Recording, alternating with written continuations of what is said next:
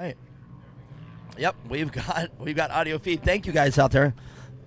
So we basically on the live track feed, nobody could hear any audio. Now we got it. All right, Jesse Chapman, you got it out there? Do you have audio now, please? Or Michelle Campbell, please let me know if you guys can hear us. It's going to be about a 30-second delay, so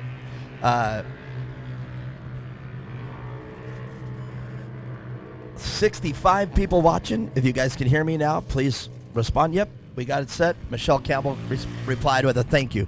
And that's exactly what, and you guys then, they actually saw that we were talking and they couldn't hear anything. So glad we got that going. Look at that. Strong arm, says Jesse Chapman. All right. Well, Mia Chapman, local yellow out here. We have a car stalled right here in front of us. Oh! Witherow. Is that Witherow in the number 23 car? No, that's Kyler Mendoza. We were talking about him. Oh, no! Right in front of us, trying to avoid our yellow flag stalled driver. Kyler Mendoza yesterday out in the fluff finds himself again having to avoid, or I didn't get to see it, either or the cause of the wheel falling off. Yeah, a lot going on right now for sure, but Hudson Doyle continuing to extend his lead, running a really smooth race. Oh, we can see it right here coming up into the... So Kyler Mendoza to the outside, had nowhere to go. Looks like the car did get a little upset off of that jump that caused him to go off the side there. Indeed, and we, if you're on the live track feed, I was able to look back over, and it was almost like an instant replay because we're 30 seconds ahead because of the latency from all the networking. You got to think about it. It's going up to outer space and then back down, so there's going to be a 30-second latency here. So I was able to look over and catch the incident from the awesome drone footage there. Tyler and Brian, and we talked about them earlier. I just can't say enough about how lucky we are here at Core to have those gentlemen here being able to give us the awesome drone footage. Tyler from Next Level Industries, one of my favorite clothing industries right now. I have several of the hats. I have a camouflage one. It's one of my favorites. It's one of my dress hats. Do you have dress hats and play hats? Because I see that you wear a lot of hats as well. Yes and no. Yeah, I tend to wear like my nicer hats out just because I like them so much, but I feel like everybody does.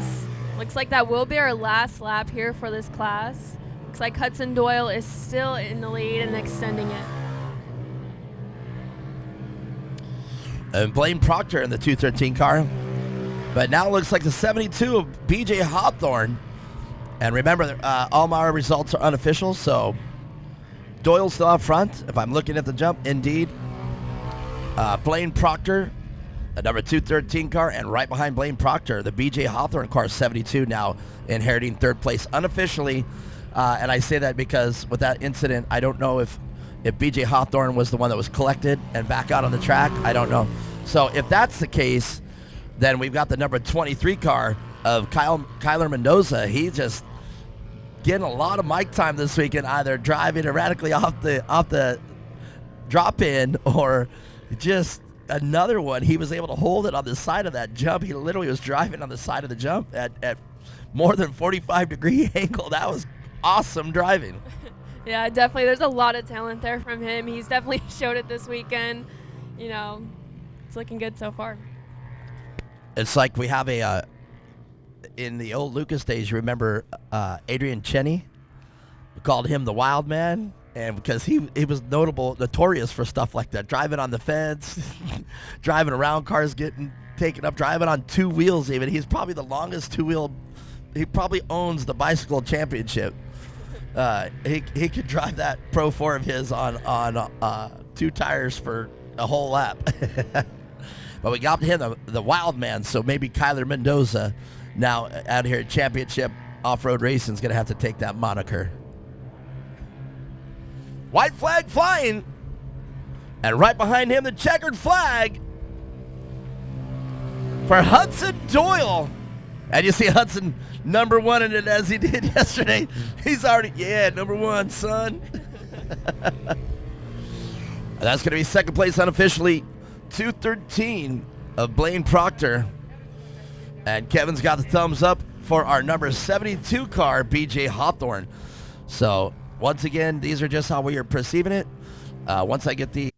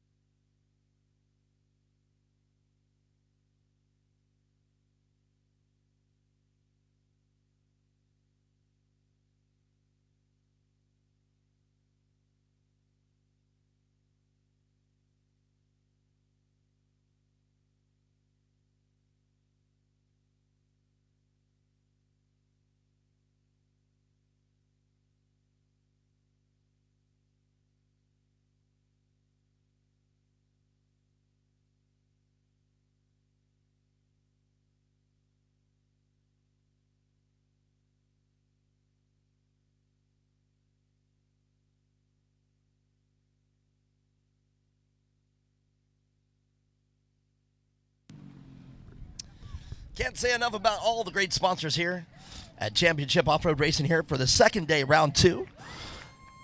Couldn't do it. The season sponsor of R&R Steel with the Van Beekums out here. Come on up. Hudson Doyle out here just dominating the 170 class this weekend. And the rest of this people will come on up here. BJ Hawthorne, we'll just get started right with you while we wait for Blaine. But, man, that's a lot of... You're Blaine. I did it again. Look at this. Number 2. I did it again. You know, I think I did it because we normally have number 2 over there, but my bad. All right. Well, we'll get over here. Well, you know what? We'll still talk with you. Let's get it. Great job out there. You've been making a name for yourself this weekend. You on this podium pretty consistently, and you've been on our microphone.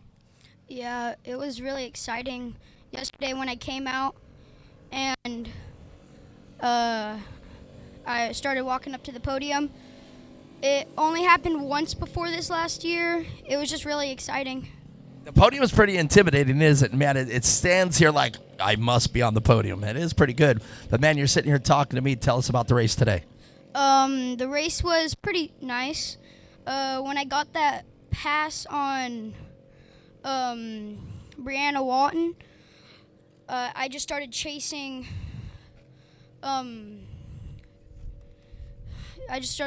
first place. He started to pull off, so I was kept trying to catch up. Definitely was good to announce, man, and you were on fire. You were hitting your marks, and it looked really good. Well, let's talk about the people that make the race happen for you, Blaine Proctor. It was my mom, my dad, Extreme Machine Fabrication, West Valley, PCR, and Proctor Custom Builder, and you guys for making this wonderful day to happen. Well, on behalf of Core, we say thank you very much. All right, well, we're going to get back down here. We were waiting for BJ Hawthorne over here. Man, BJ, a lot of racing going up there in front of you. You were mid-pack there, and you just stayed patient and had attrition, and, man, you got it done here to third place. Yes, sir. My strat was just kind of follow lines until they made a mistake and passed. And indeed, that fell right into your lap, and you held it, and, man, you took advantage of that and never looked back from that point. Yes, sir. All right, very good. Well, let's talk about the people that make your race program happen for you. My mom, my dad, my fabricators, my sponsors, and, yeah. And, yeah, I like that sponsor. Yeah, it's a good sponsor. Well, make some noise, no doubt about it. BJ, get it done. But right now, Hudson Doyle, what can we say about your perfect weekend of racing, man? You just came out here. You kicked some butt and took some names. He's like, yeah. He's like, thank you. Man, great day. And what do we expect from you in the future in racing? You going to continue to race with us until you get old? Yeah. All Right, very good. Where do you see you ending your career at? Do you like Pro 2s, Pro 4s, or are you going to stay here with UTVs? I don't know. Who's your favorite racer of all time? Any discipline. I don't know. I'm trying to get an interview at it. Well, congratulations, man. You really looked great out there on the track. You were able to really get the competition following you today. All right, very good. Let's talk about the people that make your program happen. God, my mom and dad, my family, you guys for making this happen, and all my sponsors. Very good. Who's going to win the Super Bowl tomorrow or today? The Niners. Yeah! That's my boy! You guys make some noise for these kids. Great weekend of racing. Your victor, Hudson Doyle, doing a great job. And he's a Niners fan. Holla at you, boy. I see it. Yeah. You know, I know we're racing, but come on, man. The Super Bowl only happens once a year. And my Niners are in it. They're in it to win it. Mia Chapman, who do we have next? Coming up next, we have our 170 limited beginner class, and this is another stack class again. Looks like a car count of 13. Woo, woo, woo. Yeah, 170 modified, indeed. Is that right? No, I'm not sure. I think we have beginners. Oh, limited beginners, rather. Okay. Limited beginners. My bad. My bad. Well, there you go. I said it yesterday. My first mistake I ever made. That was my second. There you go. Wait, that joke's old, right? It's like, Mark, come on. We know you've made more than 2. Not many more than 2, though. Come on now. When you're perfect like me. I'm going to write a song. Perfect like me. All right, look at that. What a great day. You know, the wind kind of picked up there a little bit, and I was vacillating back and forth. Should I put my sweatshirt back on? I said, nah, I'm going to tough it out. And I don't like being cold. That's exactly why I moved to the climate of Arizona. Tempe, Arizona is where I reside right now, and I love Tempe.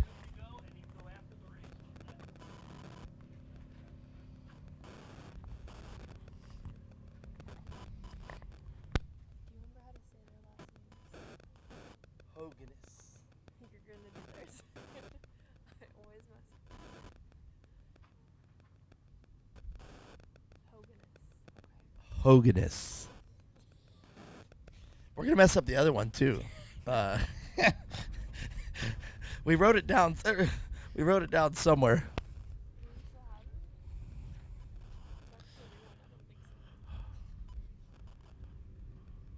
Hodigi. Hodigi is how you say that one. Hodigi. This one, though.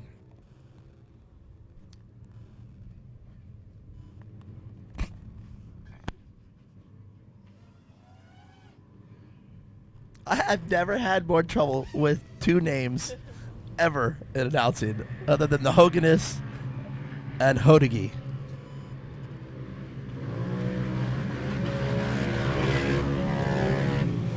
But right now, the 8415 taking early control of Carter Hoganus.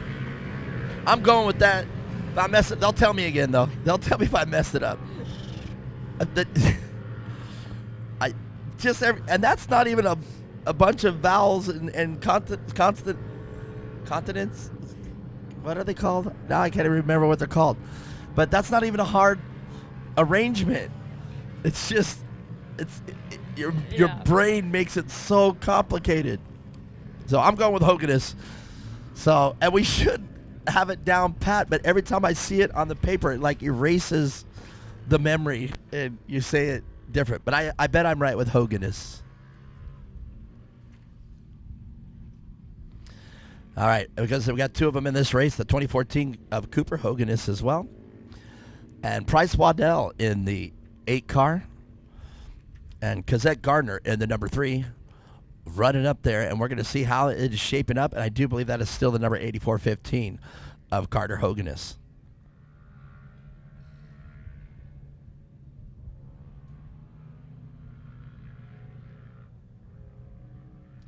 Now, these, in case you're out there joining us, these are the beginners. And occasionally you're going to see a car out there with a caution tape tied to the rear of the cage. This indicates that this is now. They may have taken it off if they raced yesterday, because this is not. You'll see them. But if I was an absolute, this is my first weekend of racing, I would keep that caution tape on for the at least for the weekend. But I'd probably even keep it on for the next race, because I don't really think you're a veteran until you get a few races underneath your belt and become a lot comfortable and know the process and the way things happen in off-road racing.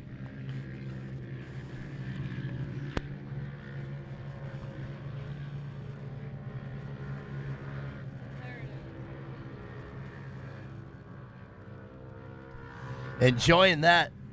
Right behind him, the drone, the footage has got to be great. You guys will see it here in 30 seconds on the live feed. What I'm looking at, that drone was literally in the rear window of Carter Hoganess. And you'll see it here coming up in about 30 seconds on Rumble. They were coming down the straightaway, and there it is. Brian doing a fabulous job, basically putting you in the seat. You want to go 170 racing? Go check it out on Rumble right now.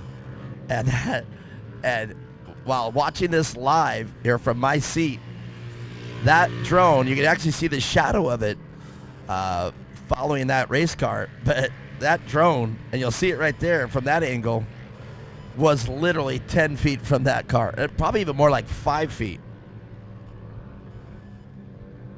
And actually, you saw a great shot there on Rumble. You actually saw the drone zip by the finish line, so that was right behind the car. But man, staying out here live, seeing brand new racers out there, like the car number 16, brand new racer Elliott Brook, doing a fabulous job on their debut race out here at Shorty's Sports Park. Yeah, definitely. The more seat time they can get in, the better, and they're definitely getting that out here. And a little bit of a challenging track for a beginner, but nonetheless, going to teach them a lot for sure. You know, that is an interesting fact that I didn't think about until you just mentioned it. Is we've talked about this track. It's pretty intimidating for a seasoned veteran. I mean, I took a drive around it yesterday, and I really couldn't believe how technical this track is. And I know that I would literally be prepping, in a different way than I've ever done before.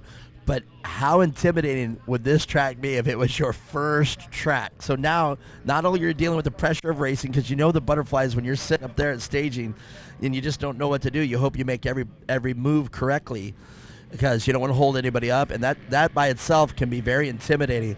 But then you got to look out at a track like this. Oh, wow. That is something I never comprehended for this weekend. Definitely, yeah. Like you said, a lot of elements to this track, a lot of turns, a lot of jumps. But like I said, it's going to teach them some good skills that they can put in their back pocket and hopefully get more seat time in. Indeed, man. And in these 170s, to me, this course is very intimidating, but it is 100% built for these kids and these cars for sure.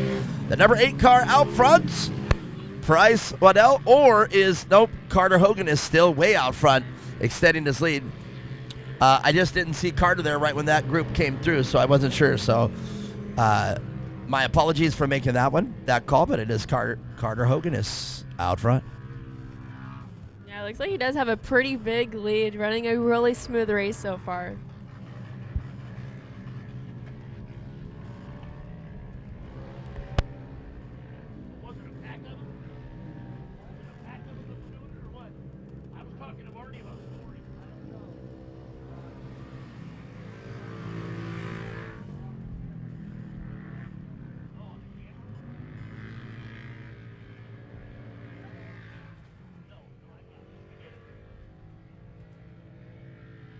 Chili's taco party platter. Wow.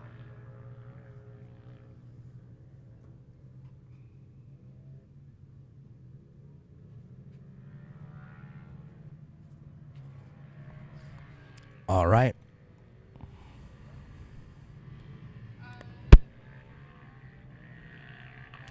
$67 people joining us today at the live chat, or the live feed rather. But if you are out there in the live chat, you guys have any questions for us, thank you for reporting that the audio wasn't working. We were able to get that fixed pretty effortlessly. We were able to just go back in there and check and make sure that everything was correct. We got it unmuted. So everything back on track out there. One of the other things that they were saying is that there were a lot of people talking, overlap of multiple people. The microphones that we have, I actually got them turned up pretty high so we can talk at a lower level and still come through over the track feed and the live sound that we got going through the PA here at Shorty Sports Park. So with that being said, you're probably gonna catch a lot of our officials talking in the background, feeling like overlay. We're not isolated in a room. It's a beautiful day out here. We're sitting at a table, trackside, able to watch the event and catch it all as we see the field now having to deal with lap traffic of the 102, and you can see the top runners in this course now really having to check up hard under the lapped drivers.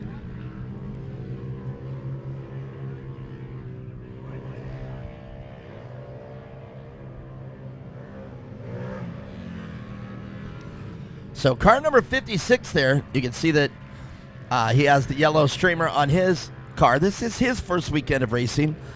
Stetson Wyman. And I was able to go over there and talk with Stetson a couple times. Man, young little kid. He probably, his stature just a young child. And he's out here racing. And he's such a big personality for such a young child and doing a great job out here. So Stetson Wyman, looking great. I hope you can hear this on the track feed if you guys go back and check it out. Stetson Wyman looking great, and I think we're going to see a lot from Stetson here in the future races here at Core. I think so, yeah. He's definitely learning a lot this weekend and really holding his own and running some smooth lines out there. All right. That's Mia Chapman commenting on your driving out there, Wyman. Stetson, making sure that you heard that. That is quite a compliment. I know if I was out racing and you made that compliment, I'd be very flattered. So good job, Stetson. And I was able to talk to his dad. I think he's out here probably right to our left watching the race. So valiant effort. A lot of new racers out there. And that's what Core is all about. Lots of great family values. As you see, the number 44 car of Steele Hopkins also with the yellow banner. And you can see our other driver right there. 16, Elliott Brook, also with a caution tape out there, their first race as well. Just got to say, you guys and girls are looking amazing out there. But Carter Hogan is just decimating. Got a little squirrely there coming out of turn number 2. Or turn 1, actually, if that's the finish line. Yeah, looks like that white flag will come out for our leader, the 8415 of Carter Hogeness.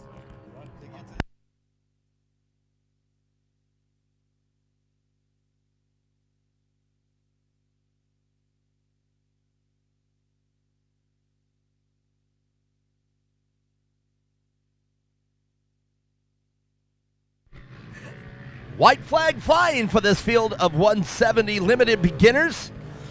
Once again, congratulations to all the first-time racers. An amazing job out there. Held it together. Very event-free. I didn't see any incidences that warranted emergency. As you see the number 56 car here coming through again. And the 56 car having his hands full. Going to be seeing the number 98 car of Murphy McKay now. And he's going to race with he gets to share the track with one of the faster drivers right now and kind of see how they take some lines. So Stetson Wyman right there going to take advantage of seeing that from his front doorstep. Coming around this time to take the checkered flag, about a half a track to go. If not even a half, I would say. Quarter of a lap, maybe? Or did I lose sight of him? It's going to be Carter Hogeness.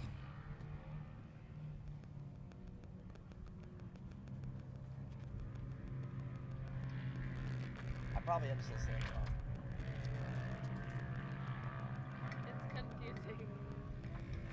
It doesn't look like it would be that complicated to say, but it's not the way it looks on paper. I got Odyssey down. That's not going to be a problem at all. I got that one because I drilled it in my head after we spelled it yesterday.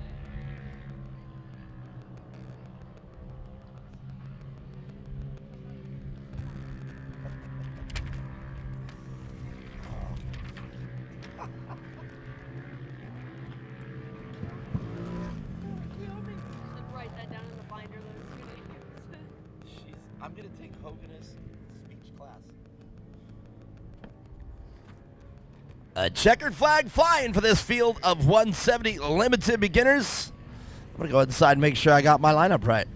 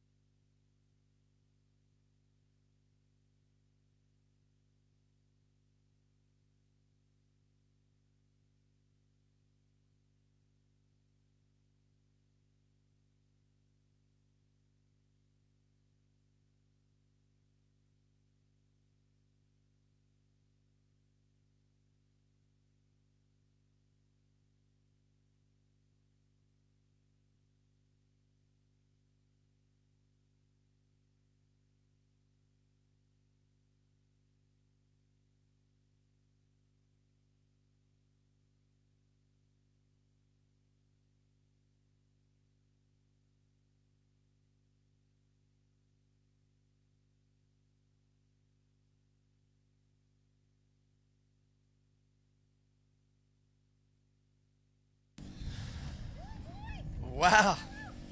So I got it right, Hogan's. Woo! I don't know what it is about that name. It is not that hard of a name that is, like, in other words, it's not that hard of a name that you have visually. Like, you look at it, it says Hogan's, but for whatever reason, the combination makes you think it's everything but. And it is literally kicking our booty. So, all right. Well, while we're waiting for the number 3 over here, Cosette Gardner, we'll get right into it. Cooper, been on my podium all weekend. You got the smile on your face. You're holding high. What a great day of racing. I just had to pass Price when I was coming into that corner. And it looked good, man. You guys were there, and, man, this one just checked out. Yeah. That was a good day of racing. All right, well, let's talk about the people that make your race program happen. 2X Motorsports, my mom, my dad, my cousins, and my Hudson, Ryder, and Tatum. All right, your second place entry. We just interviewed the second place because Cosette Gardner, man, you got it done. You picked up that ticket right there when it was handed to you, and you held it, and you held your line, and you got it done to third place. That's got to be a good feeling today. Yeah, it really is. What was the race like from your seat? It was really good. It was a good race. What was the course like? Was it a little tough, or was it hard, or did you find it not challenging at all? I didn't challenge it at all. He said, I got it. He goes, that was nothing. Could you do another 3 laps for us? Yeah. All right. Well, let's talk about the race program here. Who makes your race day happen? My dad, my grandma, my papa, and my sister and my brother. All right, very good. Short and sweet. Bang, bang, bang. But another Hogan is on the top, man. What a weekend of racing. You're just going to go home with a smile. This thing's going to last a while, isn't it? Yes, it is. All right, man. You checked out. I don't think you were challenged for the lead, not even once. No, I wasn't. Now, let me ask you this: is it harder to run your own race out there once you're up front? You got the clean air because you know the whole course is behind you, or is it easier? Do you just relax and drive it home? Easier. All right, you said you just drive it on home. All right, well, we heard the list of people that make things happen over there. Who do you want to say thank you to? Family, 2X Motorsports, Mason, Tatum, and Uncle Kenny. All right, well, you better make some noise with these kids. The future of off-road racing. And what do we got here? Oh, the blankets, you guys. Oh, the checkered blankets. You guys want them to take them out and pictures? All right, here, grab these guys. Let's get these going. Yeah, here, go ahead, here, or, oh, you're taking them both. You're taking them. Okay. Yeah, I was gonna say, do you want to? Let's get them open here. Let me see one of these, and yeah, thank you. In fact, while we're doing this at the podium, tell us who we got up next. Mia Chapman.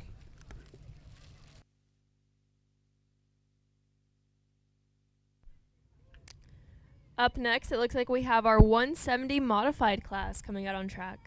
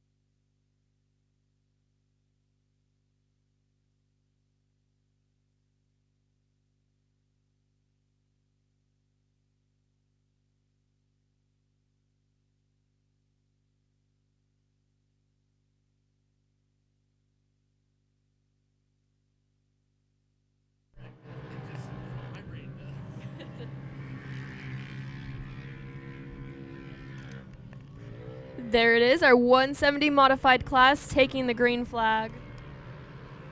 Looks like it will be the 15 of Samuel Gibbs out front.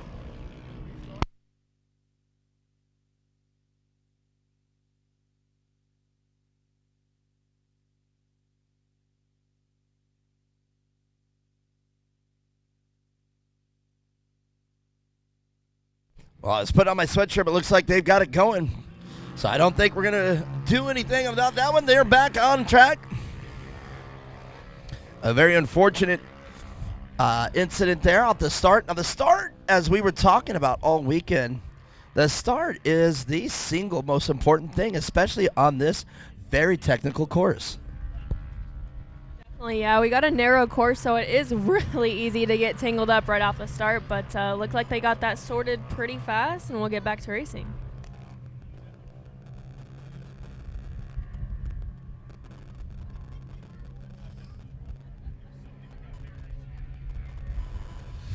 Watching the live track feed now. If you're out there and you have any questions, don't be afraid. There you go. Super Bowl Who says Ashley Jensen. So I'd rather watch Kyson Christensen race any day. Let's go, Kyson. Well, Ashley, I have to agree with you. I'm simply taking advantage of a situation that only happens once a year, and it just so happens to be today. And Anika and I got a long 3-hour drive home to Arizona. We're probably going to watch it the entire drive. Because, come on now. We can't not watch my 49ers because who's your favorite football team? Do you have one? I'm going to get a lot of hate. You're gonna get well, a young lady out here that's right behind me and scoring here, helping Marnie Jones out, Anika Evans. She's a Cowboys fan. I'm a Seahawks fan, so. All right, next. All right, so the two cars that are coming through the finish line, we got the ones involved in the incident, and they are well behind the rest of the pack. Man, and it's too bad, too, because their pace, even after getting collected in the start, they're pretty fast out there. Look at these two. In fact, they're putting on a battle for us, the number 172 car, or 152 rather, of Luke Vale, and the 77 car, unfortunately, taken out in the, or is that a 77 or is that 11 of Jackson Cotter? Well, you're correct, man. Sometimes those letters are really hard to zoom in and pinpoint. Was that a 77? I don't have a 77, so that's an 11. So Jackson Cotter and the 152 of Luke Vale, they were the ones collected in that incident in the start.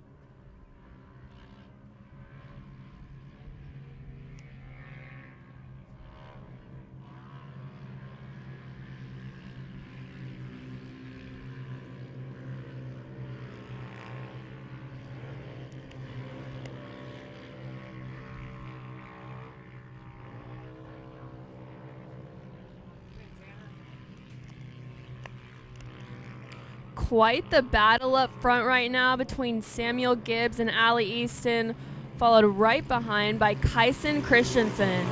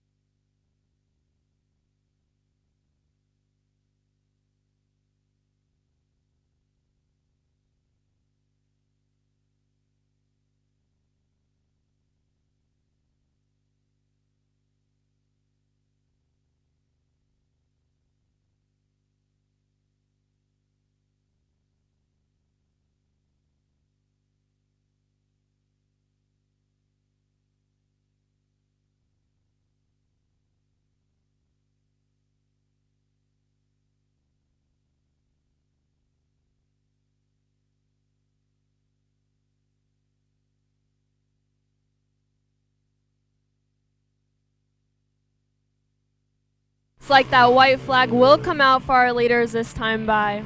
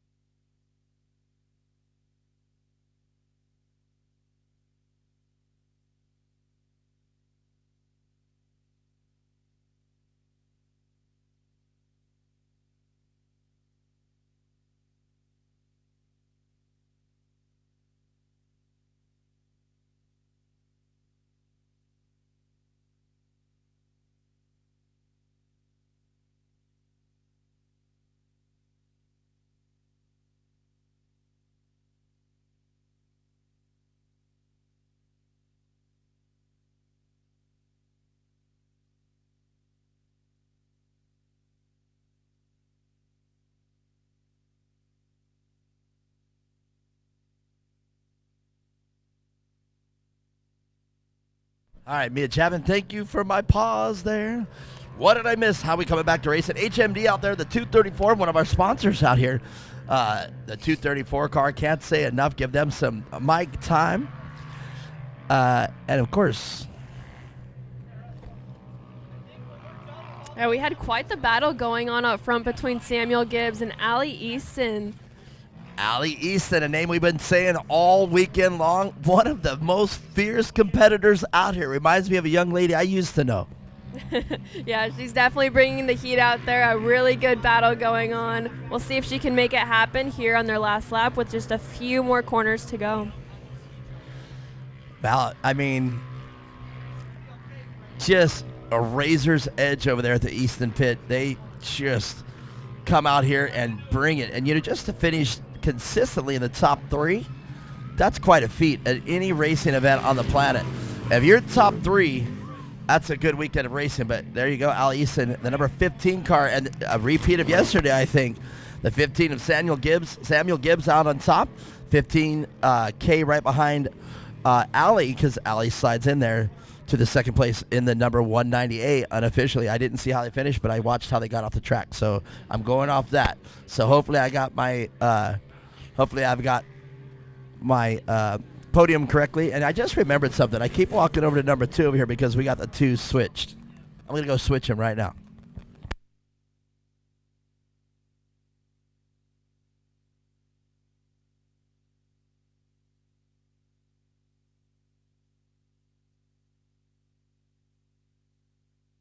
Two. What do you ask? Well, this is where, if your go-to is tell us about the race from your perspective. What was it like from your seat? And then they're going to tell you, well, it was rough, it was smooth, it was whatever. But you'll get up there and you'll kind of say, hey, you look like you had your hands full with Kyson Christensen. You guys were battling out. It looked like a great battle. Just kind of whatever pops in. Now, see, it's easy for me to say that because it just pops into my head. I don't know how. I don't know why. It just does. But yeah. Right here, I'll hand you this mic. And I'm going to switch the second place because normally third place is first closest to you. So that mic's on. It's hot. It is Samuel Alley.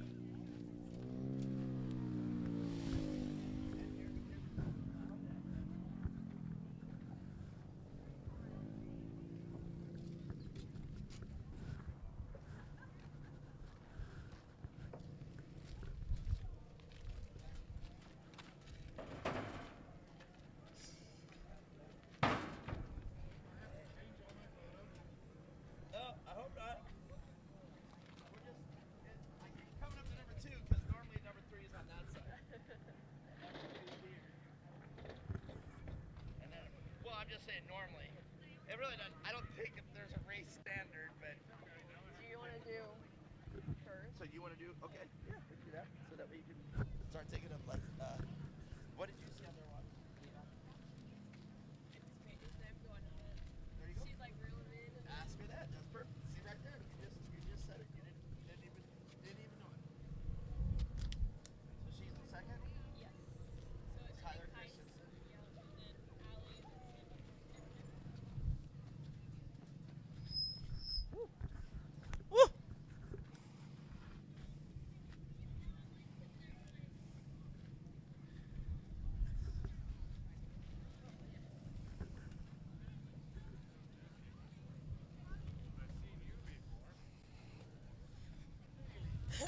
All right, we're waiting for Kyson. Come on up. Kyson, you were a star on our chat. Somebody was out there saying, hey, I'd rather watch Kyson Christensen out there on the race instead of the San Francisco 49ers. How does that feel? You're more popular than the football stars. That feels good. Right on. Man, great day of racing. I had to walk away from the racing, so I didn't get to see it. But, man, you held it in and you got down to third. Yeah, it's a hard track. The track, I like the jumps. I did a bicycle out there. And that's kind of scary, isn't it? You think your whole race day is about to go to kaputs, but you ended up getting it done, and you held it in for third place. Yep. All right, great job. Well, let's hear about the people that make your race program happen. Christensen Ready Mix, Rugged Radio, GSP, and my mom, dad, my family, my grandparents, my sister, all my race friends, and that's it. All right, well, you have a fan out there watching you on the live track feed. What would you say to that person right now? Thanks for watching. He's very excited to have you. Well, I'll tell you what, my co-host up here, Mia Chapman, she's excited to interview this young lady. Mia Chapman, take it away. Yeah, I saw you ran a phenomenal race out there. You were definitely bringing the heat. It was a race to watch between you and Samuel the whole time. I was on my toes, but tell me what it was like from your perspective. Well, yesterday I didn't do as well as I was hoping to do, but I'm happy with where I finished. I was really hoping to get first, but I'm happy. Well, yeah, like I said, you definitely brought the heat. Your driving was on point today, so big congratulations out to you. Thank you. Is there anybody I want to thank for making your program happen? My mom and dad, Shelby, Extreme Machine and Fabrication, Rugged Radios, R&R Steel, Rockland Trailers, Dynajet, Hoosier Tires, and anyone else I'm forgetting. Awesome. Well, big congratulations out to you. We got a professional up here listening off the sponsors. I'll hand it back to you. All right, but man, we can't take anything away from this, man. A big name in racing, Samuel Gibbs, man, coming from a long pedigree of racers, your Uncle Trey. And, man, you're out here making that Gibbs name happy. Yeah. And you're looking great out there. What was the secret to today's success getting it on top? Just doing the same thing that I did yesterday, just keeping up with everybody else. Man, that was great. You were smooth today. I didn't see you miss any marks. If you made a mistake, I didn't see any, man, and your results show. Yeah, I don't think I didn't make any mistakes. That's when it's time to brag. You're holding the #1 plate right now for today and for the weekend, so your weekend racing pretty good. Yeah. All right, let's talk about the people that make things happen over here for Samuel Gibbs. I want to thank Steve for helping me out with my car, my dad for spotting for me, my mom, my grandma Sandy, my Uncle Trey, KMB Engineering, VP Racing Fuels, Impact, Car One, and everybody else I'm forgetting. All right, well, a great day and a great weekend of racing, and Samuel Gibbs, your victor. These kids battling it out to get it done. Mia Chapman, great interview there with young Allie Easton. She's awesome, and I know this young lady, there's an intensity about her that a lot of racers should take note of, because this young lady, she's going to go places. I have a big feeling. Stick around, everybody. More racing coming up after this.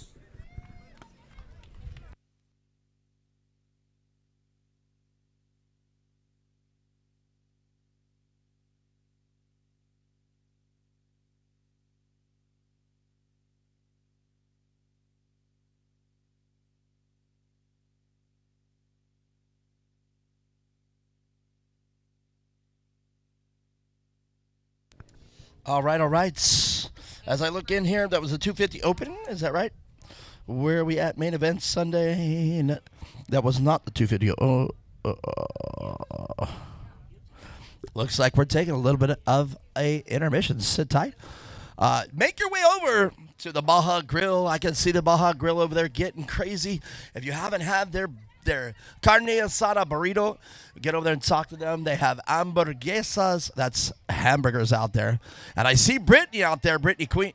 Is it Brittany? Are you looking around and she's like, hey, where you at? I'm still over here at the same place. Just was able to meet her. And she's looking at her dog got stung by a scorpion. Can you believe that? Poor little dog had to take on a big, vicious scorpion. You know, I'm a 230-pound male, and I hate scorpions. I can't even tell you. It's like scorpions are my kryptonite. Well, because Brittany's Mark Queen, right? So Mark Queen, that you know, Brittany's husband. That's Brittany. That's her. Where's she at? Brittany over there. There she is. She was telling me that her dog got stung by a scorpion. So like, and look at the dog. It's just a little fluffy dog, little lap dog. You get stung by a scorpion, you're only that big. That's like a lot of toxins. In fact, the vets were saying, man, I think your dog found some drugs. Hey, I'm not making this up. This is what Brittany told me. She said, the vet said, that dog has got into something, and they actually did a blood test, and said, there ain't no drugs. Yeah, she got stung by a scorpion. So that's a crazy thing to do. Some animals absolutely have no effect being stung by a scorpion. Certain animals out there, I can't think of any right off the top. I think a honey badger doesn't care. I think they can even get bit by a snake. Possums the same way. I think they can get bit by a snake and have zero effect. Well, stick around. We're just talking random stuff. Stick around.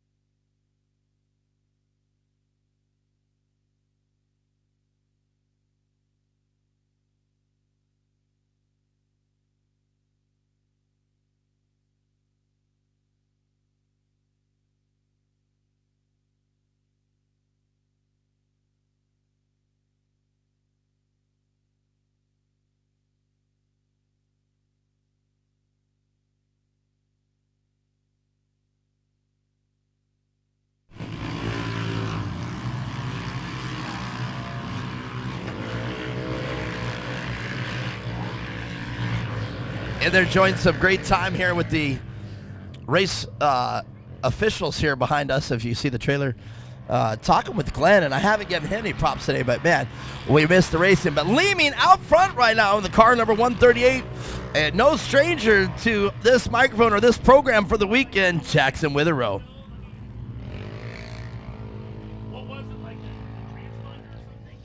These kids, we said the class just keeps getting faster and faster as we go out through the day, and the 800 modified and the lone 800 open out there.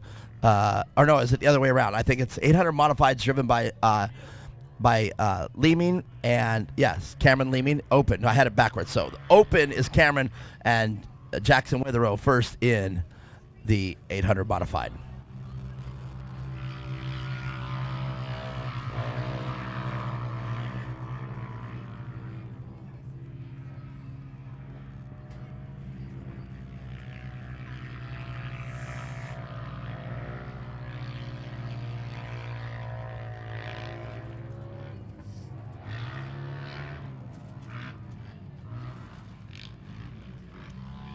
Now, what's going to be really interesting about this car, Cameron Leeming is going to come back in this 800cc car to race a naturally aspirated 1000cc class coming up. And he held his own yesterday in that class. And as you see right here, he is the lone 800 open car out there. So there are minor differences between his car and the rest of the field, the 800 modified.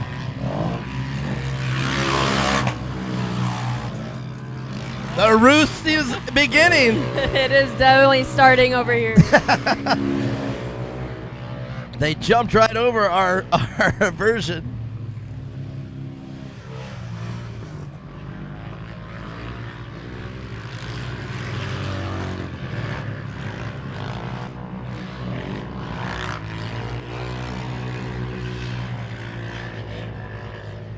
A car we haven't talked about all weekend long is the 197 car of Kaya Sane. And we've talked about this car right here, the number 777 car of Logan Menster. And that 777's been coming through all weekend. It's pretty easy to remember, 777. And right now enjoying this track, this very technical circuit that we have here at Shorty's Sports Park. Very happy to have them hosting this event here for Core. This is the second time they've been out here. And Mia Chapman, you've got some great race stories here at this sports complex. Yeah, definitely. I raced here one time, and we did do the longer loop on the track. We went down into the little canyon there and out a little bit. This year, they're just doing the more infield section, so that's interesting to see. I think it makes it better that all the fans and us, we can see the racing right in front of us. So, yeah, some good competition for sure. And, I was just thinking about it, seeing Jackson Witherow out there in this 800 modified class. I wonder how hard it is for him to switch from going from a 170 into this 800 class, because you got to put that on pretty fast. I mean, I can't imagine that the only similarities that you carry are, your strategy and racing. But the rest of it, the driving, the braking, the acceleration, that's all got to change. The car's a little larger, so the footprint of the car, we always talk about width and wheelbase. These things make the cars more stable. They make them have more travel. And these cars that end up getting more travel and a little heavier and different setup, then you got to start getting components such as sway bars, keep the body rolled down so that way the car stays planted in the corners. But then, indeed, coming into a corner and how you set it up under acceleration and braking, that's where the strategy gets really interesting. The bigger the cars, the faster the speeds. Man, a lot more racing knowledge comes as well. Definitely.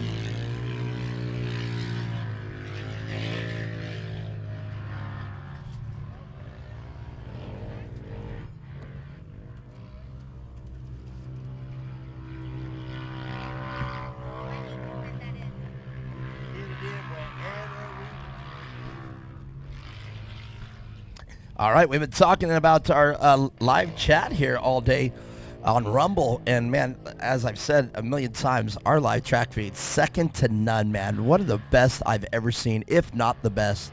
I've been talking about it, and we've got some people out there listening. Ashley Jensen, Donalyn, great job, Kyson, Michelle Campbell, let's go, Logan. But another member that we have out there, shout out to core team member, is Cole Brandstetter. So Cole Brandstetter out there who moved to Reno is watching today. So Cole, if you're out there, Shannon chiming in. Let's just say he's not a fan of the 49ers. So we'll say it that way. I can keep it PG-13. But back to Cole Brandstetter. Cole, you're moved out there in Reno, and Cole is one of the 105 people watching right now. Wow, that is the largest number I've seen so far in our live track feed. And that may not seem like much. That's 105 people all over the nation, and we know we have some in Reno. So Cole, if you're out there, thanks for watching. Thanks for signing in. That makes you start to get a little nervous, huh? Because now the camera is not just there filming for our needs. You know, now we've got a nationwide audience. Right. Yeah. I wonder if we have a worldwide audience. I'll tell you what. Let's do that. If you're out there on Rumble, chime in out there to let us know where you're from, and I'll give you a shout out. Let us know where you're watching, how far our live track feed is reaching. So if you're out there, type it in there. Let's see it. Texas out there so far. So far, we know that Reno. So Reno is our place to be. How we looking? Where you at? Doing a city check-in, city or state check-in. Let me know where you're at. So they're gonna get that in about 30 seconds here. So let's see if they start popping in. And Baja Racing Gear, a.k.a. Shannon. I got $20, says the 49ers take it. You know, I got to stop doing that. So yeah, you got some big hopes. No bet, Shannon. No bet, Shannon. All right. So Michelle Campbell, she checks. He said too late. Too late. So Michelle Campbell checking in. She's here in California. Well, so are we. Michelle, we're in Blythe. So Michelle, tell us where you're at. Here in California, Northern California, or tell us the city. So far, Reno, Nevada, our long-distance chat watcher by core team member Cole Brandstetter. Back to racing, a little bit of carnage. This car's got some damage.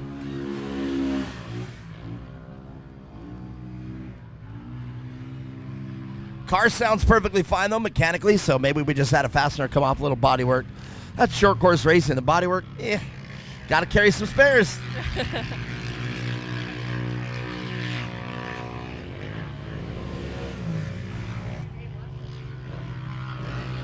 So Michelle checking in from Valley Springs up in Northern California. I got some property up there in Redding, and I, too, am from Northern California, Modesto, California. We say Northern, but it's probably dead center, Central California.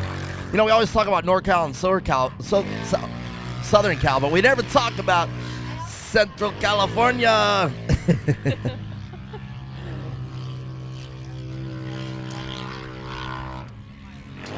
The only way Shannon is going to confirm our bet is if the Chiefs win. Then he's going to say, hey, too late, you made a bet. But if the Niners win, he's going to say, no, you said no bet. I know Shannon. That's what he is going to say. He's going to say, I'm going to call him looking for my $20. He's going to go, no, you said no bet, dog. And Michelle checks in, too. She's from California. She is definitely a Niners fan. All right, back here to racing. 7 laps here in this 800 modified class. Our lone 800 open of Cameron Leeming out here. Cameron having a great weekend of racing. But Jackson Witherell, all Jackson can do. Now, Jackson's leading the 800 modified class. All he can do is watch Cameron say, hey, man, show me the short way around. Yeah, he definitely is having a smooth race so far with a pretty big lead, so he does have some breathing room to take some of that pressure off. But, yeah, awesome racing so far. You know, we talk about that pressure and the hounding, you know, when you're out there and you're up in the lead and you got the whole rest of the class behind you, or you got a competitor behind you knocking on your door. That really plays into your race, the whole race experience. You know, you think you just get out there in the car and you're a good driver and you hit your marks, you pitch the car sideways, you're able to brake well and accelerate well, but really taking into account the way that you have to handle the competition out there is something we oftentimes as spectators overlook.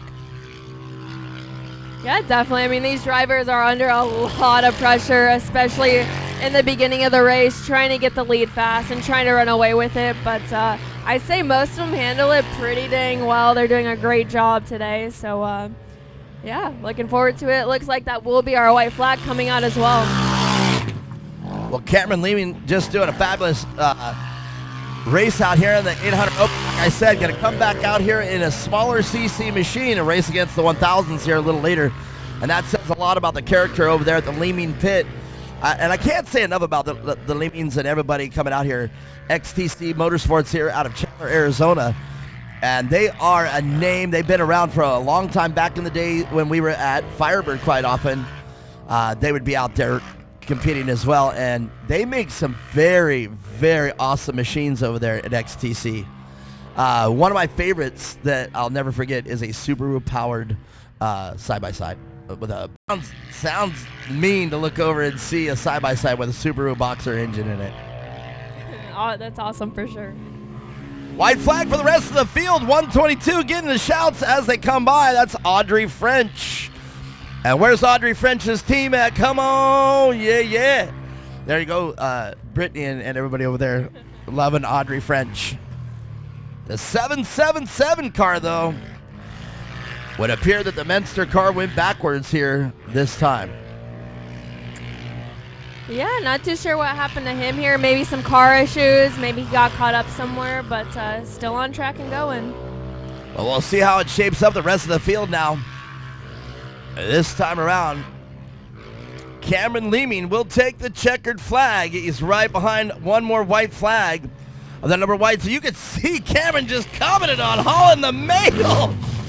Cameron, you didn't have to race the 197. Somebody needs to tell. Oh! That's pretty precarious right there as you exit the track there.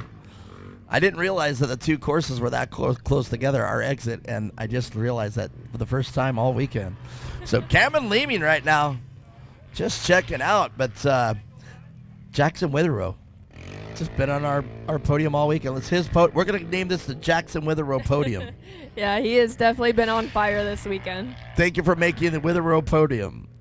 We'll make a little plaque. That's actually not a bad idea. Is name the podium after who's been on it the most in the series until somebody else has made the podium more. Kind of cool. Could you imagine the Chapman podium? Well, welcome to the Chapman podium. No? Just an idea. I don't know about that one. All right, well, we're going to talk to the winners right after this. Stick around. Oh, yeah. We all know they're going to win.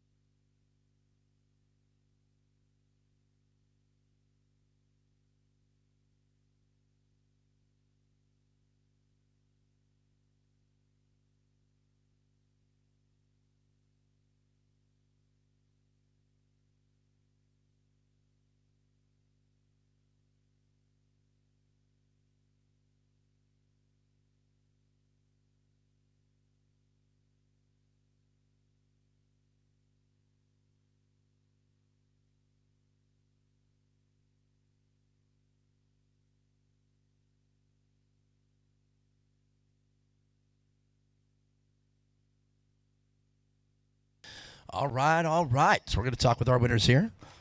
Cameron Leeming doing a great job all weekend long, keeping that 1866 car. And he's going to be racing that car. That car's going to be pulling double duty. He's going to race an 800cc car in the 1,000 class, the naturally aspirated class coming up here. Then that very car. So Cameron's going to have his hands full. So we're going to talk with Cameron first.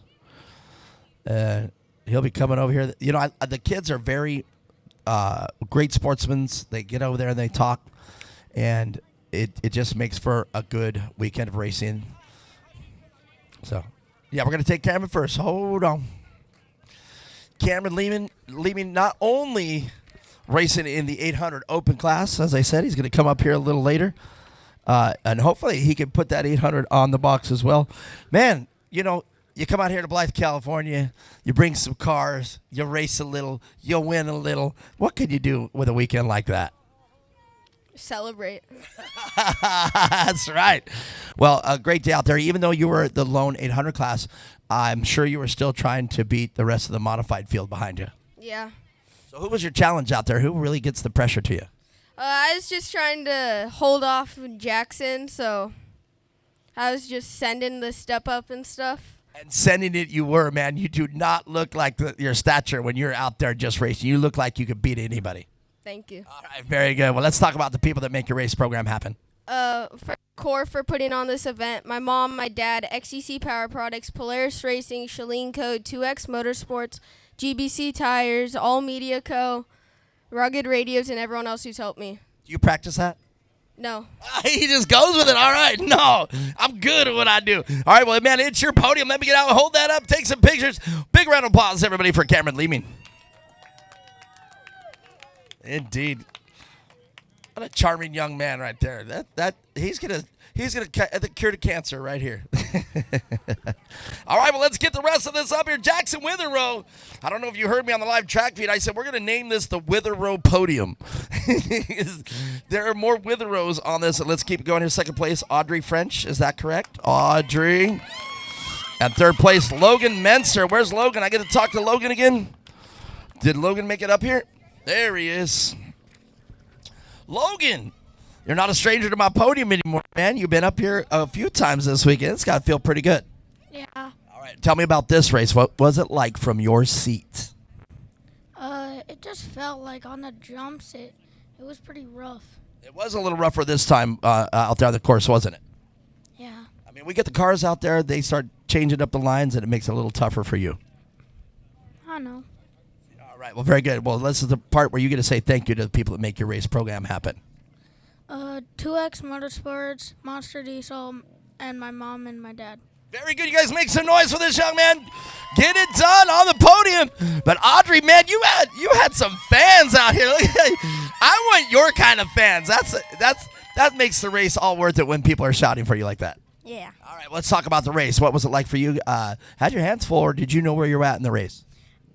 I kind of knew where I was going, but I was kind of sad for Olivia and Evan because they broke. Yeah, that's what that is. It's that note. Oh, we were talking about it. Look at the cute little dog. Oh.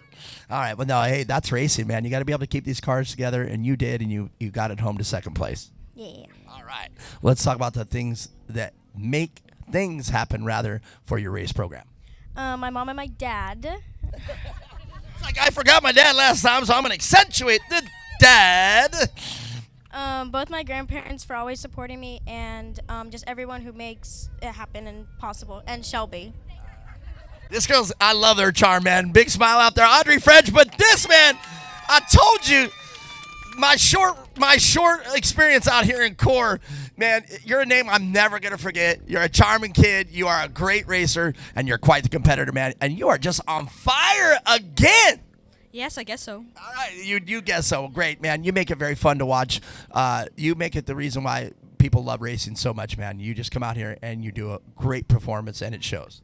Yep. All right, very good. Let's talk about the people that make your race program happen. God for keeping me safe, my mom and my dad, Jimmy Extreme Fabrication, and Jimmy and Jaden.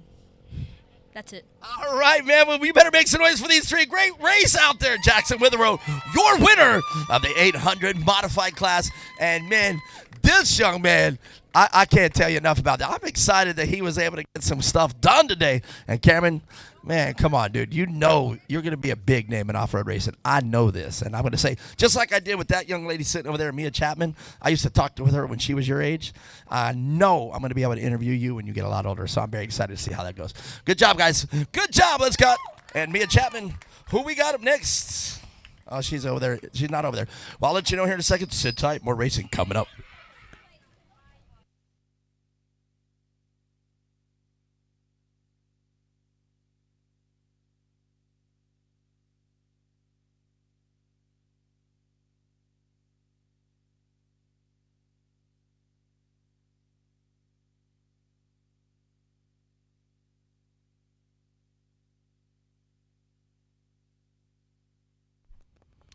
All right, just a couple more classes coming through before we get to an intermission here at 12:25. We're right on schedule here.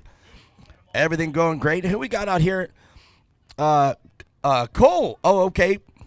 Cole Branstetter, you're in Sonora. You're from Sonora, California. I love reading here on our live track feed your guys' input. How cool is that? Cole says he is from Sonora, California. Cole, I used to live in Sonora, California. I actually lived in Columbia as well, and I'm getting ready to show you my age. I used to live on the Stanislaus River before they dammed it at Maloney's. So the dam up there on the Stanislaus River at Maloney's, that dam was not there, and the reservoir, I think it's called Maloney's Reservoir. I'm not sure. Don't quote me on that. I might have forgot, but actually, I lived right there on the Stanislaus River. You know, when you hear that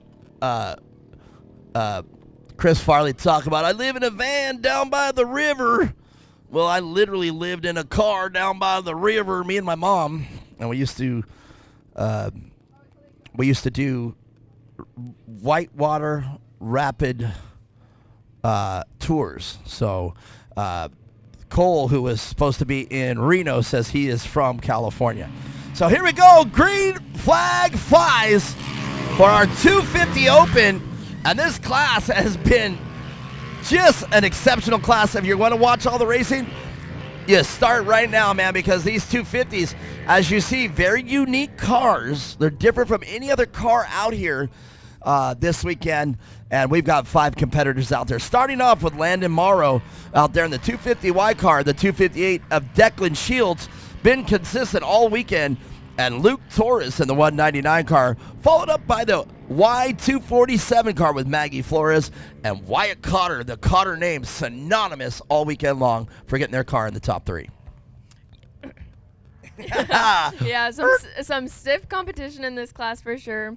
There is 5 of them, but the action is always there. The top 3 are always battling it out with each other, so it's awesome to watch. Now, these cars, as we talked about the 170s, they're pretty much the same chassis, same motor, same drive lines, pretty much the same wheels. I mean, they're just the 170s. There's not much done to them. Now, just visually looking out at the field of these cars, every one of these cars are different. Every one of these cars, different cage, different setup. Now, they may have to stay within a certain width and a certain length, but the setups on these cars just immensely different. As we see for the first time, Declan Shields out there taking command of this race early in the 258 car and the Y250 car of Landon Morrow. And again, bang, look at this car. Different. Every car out here looking really different and unique from each other. Yeah, definitely a lot different from the 170 class. These cars are flying. And yeah, like you said, they all do definitely look different. None of them really look the same. So an interesting class to have out here for sure. Indeed, a very exciting class to watch as we see 199 in the 212 car of Wyatt Cotter. Wyatt Cotter, name we've been talking about all weekend long, racing the 250 class. And it seems that Wyatt has his hands full with the 199 car of Luke Torres. Luke Torres finishing 3rd yesterday. And Landon Morrow found himself on top of the box. Can Landon get that car out front? And I see some smoke coming from one of the cars. I'm wondering if that's going to lead to catastrophic failure. generally, when you see smoke like that, the engine is either overheating or it is losing oil. Yeah, definitely not something you want to see. You can see the car definitely losing oil. Yeah, I have a feeling the Y250 car is going to have to retire early. Either they're going to drive it to catastrophic failure or they're going to pull over before they destroy something. So what's the call there? What's the call there? What would your dad do if he saw that kind of smoke? What would you think your dad would do? Probably tell me just to run it. I mean, Sunday on the last day, you don't really have anything to lose. You know what I mean? We don't have to race the next day. Now, unless we had a race the next weekend, then maybe you want to save the car so you don't have to repair so much at home. But well, that car is definitely losing oil. It could be oil coming out of a breather tube or the lid flying off and it just getting on the header. There are no pit stops for this race. So in other words, if they choose to retire, that car is just literally going to have to pull off here. So Yeah. they won't be able to, and yeah, that car is definitely smoking pretty bad.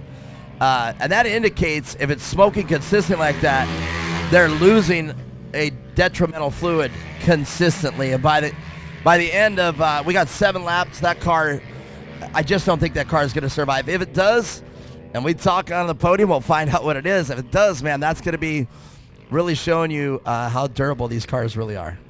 yeah, definitely. I mean, you never know what it is, especially when the cars are on track. And it makes it even tougher being in a podium position. You don't want to pull off the track. That's the last thing you want to do. So, yeah, definitely probably just run it until it fails if it does. Well, at this moment, they hear me talking about it, so I know they're aware of it. Because if they weren't aware of it, they can hear me over the PA system saying that there's definitely something getting ready to happen. So more than likely, the spotter is aware of it, and looks like they're going for it. So, see, there you go. You were asking about things that you to say on the podium. Well, at this moment, the Y250 car is right behind Declan Shields, and Landon's going to put that in second place, providing the car survives. Well, that's the first question I'm going to ask him. You had some oil coming off, or you had some smoke coming from that car. Tell me what it was, because that's the first thing Dad's going to do as soon as they pull off to get to the podium. Definitely. Doesn't seem to be slowing them down, so they are definitely going for it. There is no lifting, man. And you know, we always talk about racing, how it's exciting when two competitors are dicing for position, but it actually also, when you see a car that you see that could potentially head to catastrophic failure, you just want to see that car finish. Yeah, I would definitely have to agree.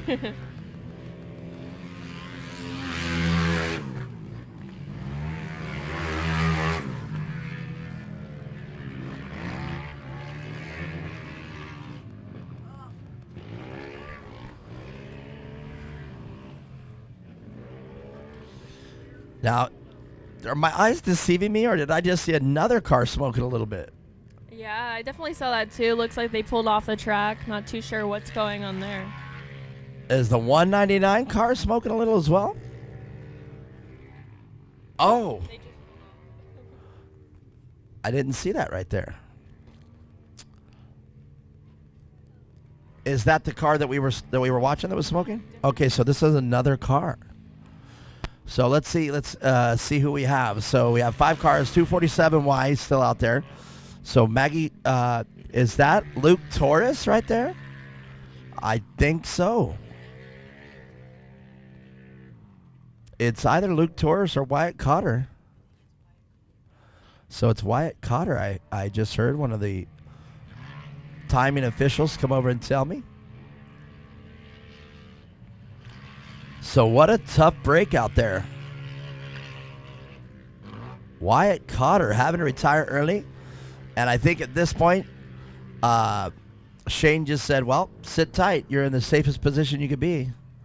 You got a 4-point harness. You got a roll cage. You got a neck brace. You got a helmet. Just stay right there till the end of the race.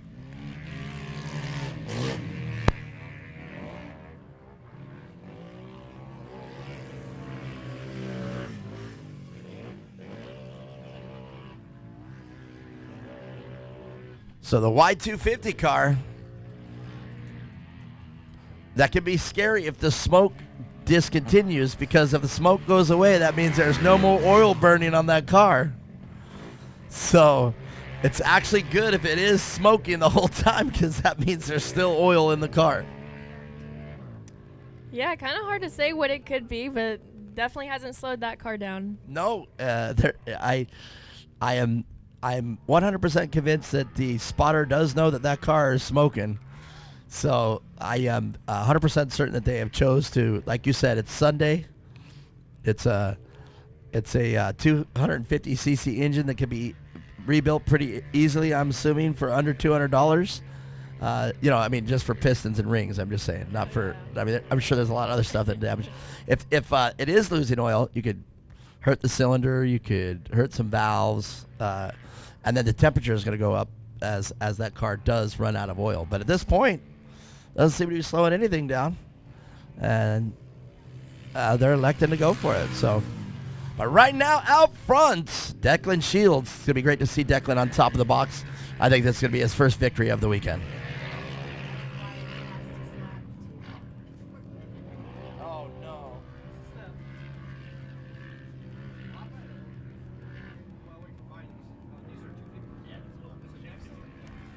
So at first there were 5, and then there were 4.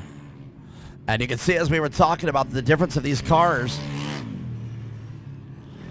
the 199 car of Luke Torres remains to be out there. Now that's going to mean, if I've got our top 3 correct, Declan Shields, Landon Morrow, and Luke Torres, I do believe, are our top 3. Unofficial. Yeah, some strong front runners for sure. Looks like most of them have some breathing room to kind of sit back and run their race and bring it home to the finish.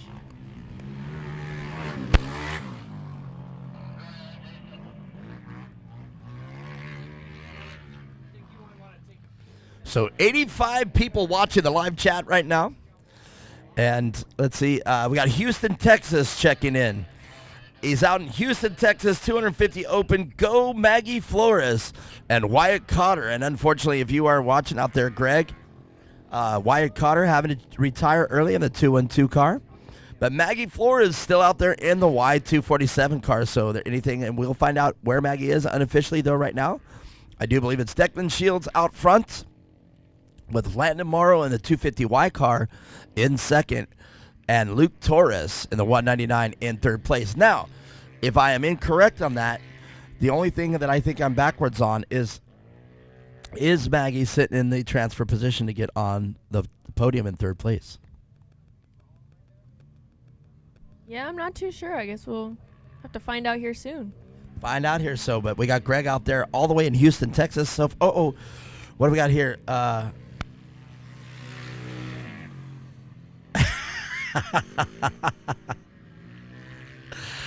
Shannon is wanting that $20 bet. I think I'm gonna have to oblige. What do you think? All right. If you're ready to lose $20. Deal. Shannon, confirm that we have a bet then. Just type the word confirm, and then we have a bet. And I'll be calling you, and we're going to go out for a drink, and I'll give you your $20. That's going to mean I got $60 tied up in bets, because I got my friend Red, which I'll collect on that one tonight. So I'm making some money on this game. Yeah, for sure. Looks like that white flag. He personally came over to say confirmed. All right, I'm on it. That's it. Deal. Confirmed. So at the next race, I'm gonna have to tell everybody that I lost that 20. They'll know it, actually, if the San Francisco Niners are gonna lose, but they're not. They're not gonna lose. All right. So as we said, as this race continues on, a lot of cars having to retire. Yeah. So as we were talking about the Niners, some developments on this race. 2 cars left out here. We've got some cars pulling off. Yeah, Declan had to retire, or is Declan still going? Okay, so 3 cars remain, so another car had to retire. Let's hope it was not Maggie Flores. Greg's going to be... so Wyatt Cotter already checking out. Oh, Maggie Flores still out there. So Maggie, if there's 3 cars left, Maggie just made the podium. So... It Well, looks like So we let's have see just here. a few more turns left, so we'll see who brings it home. Indeed.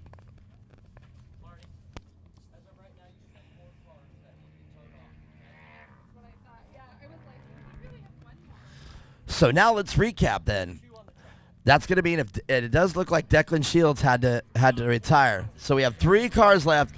So just from my top of my recollection, that's going to be the 250Y of Landon Morrow, who the car I thought was going to be letting go. Now finds it was a great decision to stay out there because Landon Morrow now is going to find himself on top of the box if we stay right where we're at. And Declan Shields had to retire. That's a bad weekend for them. But if I'm seeing this correctly, oh, there you go. All right. So indeed, here's how it's going to go. The 250Y of Landon Morrow on the car that I thought was going to let go, we'll talk and get the story on that, is going to be our winner, Landon Morrow. Our second place, just got to drive it home, is going to be the 199 of Luke Torres. And we just got to wait for Maggie Flores. So, Greg, if you're out there, Maggie made the podium. So we just got to wait for Maggie to drive it around. No competition. She's just taking her victory lap to get her third place, and she's going to be the last on our podium. So congratulations, Greg. You were looking for the 250 Open, and Maggie, she made it. Yeah, and D. Harper 121 out there chimed in with too bad that Wyatt broke. Indeed, racing is, it can be hard sometimes. You can prep these cars to a T, and sometimes catastrophic failure is your worst enemy. Yeah, and that is exactly racing right there. Definitely heartbreaking, but all you can do is get it fixed up and ready for the next one. Man, and you know, it never matter. It never seems to matter how much money you put in these cars. You get a fast engine, then you break the tranny, then you get a fast engine, fast tranny, then you break axles, then you put the axles in, then you break a hub. There's a lot of stress going on with these cars, so Yeah. you can put as much time and money and effort into making it top notch, but you never know how it's gonna run until you get out there during the race. Well, even the parts that we always say are bulletproof, or the parts that we say, they're bigger, they don't create as much heat, they're still susceptible to racing incidences. Definitely. And we tend to also forget that no matter how much money we put in these cars, one rollover could mean a crack somewhere that you never caught, and you end up racing the next 2 races, and then it lets go. Hey, but Mia Chapman, while we're out there, if you guys can, I got to do this all day too.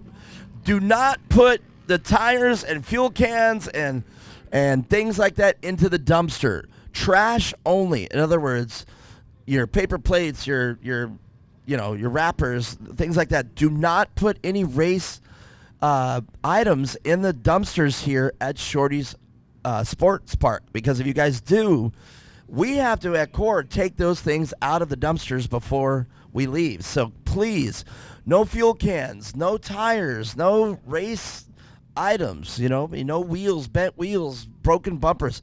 Take that home with you and throw it away. So please, everybody, help us out with that. Jen here at Core wants me to remind you guys, no race items in the trash cans. So, all right, let's talk to our winners. The last, and then there were 3. Let's talk to them coming up now.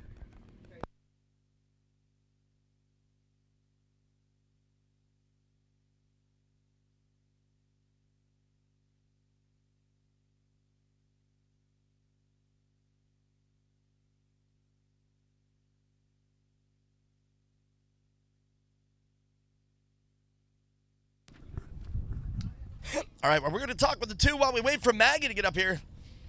Man, there were 5, and these 2 just had to get it done, man. All right. Well, Luke Torres, you were up here yesterday, and today with the turn of events during the race, you find yourself in second place once again. Yep. Great race out there. You were patient, and what was it like from your seat? Just try and keep it pinned in around the corners and just try and pass some more kids. All right, well, it looked good, and it seemed like your attrition and your patience paid off. Yep. All right, let's talk about the people that make your race happen. My mom, my dad, my sister, my brother, A. Vidovich, MSI, Rockville, Hudson Safety Light, McNeil Racing, GBC tires, car one, powder one, and GBC tires. All right, it was a tough race, and he got it done. He kept a good pace, and the whole race just fell apart for a bunch of other drivers, and you find yourself third spot here. That's got to feel pretty good. Yeah. That means that's a good day of racing. All right, and Greg out there on the live track feed, he said, let's go, Maggie. So you had some fans out there on the live track feed. All right. Got to be happy walking away with some hardware. Let's talk about the people who make your race happen. I like to thank Olympia Gyro, Jerry Cotter, Cotter Boys Racing, PCI Radios, my mom and dad, Cora for the great race, James for all his help. All right, very good. Hey, guys, Maggie Flores on the podium. How many podiums you had? Is this one of your first? No. No, she's like, no, I've done this before. Come on now, I'm a pro. You got this. You going to be racing for a while? Yes. All right, I like that. Well, let's talk about this, man. Landon Morrow. Now, dude, it looked like it from my perspective, you were losing some oil, or what was going on over there? My motor was cracked, and thanks to JB Weld, it held my car together. I'd like to think, all right, dude, I think JB Weld is every racer's sponsor. All right. Well, you elected to go out there, and it held together. We were talking about it. So did you guys know about that before the race? Yeah. So you just put it up and let's go. Yeah. And it held together. Yep. Break or win. Yep. You won. I like it. Yep. Who's going to win the Super Bowl? Probably 49ers. Yeah. All right. Well, let's talk about the people that make your race program happen. I'd like to thank my mom, my dad, grandma and grandpa, my sister, Lamosis Racing for making my motor, PP for performance, for tuning my car, Sprocket Specialist, anti-gravity batteries, PCI radios, GBC, GSP, and Core for putting on this great race. Woo! Man, well, that's a great race right there. He had a cracked motor. He says, I ain't cared about no crack in my motor. I'm taking it all the way to the top. And that he did. Landon Morrow, everybody.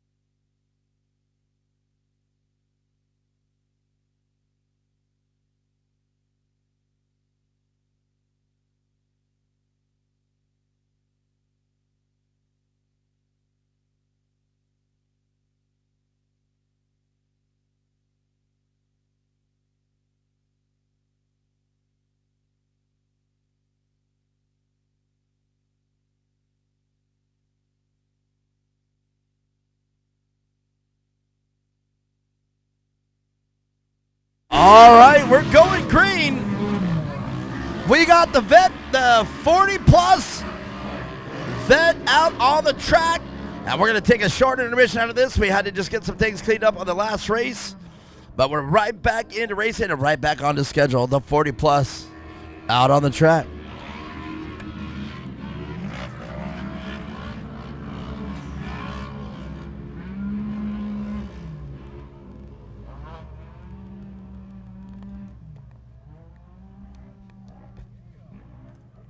Did I accidentally grab their sheet as well?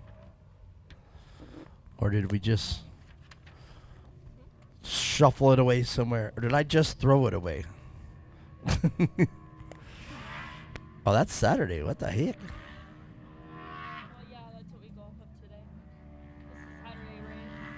Oh.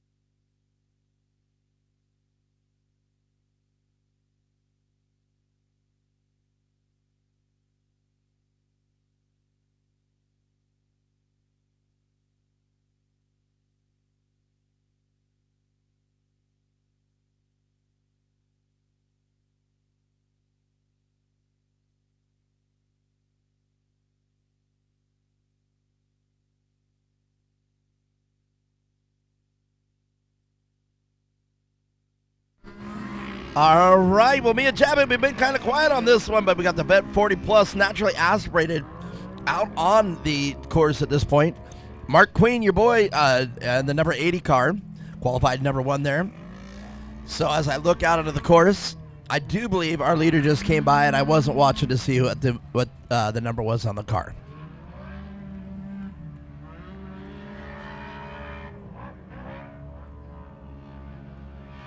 But man, these 40-plus vets, they're making a lot of noise out here on this Sunday, the second day of round 2 here of the Championship Off-Road Racing Series, brought to you by R&R Steel. We haven't talked about R&R Steel enough this weekend, but we couldn't do it without them being out here and being our season presenting sponsor.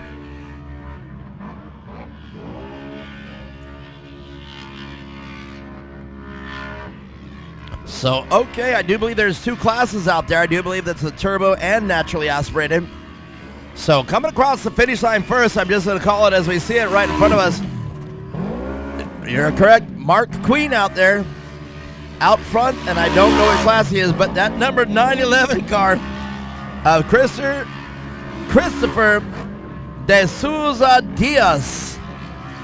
And that 911 car in a hurry trying to reel in Mark Queen. So regardless of turbo or naturally aspirated, those two are putting on a race, and De Souza Diaz is doing everything that they can to reel in your boy Mark Queen.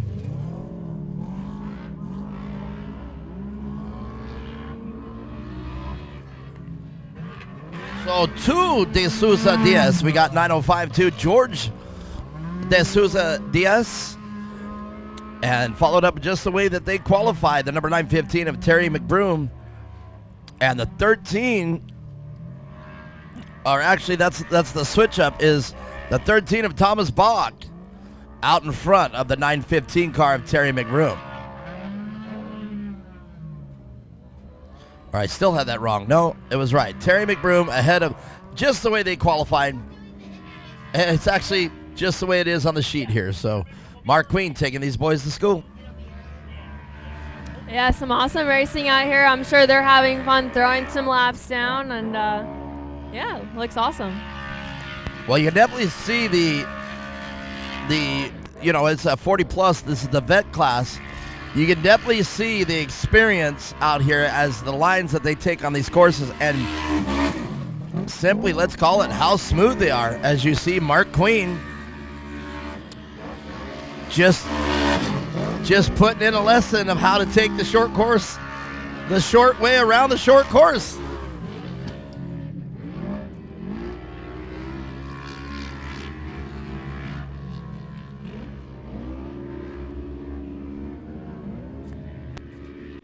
A beautiful livery on this car right here, the number 915 car. Great paint job. And that looks that car a little more set up for the likings of a GP race or a desert race, but brought it out here to race this event, the core race here at Shorty Sports Park.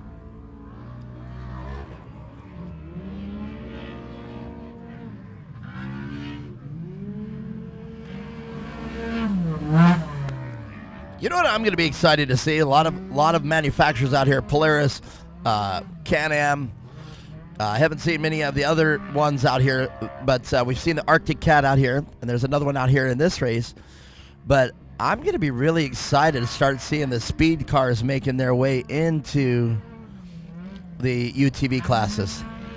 Yeah, no, definitely. I'm not too familiar with them. Don't know a ton, but yeah, it'd be cool to see some different stuff out here for sure. I mean, they had a little controversy there, as we know. It was a concept from going to concept to actual production. Some of the buyers were waiting as much as 3 or 4 years for these cars, and finally Robbie was able to produce some of them, but they're still having production run issues of being able to fit all the orders for them. Some people are ecstatic about them, some people are angry with them, some people are it's literally one way or the other. So I think the controversy and all the things with the speed cars is pretty much the reason why we don't see them here at the races as a regular online with Polaris or Can-Am or Yamaha or Arctic Cat or even a Honda. I haven't seen any Hondas out here, but the Honda Talon, another car out here, the Kawasaki, the TRX, that thing, or T-Rex, that thing is amazing. I've talked about that all weekend. But the dominant two manufacturers out here, Can-Am and Polaris. Yeah, no, I would definitely have to agree with that. They built some awesome cars, some very fast cars. So it's cool to see them out here battling it out and seeing who comes out on top. One of the advancements I love to see out here on the UTVs is when they ditch the belt. So Yamaha ditched the belt, but then they had a sequential manual transmission. I loved that. I absolutely loved that car. We had one that Yamaha had given us back in the old Lucas days, and I drove the dickens out of that car. I'm not gonna lie. When Tim would leave, and he left that car in my hands, come on, I'd go through tank after tank out there on the short course. But I love the manual shift transmission. That's just me. But Can-Am now for 2024, they ditched the belt.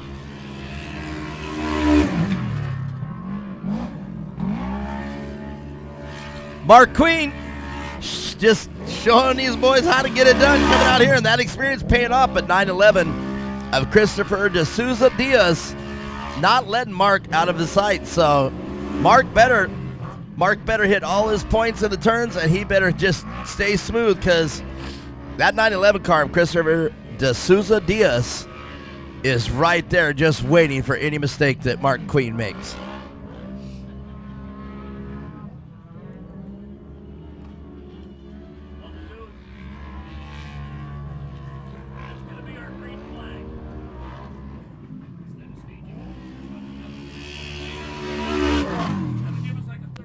So white flag flying for this vet class.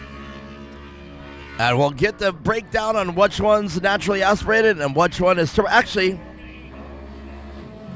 if I'm reading all this, this is the vet, Christopher De Souza Diaz and George Diaz, but 40 plus, and then vet, I guess they're all naturally aspirated, so I don't know what they're doing here. We'll find out. Do we have 2 podiums in this race? We're going to find out. Did we have the vets yesterday?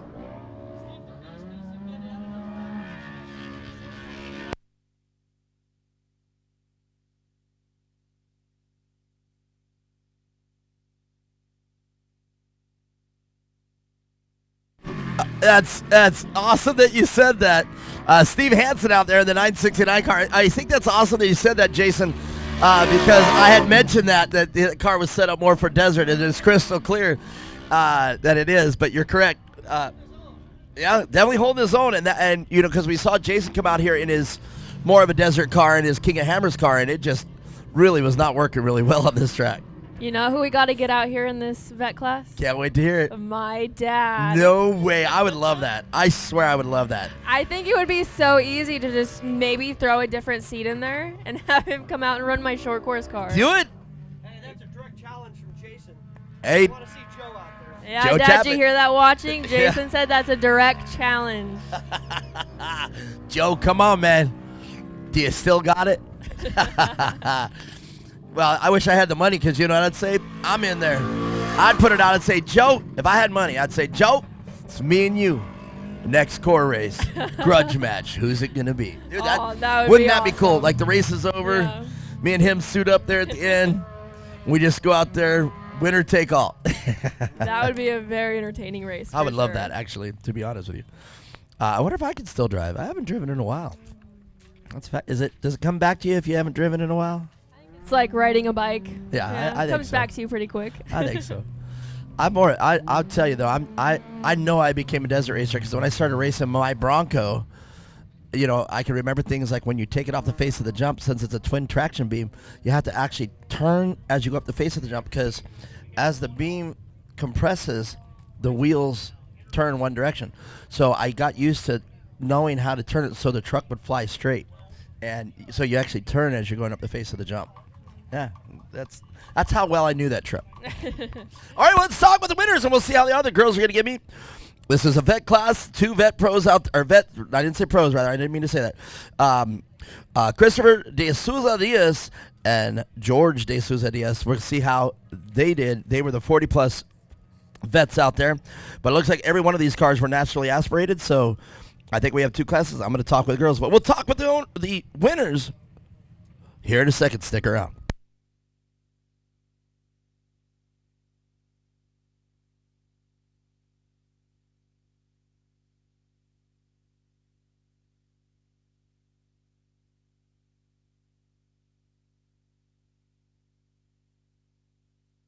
I wasn't trying to confuse everybody, but it looks like indeed there were no 2 classes. They were the vets, and we're just going to talk with them. Mark Queen, your champ, and just the way they qualified. Mark Queen, Christopher De Souza Diaz, and George De Souza Diaz, your top 3, just the way they qualified. We're talking with them, so we're waiting for them to get out of the car. What a great day! If you're out there on the live track feed, we'll just take this time. Look at this day. I mean, what a beautiful day. It's a little chilly. I got back on the wind is, if you're sitting in the shade, the wind gets you. But if you're out here in the sun, no problem at all. And let's take a look over here, too. R&R Steel, our 2024 season presented by R&R Steel. Great to have the Van Beekums on board. Some of our other sponsors, Cactus Splash Pools, and check this banner out, HMD Signs and Wraps. These guys making this look so professional out here. Performance Machines Off-Road at the top of the banner there. And PCI Race Radios. We got Shannon here from Baja Racing Gear, and he's getting ready to take off. And I better make sure that I got Shannon's number so when I go to collect my $20 from him when at the next race, you know what we're going to do? I'm going to make you pay it right in front of everybody. Because if I have to pay it, I'm going to do the same thing. I'm going to say, come on up here, Shannon. But I have the feeling my $20 is well respected. What you going to do? Like, now you're going to be watching the game today, and you're going to go, dang it, I owe Mark $20. Dang it. So it's going to be, that victory is going to be even better. All right, well, come on up here, Mark Queen. Got the scorpion bitten dog. And bring him up. Bring the dog up. All right. Get on up there. You earn Mia Chapman, Mark Queen. You can tell that that Mark is a vet. He just comes up and goes, whew. I think that's just part of it. And where's the De Souza Diaz? Coming on up here. Same thing. He's breathing. Wow. Well, it's definitely the vet class because the kids come up here and they're ready for 10 more laps. You guys are coming up here going, holy mackerel, man. That's crazy. Well, tell us about the race. It was a fun track and fun doing it with family and friends, and it's a great event. All right. It looked good, too. It was awesome to watch. But you guys pretty much finished the way you guys qualified. Yeah, it was really no battling, so it was fun. Yeah. And I just like to thank family and friends, my wife, my kids, my brother, everyone for coming out. All right, very good, man. Great job out there. It was very exciting to watch. Third place out there, George. What, somebody said Mark. George De Souza Diaz. Uh-oh. All right, Bubba. That's okay. Leave her there. I won't step on her. Let her have fun. She won't get stung up here. Christopher, man, watching the vets out here, the experience that you guys have in racing definitely shows out here. A little bit different lines. You guys are really smooth. It just matters on where you guys are finishing here, and you guys finished pretty much the way you guys qualified. Race wasn't long enough. What happened to the 40-minute races? 10 minutes, you barely getting started, warmed up.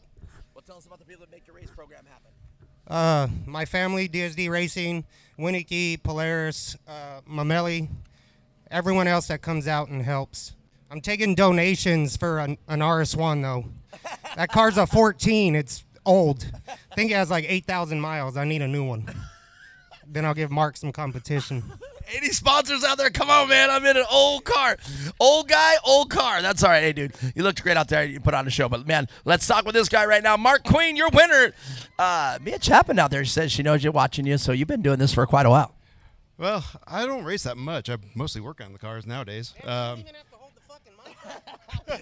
Well, that's my job. Yeah, you're the only one that took it from me. So, but all right, man. Yeah. So you're working on these cars more than you're racing them. So. Absolutely. And honestly, it was just fun to get out here and actually have some fun for once instead of just working and, it was fun. Man, I have to agree. I mean, I fab a little bit too, but, man, I am missing that seat. I was just talking with Mia Chapman. She put out an open invitation to her dad to come out here and race this.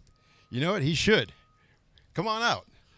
Joe, you can do it. Come on, Joe. You heard it. Mark's calling you out. All right, well, let's talk about the people that made this event happen for you today. Well, yeah, it's pretty much myself. My son, Little Mark, he helped me a ton get this car ready. I got to thank my wife, Brittany. I got to thank Polaris, Queen Racing. That's myself. And Motor Race Tire, MRT, they've got the best tires out there, always helping us out. I forgot how to do this.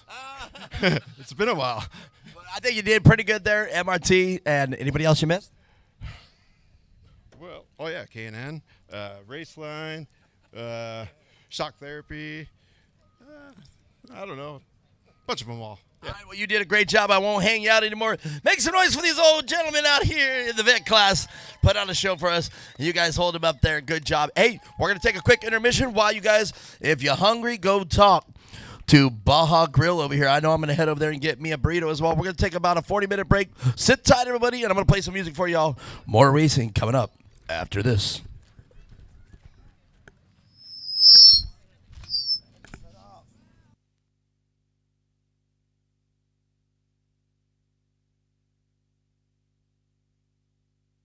All right, we're going to go real quick. If you guys are still here at the live track feed, we're going to reboot the live track feed. So if you're out there and we're still on, we still have the audio,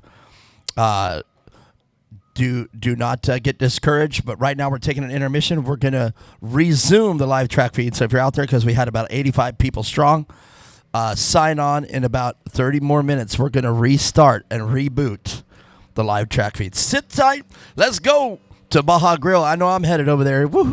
It's burrito time.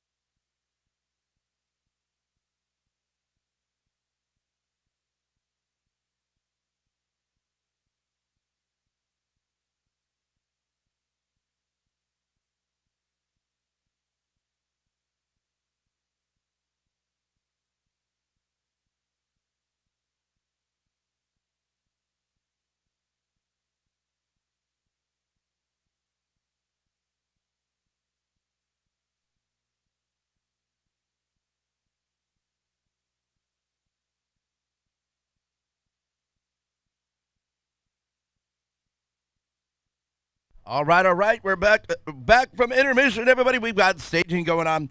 The first class that we have is youth, naturally aspirated restricted. So stick around. We're about 5 minutes away.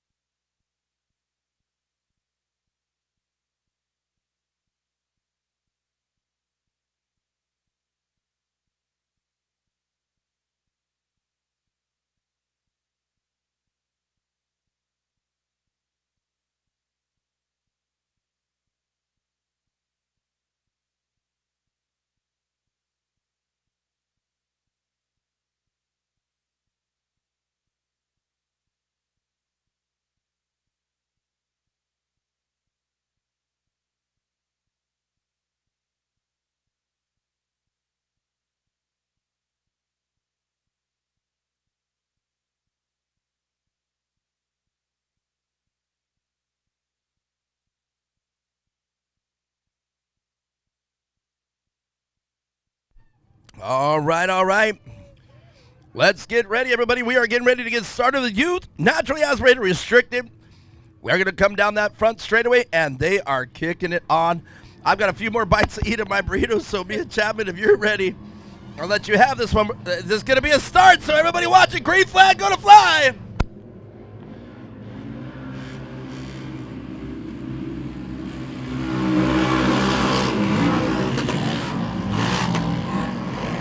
Looks like it'll be Wyatt Cotter out with the lead so far, and Zoe Easton falling right behind him.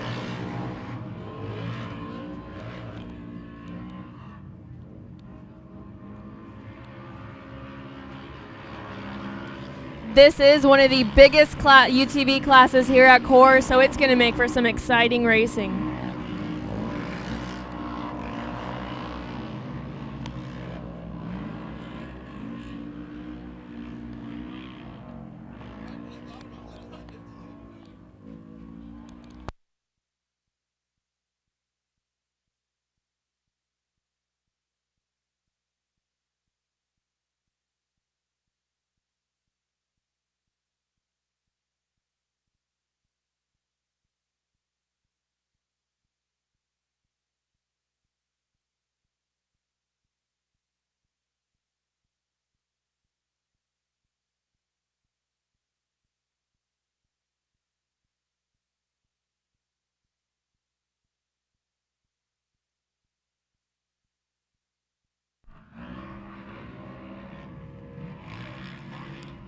Looks like it will be Wyatt Cotter out front, Zoe Easton falling right behind him, and Cameron Leeming running at that third position.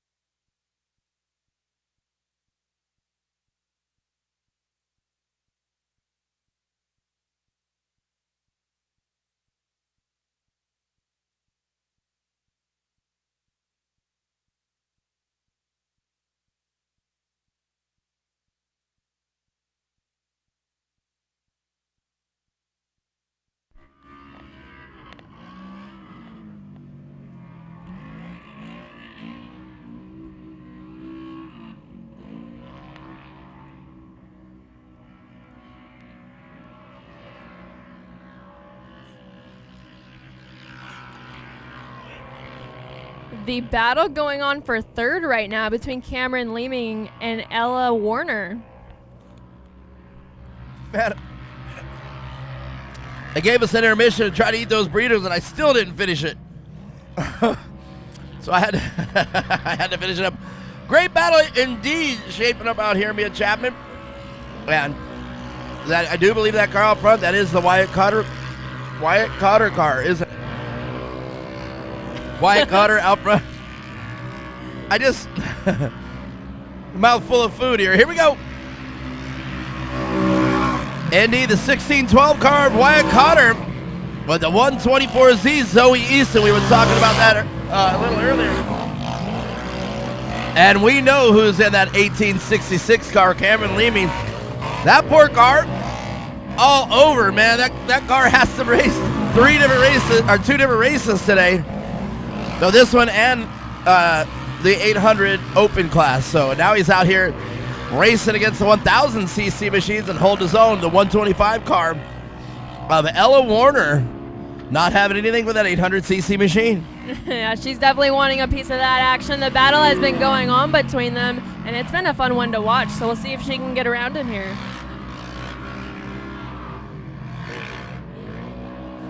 I like the way you said it earlier. Lots of action on the track right now. As we see the cars actually still going over the ski jump. And this class just sending it over that jump. Full on. And I bet they're just pegging it all the way from that straightaway that advanced just before the ski jump. Definitely, yeah. Most of the drivers I've talked to this weekend have said that ski jump is their favorite part on the course. I mean, I haven't even jumped it. It is my favorite part of the track. I want to jump the dang thing. It does look very cool and very fun. I can already tell you what gear I'm going to be in. I can already tell you how many RPMs I'm going to hit it at. I'm gonna scrub a little. Not much. Yeah. First one I would just hit it straight on, but then I'd hit a little harder. The second one, scrub a little bit. You know, and for the most part, the drivers are doing a great job at gauging that jump. You definitely don't want to overshoot that. It could definitely put you in a pretty bad spot, but yeah, fun to watch. Well, you'll see the top four cars, like when we get Wyatt Cotter over there. Wyatt Cotter just jumps completely out of sight. So you don't see the first 3 cars. Same thing with Cameron Leeming. He's going to sky it, and it's quite a spectacle. And here you go. And that's the thing. I do believe if you sky the ski jump, what we're lovingly call the ski jump, I mean, I bet you we got a car pulled up right up here next to us. Oh, and we were talking about that. Remember? Maybe just got a little upset coming into that corner. Hey, but, cameraman, track worker, all he's right. got it. Looks like that was the 138 of... Looks like that might be Jackson Withrow. Some action coming right up to our front seat. How you doing? Too bad we didn't have the camera operator that time, have him turn it around. The 138, though, been on our microphone all day long, the 138 car. Wow. Doesn't look like we have him on our sheet here, but might have been a last-minute decision to race this class. We know that's a Withrow car. Yeah, definitely. So, certain that's Jackson Withrow. But that guy, we have no stranger right there, the XTC car of Cameron Leeming.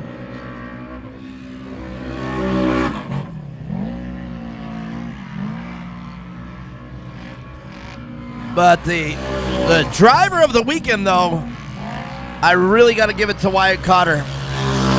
Wyatt Cotter, just so consistent. Wyatt, if Wyatt gets a good start and makes no mistakes, you ain't catching him. Yeah, no, we did see it yesterday. He came all the way from the back of the pack and drove up to second, so definitely impressive. It takes a lot of talent to be able to do that.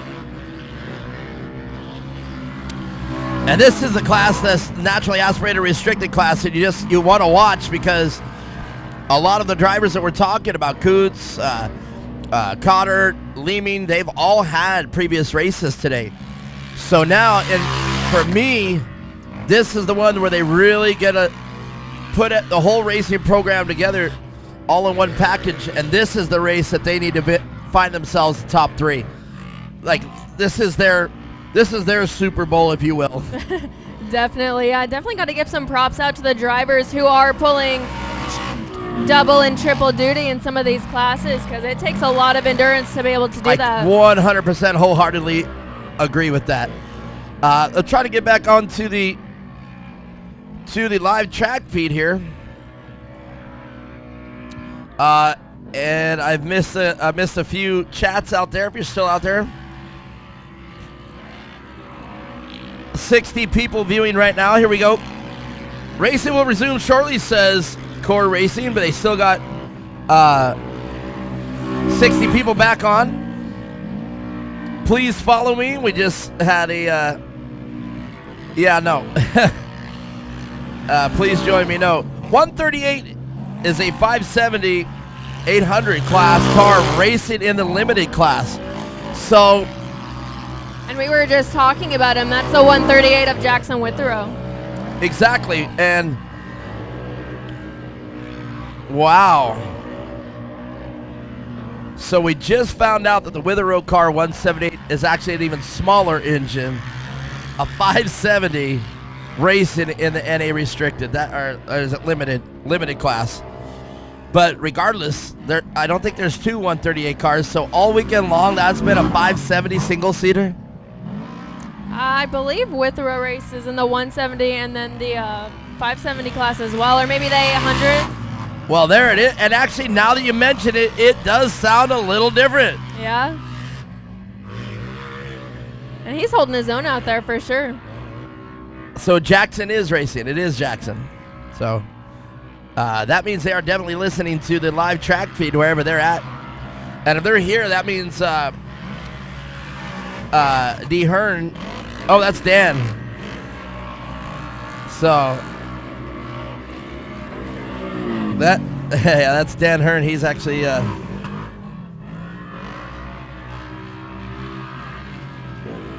so okay.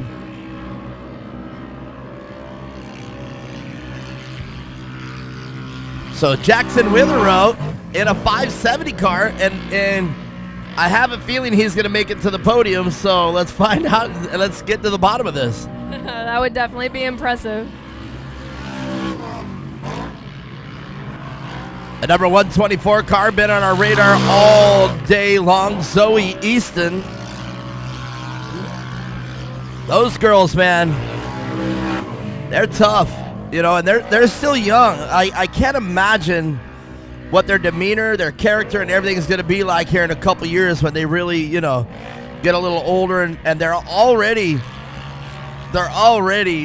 tough and tumble girls, man, and I can only imagine what they're going to be like as they become young ladies. It's going to be interesting. So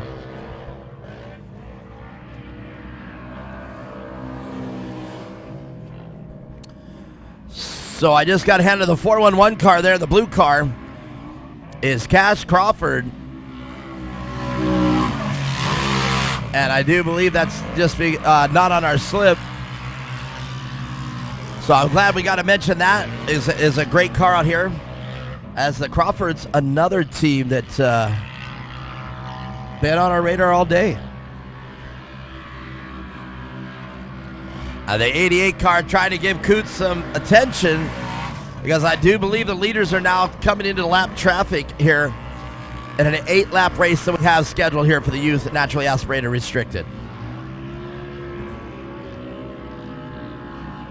Too wide coming over the finish line, getting the white flag. I was just talking about the battle. Now the leader, 612, has to deal with lap traffic. And 2 cars in front of our leader. Can that change? Is that going to bridge the gap? Can Zoe Easton now make up some time while our leader, Wyatt Cotter, has his hands full? But there you go.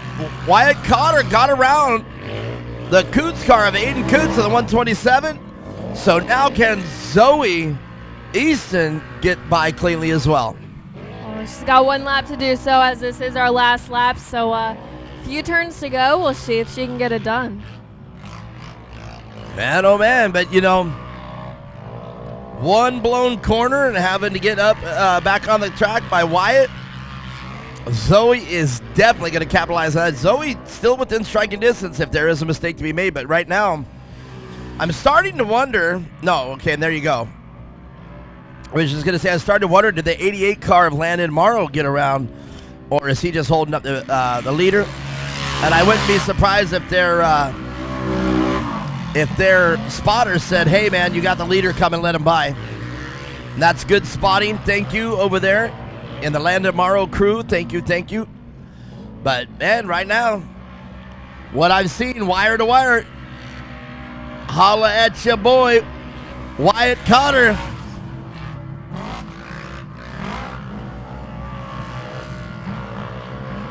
While we out here watching this, we're going to get to the bottom of this if I can find it too. The 138 car, a 570 out here racing against 800 and 1000 cc machines.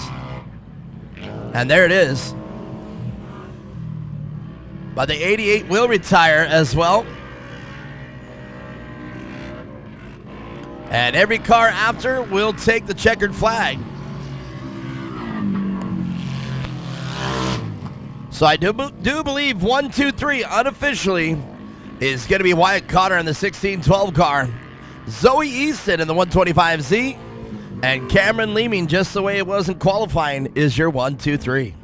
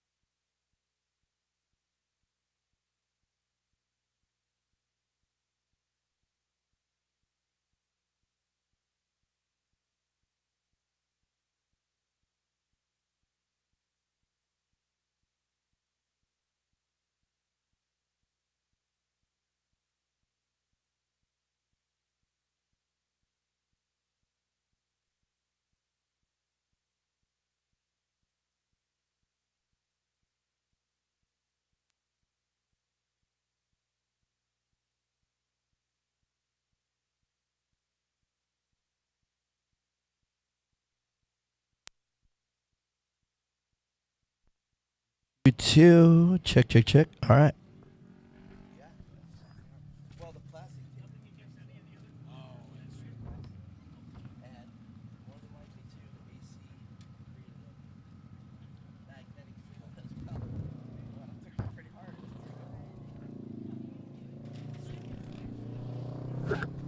Well, look at this field of cars out here. Wyatt Cotter been dominant all weekend long.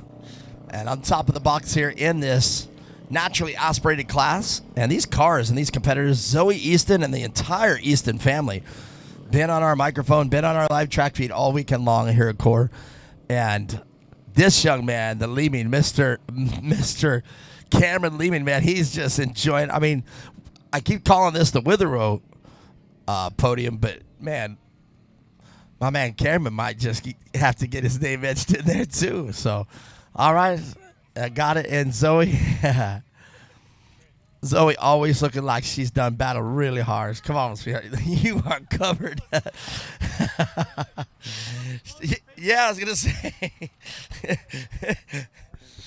Zoe, all right, man, it's been your weekend, man. This podium is no stranger to you, and you've been doing a great job up here this weekend. Yeah. All right, well, tell us about this race. You had your hands full. There are a lot of cars here in this race. I tried getting Zoe off the start, but I couldn't. So I just knew that I had to try to just stay on her, but that didn't really work out. That advantage kind of withered away as the race progressed.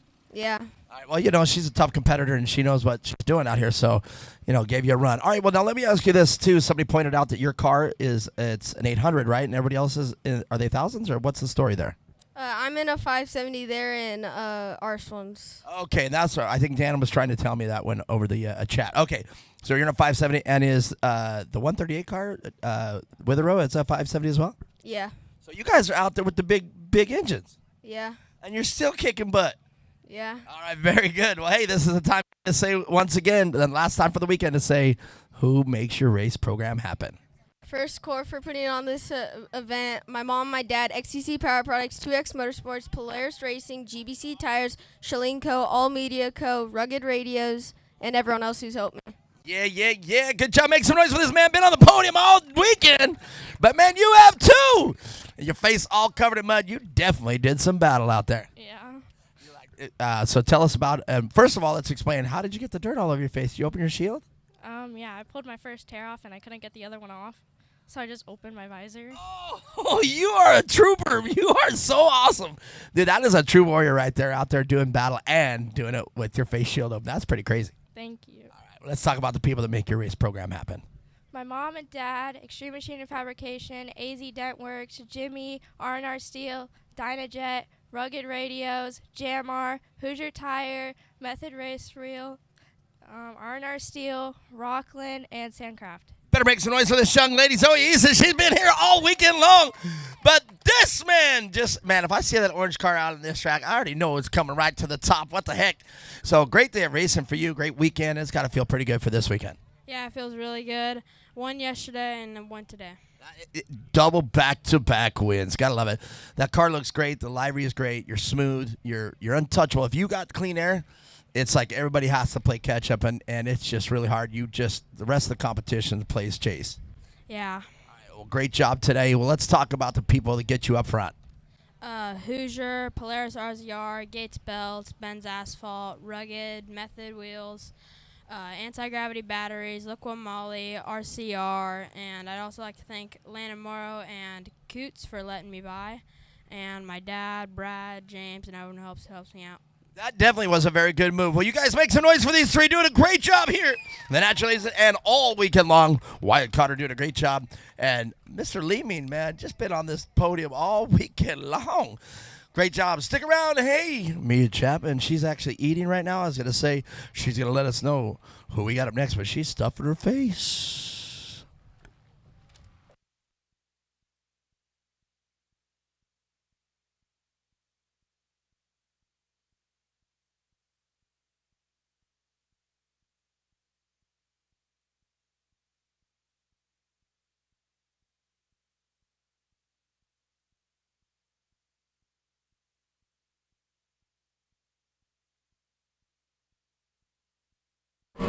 green flag already out here for us in amateur naturally aspirated. And that 64 car out front early, that is Ryder Van Beekom. And the Van Beekom's here today in this race. So Ryder Van Beekom, R&R Steel, our season sponsor here at Championship Off-Road Racing. As you hear the drone just take off at Mach 3. And here, if you were here or present or saw the live track feed from our Firebird race, our opening event down in Chandler, Arizona at Firebird, that drone did a couple aerobatics over the crowd. And it sounded like a small 22 pistol going off when the propeller launched. didn't want to be part of the drone anymore, and the drone just fell like a brick right out of the sky, right onto the race course. But when you hear those things zoom by, man, those propellers got to be spinning at more than 10,000 RPM. It's got to be pretty crazy.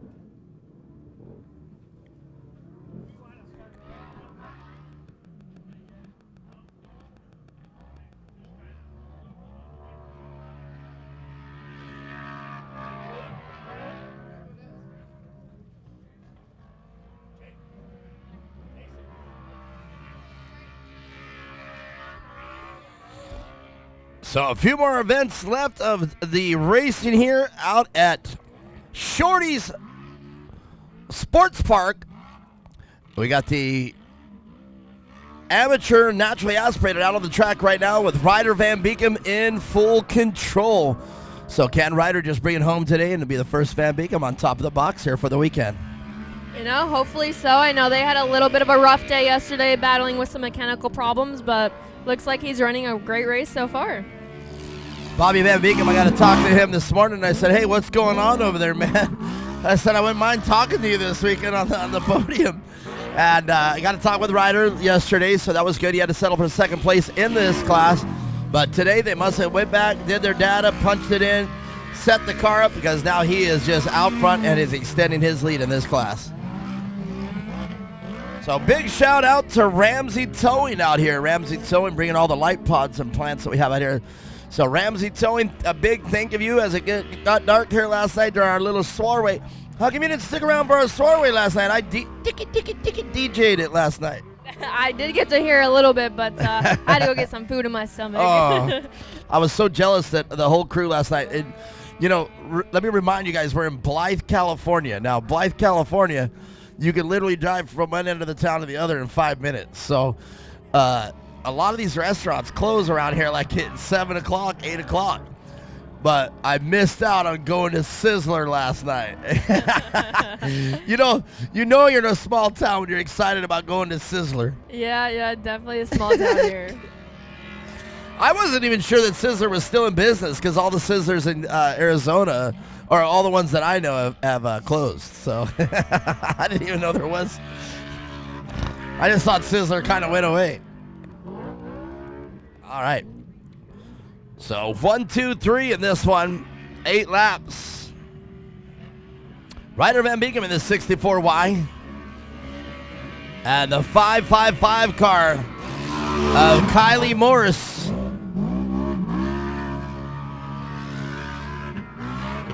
And I gotta say it, I love it. Now, We were talking about this car yesterday, driven by Alex Young. Alex Young out there in the Arctic Cat. But the reason why that engine is sounding that way, he let the cat out of the bag. He's got a Yamaha engine in that one. He's got a 3-cylinder Yamaha. And I remember asking you, I said, are they 3 cylinders? Because that's what it sounds like as you hear him coming by, a little higher revving, because it's got an extra cylinder up above the 2 cylinders that the Polaris has. But he let it out of the bag on the podium. It actually has a Yamaha engine in it. So I'm either assuming that the power plant is a Yamaha power plant on an Arctic Cat, or he transplanted a Yamaha engine into that Arctic Cat. Yeah, that's interesting for sure. Yeah, I don't know anything about it. Yeah, so, yeah, interesting for sure. 915 Terry McBroom just got handed to us. I love our little notes today. We got a stack of notes. Got to remind everybody, got to tell you again, don't put your fuel cans and tires and broken bumpers and body panels in the dumpster. Take them home with you. If you do not take them home, you put them in the dumpster, we here at Core have to go remove them. So please do us a favor. Do not put old fuel can, remember at Firebird would leave the next day and there'd be literally 30 fuel cans out in the parking lot, and just racers leaving them out. They're like, what were the racers thinking? In other words, somebody has to remove those barrels. Just crazy. So don't do it out here, please. Shorty Sports Park, we have to clean it up. If you brought in your fuel cans, used tires, or any of the household items, take them home, please. Take them home. Only put trash. And when I say trash, paper items, plastic items, but not body panels, not tires, not engine blocks, not a whole car of your Jason Weller. Boy, you said it went by you yesterday on the record. You didn't tell me that thing was literally bent in half at the dash. That thing was totaled. Yeah, it's definitely banged up pretty good. I have never seen a Weller car that damaged. Not ever, never.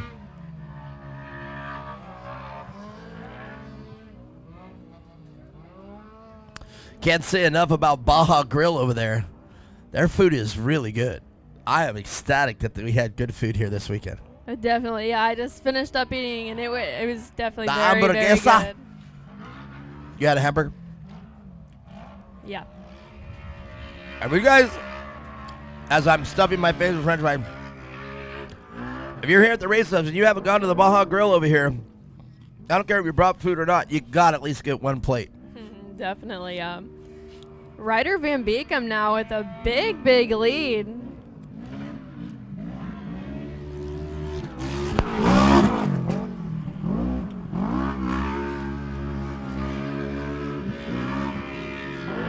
Looks like they definitely got whatever problems they were having yesterday figured out, because he's on fire. I was just thinking the same thing. And, we were talking about his style as he goes into a corner there. You see him on and off the throttle to set the car, and set it a few times. Did it again right there. But I started thinking, where did he get that from?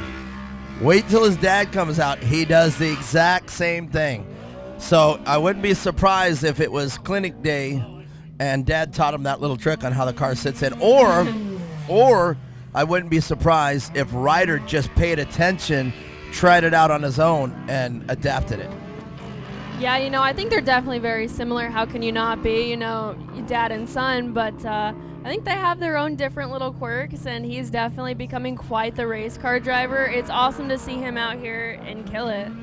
And even his dad, when you watch Robert race here later today, it's pretty surreal. Like, that man has no fear. He will always go for 100%. And yeah, he definitely puts on a show. For sure. I mean, in all the years we knew at that other racing that we used to do, he was always, there started becoming an outbreak of just the ones that would be, we talked about Brian earlier. We talked about Ken Benson. I got to see him at the last core race. Scott Webster. Man, it could have been any one of those races. Even Jamie Regina even won a couple races. Lance Root, you remember Lance Root? It was just kind of crazy that of all the people that were regulars at that series, It literally could have been their day, any day. But one of the toughest ones out there, even Adam Gruner, when he had, what did he call the fire ant? What did he call it? Or black ant? Yeah, black ant. He called his SR1 a black ant. I got to drive that car finally.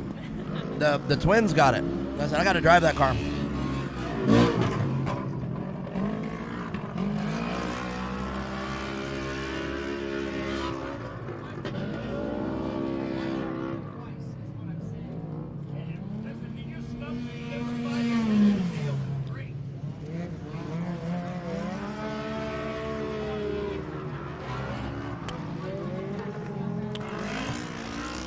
Well, shaping up, it looks like it is finally going to be Ryder Van Beekam's day today. He's going to get on top of the box. And let's, everybody says if I say that, I'm jinxing them, but let's not try to jinx them. Let's just get him on top of my box.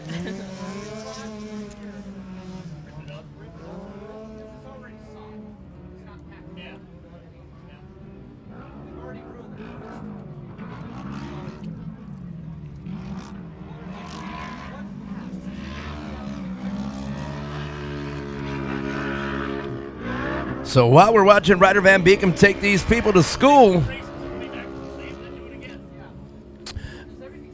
F&S Production, FSP right in front of us, Fabrication and Coatings, Custom Steel Fabrication. Looking to get some steel fabrication, and FS Productions is the place to take care of those needs. They have the skills that you know and the know-how to handle any size project with the utmost integrity and professionalism. 10 years experience. And some of their customers include Rockstar, as we know, Vertical Rams, Red Bull's out there, Monster. They all do something extreme now. And one of the most things that FS Fabrication is responsible for was the X Games Hot Wheel loop. And we looked it up yesterday, a 60-foot steel loop that 2 cars did the loop and converged and then did a jump. Yeah. Pretty impressive out there. Looks like that white flag is out for our leader, Ryder Van Beekam, running a flawless race so far. So let's see if he can bring it home to the finish. Well, I think letting him get out in front of that clean air reminded him that he's got the skills. He's got the skills to pay the bills, and he just got it done. And he just drove his own race and checked out. Definitely, yeah. One of my favorite things about watching him and a lot of these kids out here is the patience they have to not overdrive the car. A lot of talent, a lot of patience it takes to do that. And he's definitely doing that here today as he's going to bring his win around to the finish. You definitely can be your own enemy if you're out there, like you said, overdriving the car. You saw it away. Like, you can always tell the ones that are having a hard time if you watch the in-car cameras. They're really just sawing away on the steering wheel. But the ones that are just barely moving it and nice and smooth, they're the ones that can be victorious, just like this man right here, Ryder Van Beekam, with a great lead there. Well over, I would say, a 30-second lead right now over the 555 car of Kylie Morris and the number 915 car of Terry McBroom out there as well. And Alex Young in that 3-cylinder Arctic Cat. But here you go. We'll take these 3 right now. Ryder Van Beekam, Kylie Morris, and the 915 of Terry McBroom. Well, I'm sure I can remember that one. We got it. And then Alex Young rounding off these 4 competitors here. All right, we're going to talk with the racers. I'm going to go up there. And are you coming with? Yeah. Oh, she's not. Like, no, I'm just making. I'm organizing. I'm a guy. I can just let it all. Come on. I know. You don't have to. I'm not set on that. You can organize the way, Mama. All right, let's talk with the drivers right after this.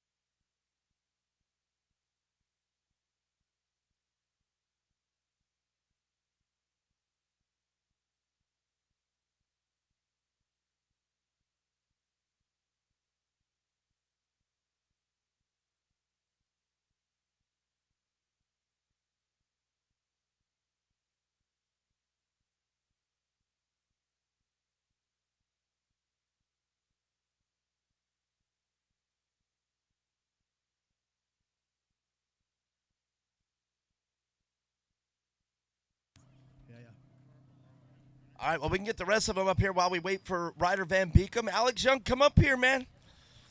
Yeah.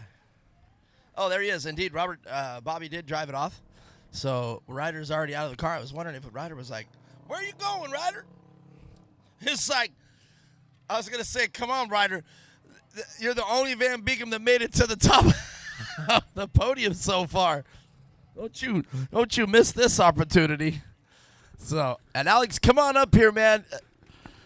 It was a hard-fought battle, and you got it done. And Kylie, come on. Great job. This is a great field, man. I really enjoy watching this class right here. Well, Alex, let's talk to you holding that number 3 plate.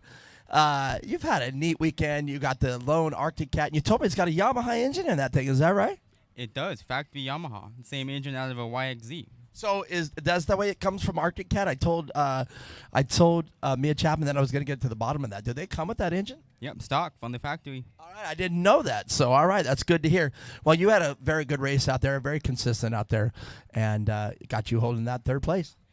I made a couple mistakes, jumping stuff I shouldn't be jumping. But, yeah, consistent. Consistency is good. I think that car looks very good in the air. You know, it's a little different suspension from the rest of the manufacturers. It's taken about 2 years to get the suspension to where it is now. All right, well, let's talk about the people that make your race weekend happen. I'd like to thank Speedworks, Rugged Radios, Raceline, BF Goodrich, POP Seats, Vacation Resort Solutions, my dad, of course, getting the car where it's at, and Corv putting on an awesome race. Well, as a representative of Corv, we're saying thank you, and we're very lucky to have you. Alex Young, everybody, 3rd place.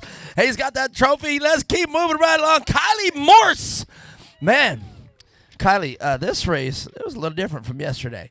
But good results here for the weekend. You can't be too upset about your weekend of racing. Yeah, I think I did pretty good, but yeah, I don't. Well, you drove good. The car looked good. I didn't see you get out of shape, not even once. If you did, you didn't do it while I was watching. Yeah, I feel like I was in control of the car and stuff. So. And I think that's important when we're talking about a day of racing like this. Staying in control, being smooth, and getting it done. Just getting into 2nd place because Ryder, if you give this man a clean track, he's gone. He gone. That's the way it is. But good job. Let's talk about the people that make your race happen. So Bad Decisions Racing's my mom, Steve, Mike for always fixing my car, and then Oliver as a spotter. That is a bad decision. Yep. Make some noise for this song. You're doing a great job behind this guy, the first Van Beekum to get on top of my podium. Thank the gods. Oh, my God. I'm being a little dramatic there.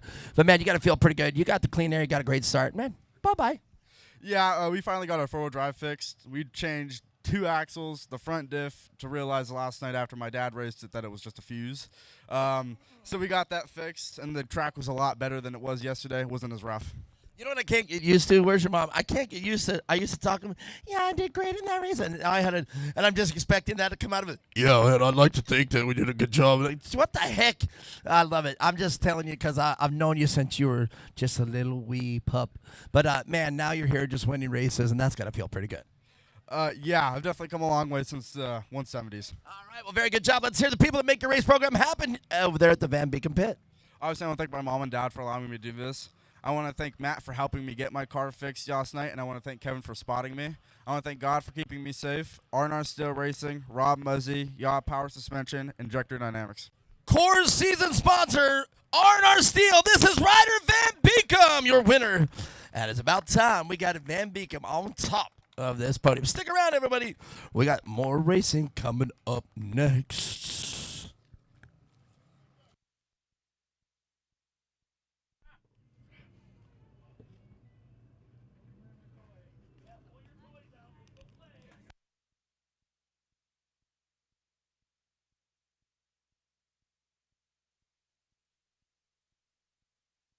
We do have the Youth NA Open class out on track right now.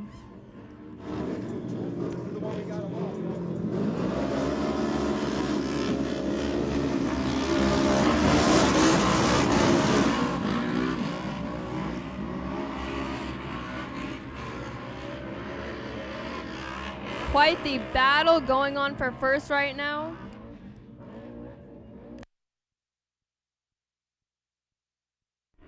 Looks like it will be Mason Cotter so far out with the lead.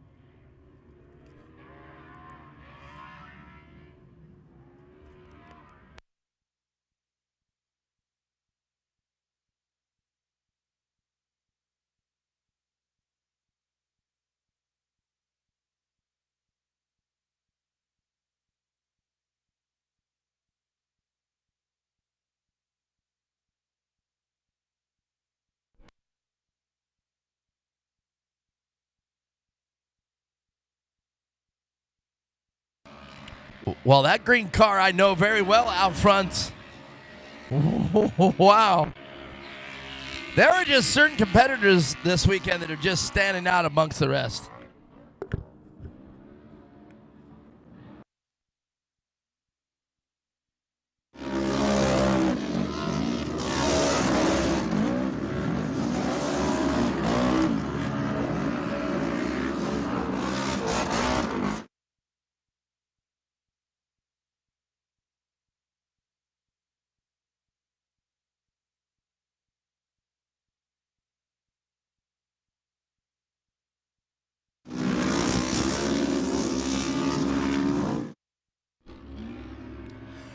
Well, back to business.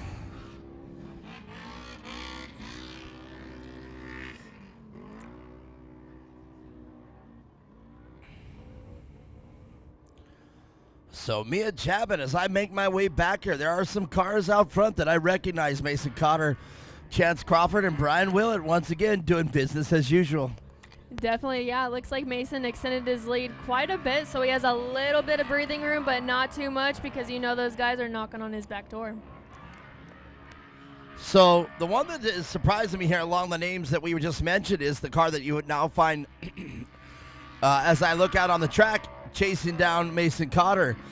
And that is the Brian Willett car, that green car. He has been, a big smack by, whoa! Chance Crawford taking a chance and nerfing the, you could put any adjective you want right there, the dickens out of Brian Willett. I know Brian felt that one. They are literally physically battling it out. It makes me wonder if Brian Willett did a dirty move on Chance Crawford. I think a little bit of rubbings racing, right? He hit him straight on while it was clean, so that's good. But looks like it was fair and square, yeah. It didn't phase him much at all. It is definitely getting physical between Chase Crawford and Brian Willett. Look at the air! Wow! I think I said that yesterday. Chase was just launching that car to the stratosphere. Yeah, you can tell he's definitely comfortable in there. Wow. For me, and I'm going to say it, I know we've got the big dogs coming up, and I know we got the turbos, I know we got the pros, but beyond a shadow of a doubt, this race right here has been my favorite race of all weekend long. Yeah, there's definitely plenty.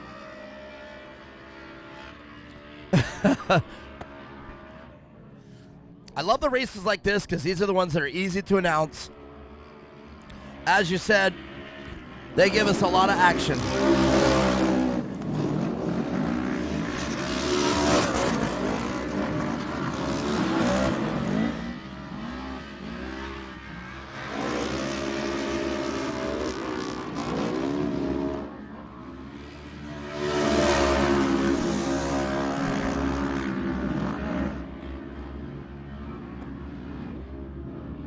Well, now.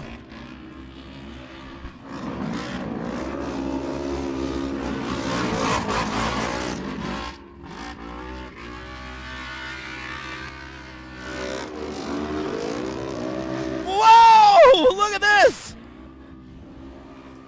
The 225 car just simply sliding out. That's James Thomas. And I don't know if they made contact down that straightaway or he's trying to go to the inside. But James Thomas getting turned around. And while I got roosted, I forgot to watch Chance Crawford go over the ski jump. Chance Crawford just, I want to be sitting right there on the like at that jump watching them land. Oh, is it Chase? Yes, it is Chase. What did I say, Chance? My bad. I've been saying Chase the whole race. Whoa, on the bike right there, Brian Willett. I don't know why I said Chance. I've been saying Chase. But let's watch it this time around. Mason Cotter Mason Connor. We're getting simply roosted over here. I told you it's my favorite class. All right, here we go. Where's my boys? Here they go. The drone work right behind Mason Connor. And watch the air that Chase Crawford gets. And I know there's going to be air now because Brian Willett now has got the gap. Here we go. Watch this. Mia Chapman. Yoink. You know, I gotta say, that looks like an absolute blast to go over that jump. Oh, I want to see the rear camera on Brian Willett's car. I want to see that.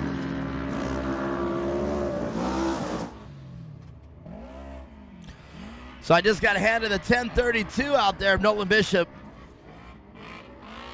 And we did have Nolan on our qualifying sheet, so we're looking good for that. Love, love, love this class. Been putting on the greatest racing of all weekend. Brian Willett having to drive this car with the precision of a surgeon.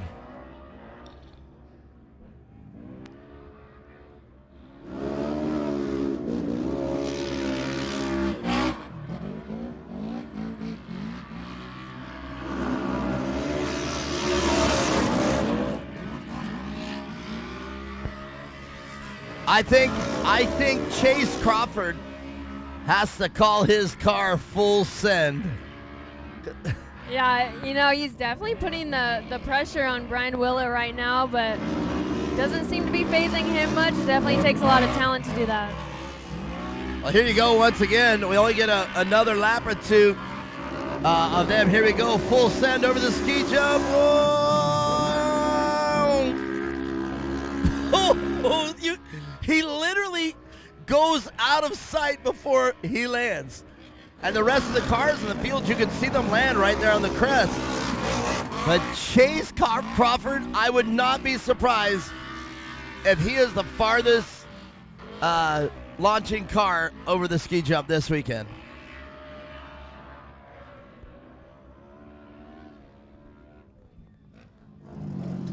Yeah, this could very easily become the premier class out here at the Championship Off-Road Racing Series, presented by R&R Steel.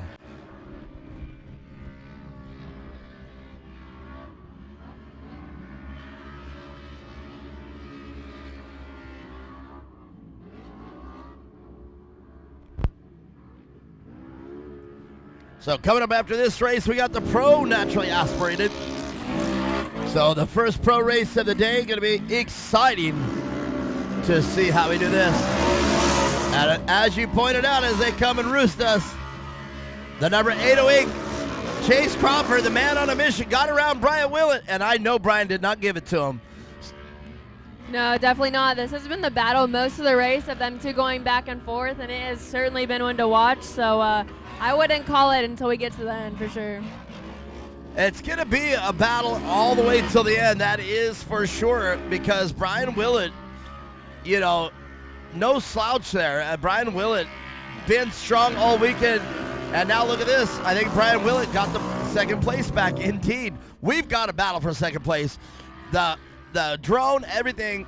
Brian, get on over there right behind that duo, because that is the battle. They have not left each other's six all race long.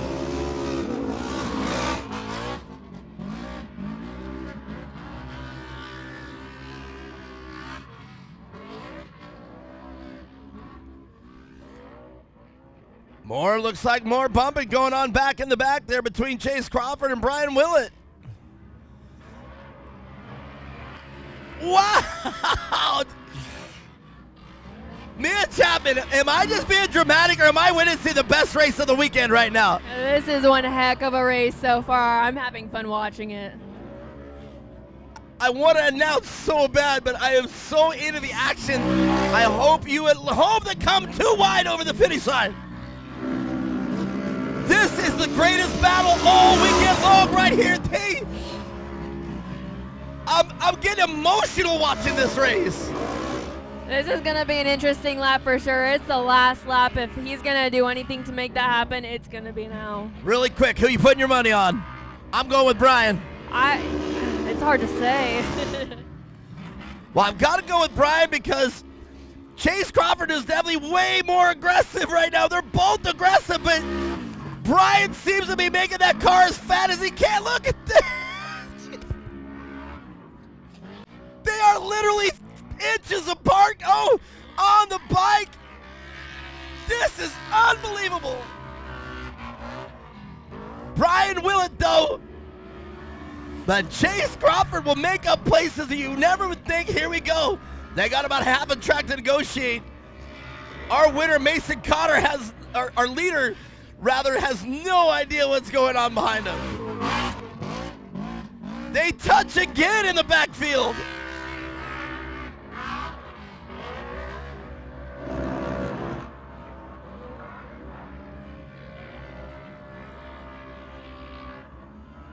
On the bike, saves it. Wow, what a save that was.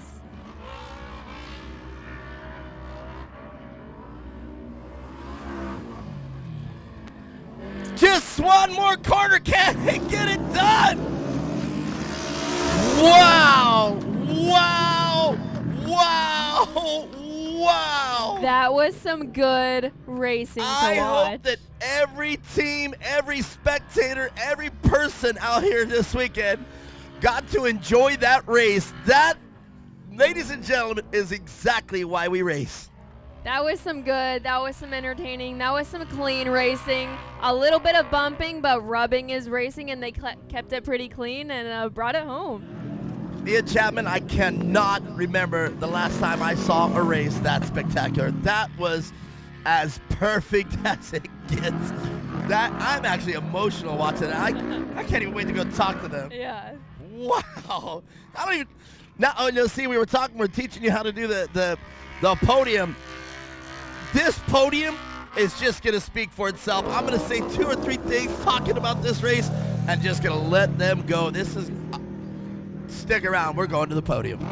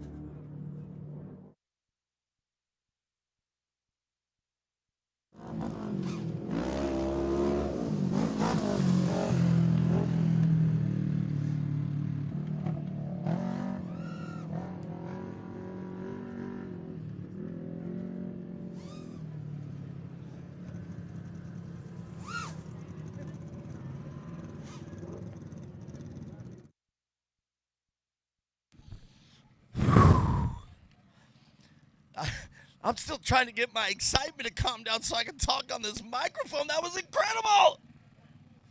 That was by far, if you guys are watching out there on the here live at the track, and I hope you guys got to see the excitement in my voice and everything. That was the race of the weekend but with Chase and Brian just did a fabulous job. We're going to talk with them right now. Come on, let's talk about this. That was incredible.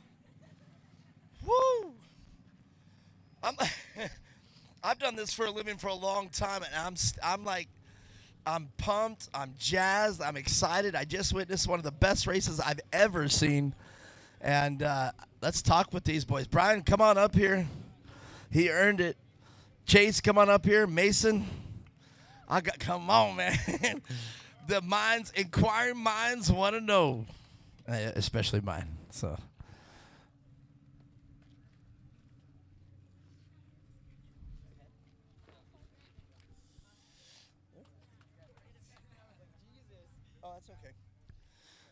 So, dude, I don't even know where to start, man. I was hoping that I could just say something and you guys just take it. You were simply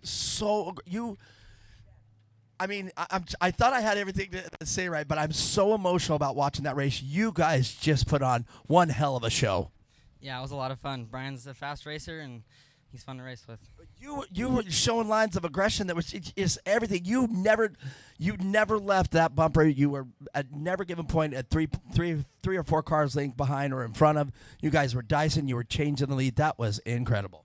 Yeah, it was a lot of fun. All right. Well, what's your secret, man? I mean, you were definitely the closest racing all weekend long. I guess I kind of have the advantage because it's my home track, but just experience. All right. Very good. Well, let's hear that people that make your race happen. I'd like to thank my family, friends, my pop for helping, and Crawford Associates, Crawford Motorsports, Car One, and that's it. Chase Crawford, everybody, to the race of the weekend. But Brian, dude, I said it to you yesterday. You were aggressive. You were fast. You were mean. You were poised. And, dude, you just did it again. You backed it up, man. You had an answer for everything Chase threw at you. You got the lead back. You even went back forth. You got it back. He never left your bumper, and you had to be feeling that pressure. Yeah, there's definitely a lot of pressure. That was like one of the most gnarliest battles I've ever had, I think. He's a pretty intense racer, but I got around him, was able to get second for the weekend. It's pretty good. That is pretty good. And, man, you know, position B square. I could have cared if that was the battle for sixth place. You guys were still killing it. It was amazing because it didn't seem like you guys were lifting. It looked like you guys had an answer for each attack thrown by both you drivers. Yep, exactly. I think we both think alike, and we just go for it when we can. Look, it's great. Wait till you see the live track feed. Go back and look at it. It's incredible. I hope we got good footage of it because I'm gonna get that footage and tell people, is this not the race of the year? It was incredible. Well, great job. Well, let's talk about the people that make your race program happen. I'd like to thank Willett Motorsports, my family, my mom and dad, and my girlfriend, and IMG Motorsports, and that's all. All right, well, very good, Brian. I'm a big fan of this race. Congratulations to these two. But this man just straight out checked out Mason Cotter. You had no idea what was going on behind you, did you?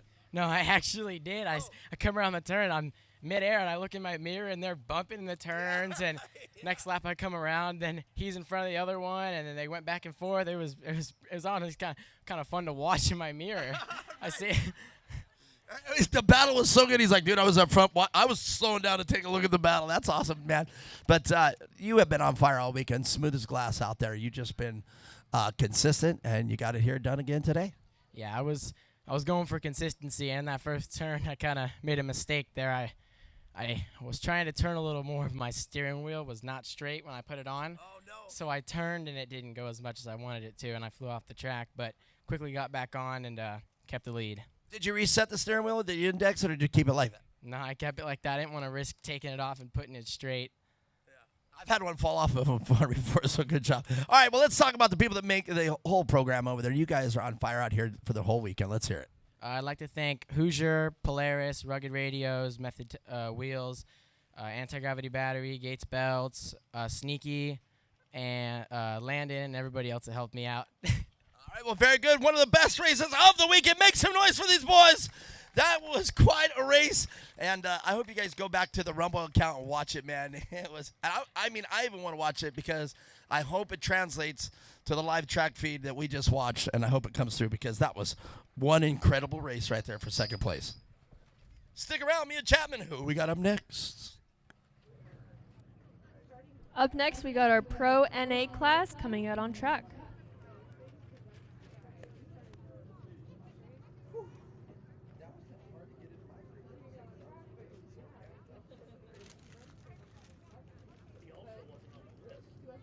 Every now and again that happens too. That's why we didn't start.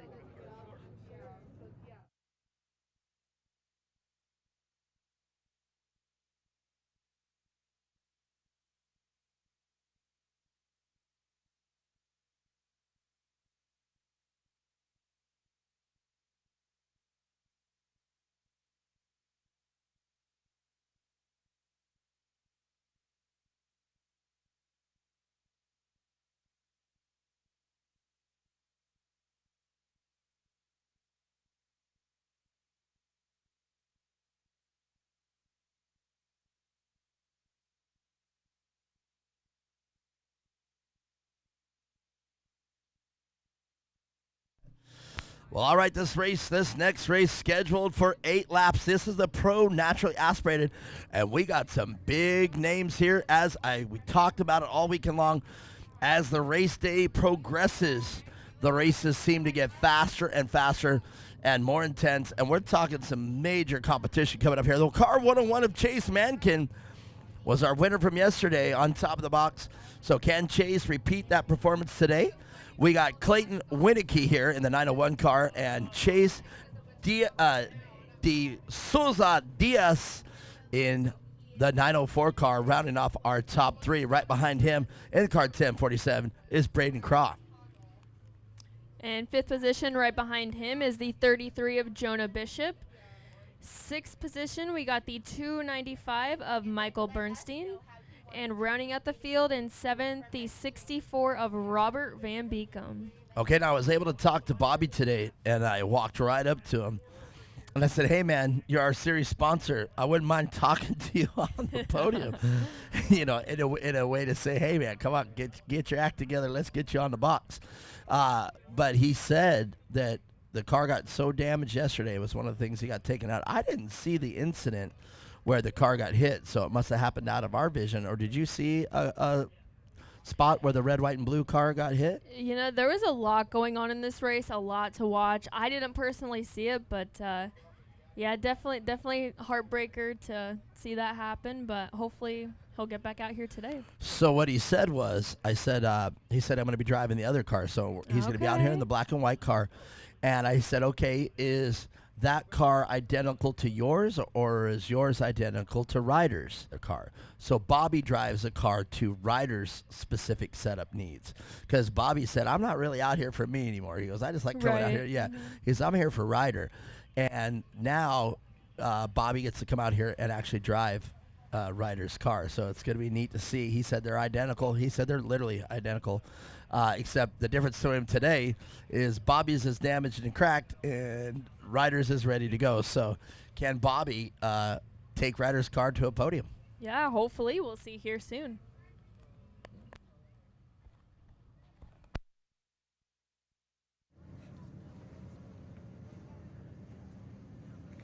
You got your finger busy out there, don't you?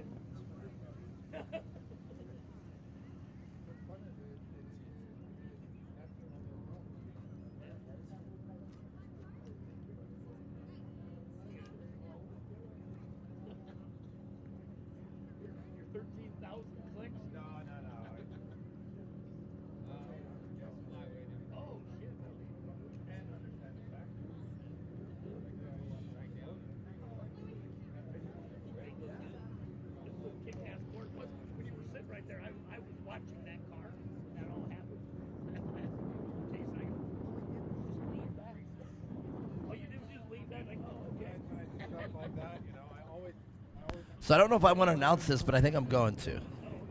We're about 30 minutes ahead of schedule, everybody. So if you are scheduled for your race and you guys want to get it done earlier, if your race is at, let's say it's at 1:30, well, get on up there right now, because we'll get you through next race. Heck with it.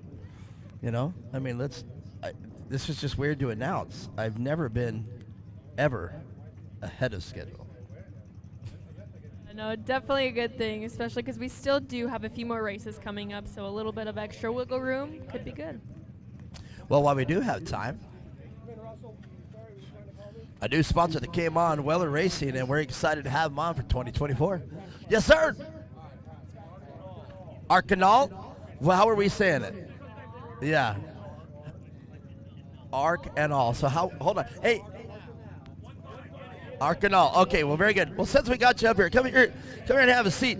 This is my friend Mia Chapman. You came up here. First of all, you came up here to pronounce your name. Say it again. Arc and all. Arc and all. So just remember all of it. And all. Arc and all. And we've been saying it wrong. Well, here's my friend Mia Chapman. Mia Chapman is my co-host out here. Well, we are hosts together. So she's going to give you an interview. Why don't you talk to this young lady right here and tell her what I'm going to hand you my mic. All right, sounds good. It is pretty funny because we are pretty good friends. We know each other from the race world. So, Yeah, tell me about your race yesterday, because I was watching that and it was full of action. It was hard to tell who was who and what position. What did it look like from your point of view? Well, I started out in 4th, which really wasn't the best thing, but I knew off the start with the rolling starts that, you know, you just got to get in there. You got to go for the spot. If you see an opportunity, you got to take it. So I tried to make quick work of that and jumped into 3rd. And then right after that, I picked off, can't remember, what was the guy's name? The guy in the RS1. I picked him off and moved into 2nd, and then battled with Bob, but he was having, I mean, we were both having difficulty just seeing because the sun was coming down on us, and it was tough. Yeah, we could see that yesterday with a lot of the drivers saying that. It was really tough to see with that sun right in your face, but you guys made it work, and you pulled off the win, so you planning to do it here again later today? Yeah, I'm going to try to for sure. It was, yeah, it was tough. Tough for sure. The ruts were getting pretty bad, and, you know, sorry. You're good. No, a lot of stiff competition in that Pro Turbo class. You guys definitely give us a lot to talk about. It seems like there's always, you know, something going on. But, yeah, good luck in your race later today, and hopefully we'll see you back on the podium. Sounds good. We're going to try for it.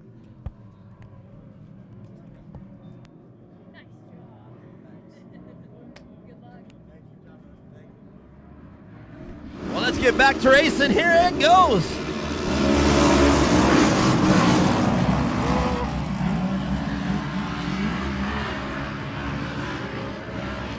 I don't know if our blocking worked at all.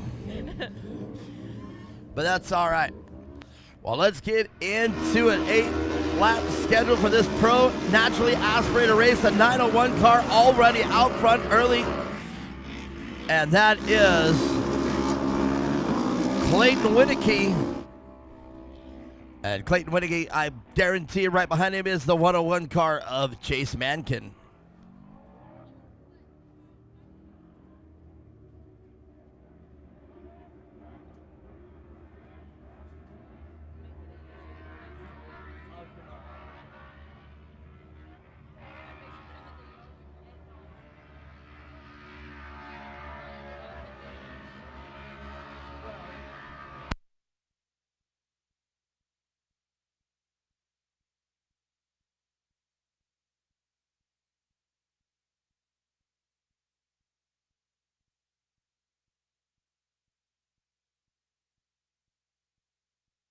Well, all right, up front early, the 901 car. The 901 of Clayton Winneke. And right behind him is the Chase Mankin and Chase Diaz. So Diaz family out here in full representation.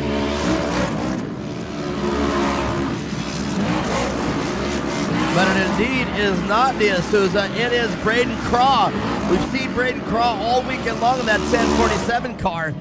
So rounding off your top 3, Braden Craw in the 1047, 901 Clayton Winneke in second. Chasing down your leader in the 901 of Chase Martin. And here we go. Mia, we've got another race on our hands. Those two are not giving up. Yeah, you know, that was definitely one of the battles to watch yesterday between Chase Mankin and Clayton Winneke, and it looks like we're going to see it here again today, so we'll see how it shakes out as the race goes on. I mean, these are naturally aspirated cars, and they are already blistering the pace around this Shorty's Sport Park circuit that they got up here. More motocross than anything. And I've been saying it all weekend long. I really did not think that this course was going to yield that exciting of a race because I just thought it was going to be a train from start to finish.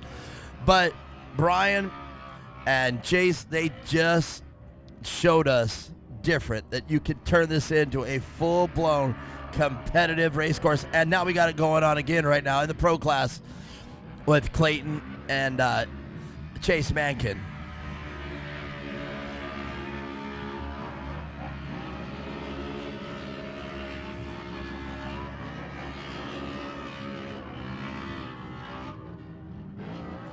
Side by side, coming over the feather jump, and the 101 car overtakes Clayton Winneke now in the lead.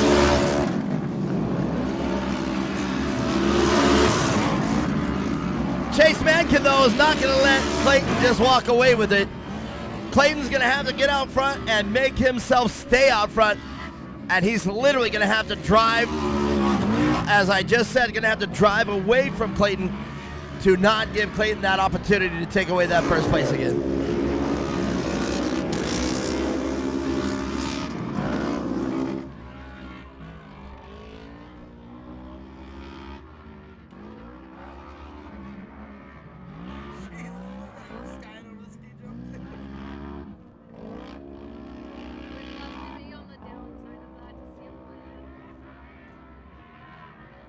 I've driven a lot of side-by-sides, but I'm not too sure I would want to launch one that far.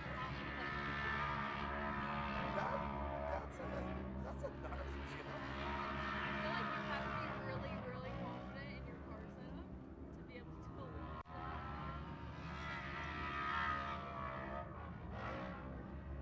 I wonder if anybody's ever been brave enough to launch a pre-run over that.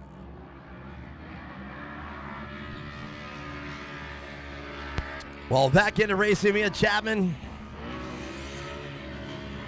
Chase Mankin has now worked his way into the lead again. That's where he finished yesterday. And Clayton Winicky was leading there in the early stages on the first lap of this race. But as you saw, they made the pass right here in front of our announcement booth. And the 1047 car, Braden Craw, now has his hands full with our third place finisher yesterday, Chase D'Souza Diaz.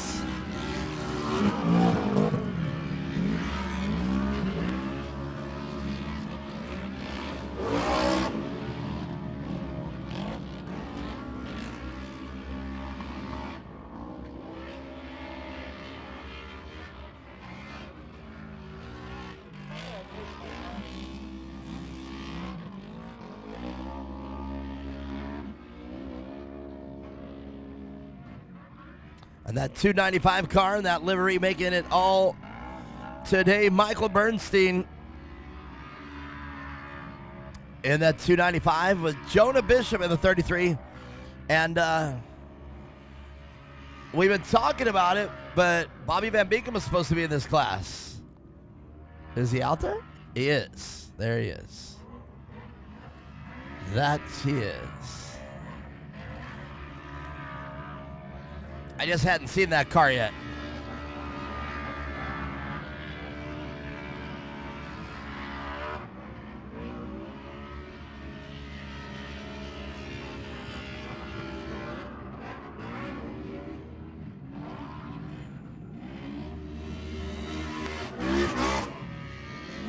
So Bobby Van Beekem's window net is open on his car, so when he goes around a right-hand corner, the window net opens up.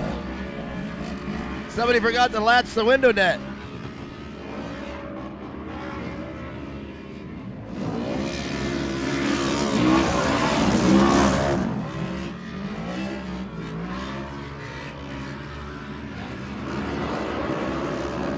Bobby Van Beekem now putting a challenge in for 5th place.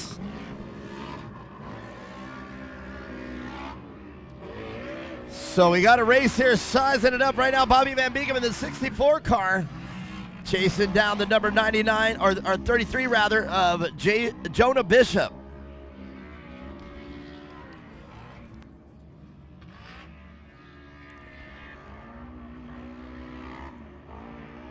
I was telling that to the boys earlier. A race like that, no matter what place you're in, still a good race for that position. Oh, yeah, definitely. And I think we have quite a few throughout this whole field, so it's given us a lot to watch. Agreed.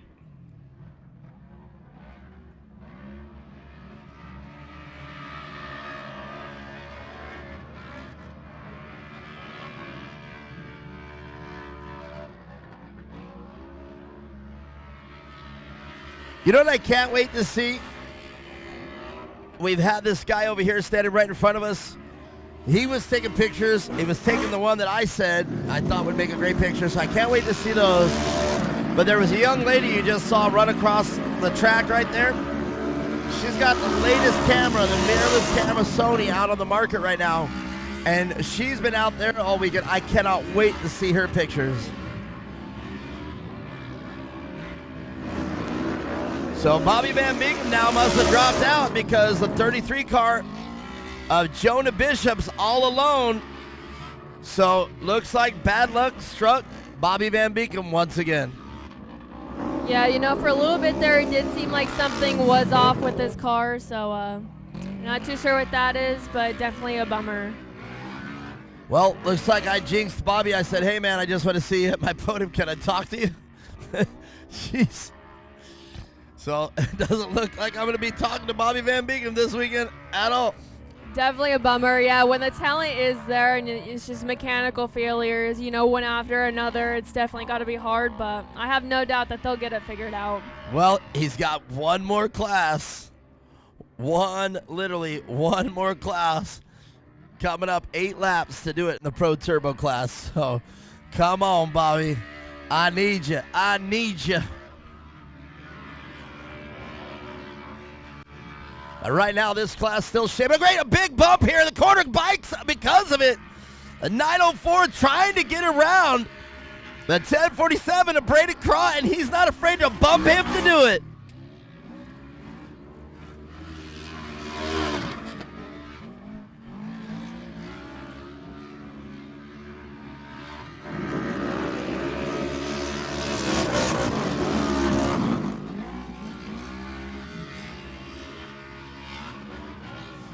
And he did indeed. He got around him. The 904 car of Chase De Souza Diaz got around the car of Braden Craw.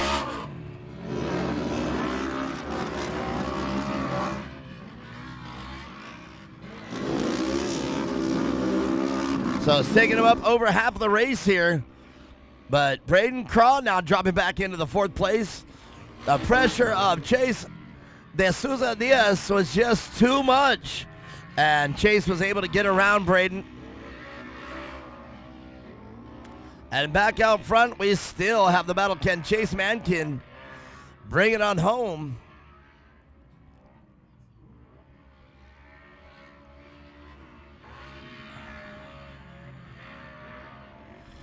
And Chase Mankin just simply checked out.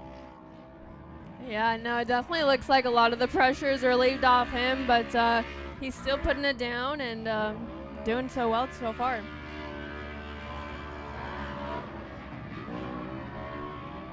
After a battle like that in the beginning, I'm sure a little bit of breathing room is always nice. So Chase Mankin right now will take the white flag, and so will the 901 car. The 901 of Clayton Winicky in 2nd place unofficially with just one more lap to go, and teammate Chase De Souza Diaz in 3rd place, and Braden Craw just going to have to settle for that 4th place, or can Braden pull it in? He's got one more lap to get back in there.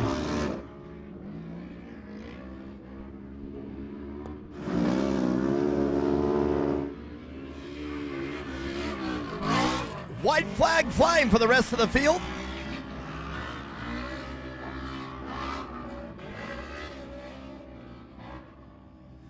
And looking out on this course right now, Chase Mankin in total control of this pro naturally aspirated race here with 8 laps behind us on round 2 of the Championship Off-Road Racing Series, day 2, Sunday, and this is going to do it for this class.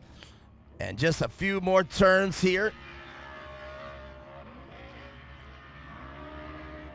And right here, the hardest turn in the course right here. You can see the ruts building up.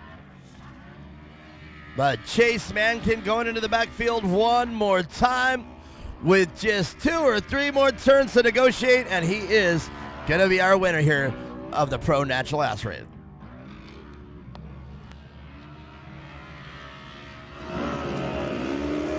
Shorty Sports Park, your winner unofficially of Chase Mankin. And right behind him, the number 901 car in a hurry. And pulling off 2nd place and teammate of Clayton Winicky, Chase De Souza Diaz. And that was the same way we finished yesterday. A carbon copy. And Braden Craw not wanting to give up easy. He was on the gas all the way getting off the track. All right, well, we're going to talk with your drivers as soon as they get their helmets off. Stick around. We'll talk with them.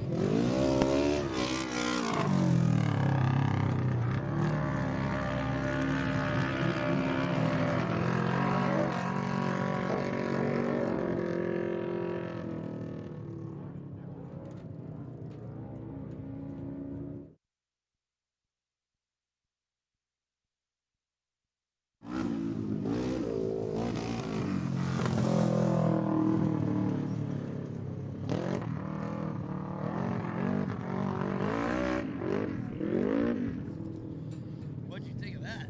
That's pretty exciting. Is this the class you're interested in? Oh, what a great race recap that is to be out here. The 101 car Chase Mankin just dominated out there. The Polaris cars, I kept walking, I'm sorry. The Polaris cars just 1, 2, and 3 here in this race, in the professional race. This is the pro race of the weekend, and they put on one heck of a show here. Chase Mankin, I'm trying to watch him. And right behind them, it was Clayton Winicky rather. I'm getting the names confused here. Chase Mankin, Clayton Winicky, and Chase D'Souza Diaz will round off your top 3. And we're going to talk with the drivers here. And you can see the teams now trying to get their driver out of the car, and we're going to get them up here onto the podium. Come on, gentlemen.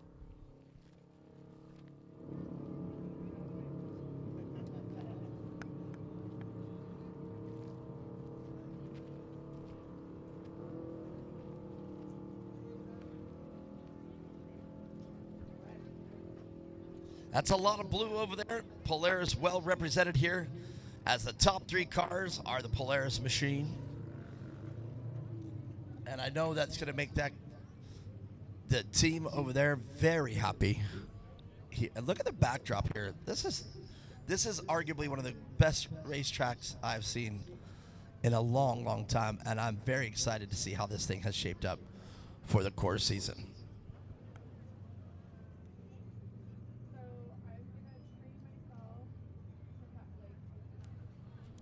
All right, gentlemen, come on over here. Let's get it done. Let's get this podium. Let's get the race results, or the race action, coming up.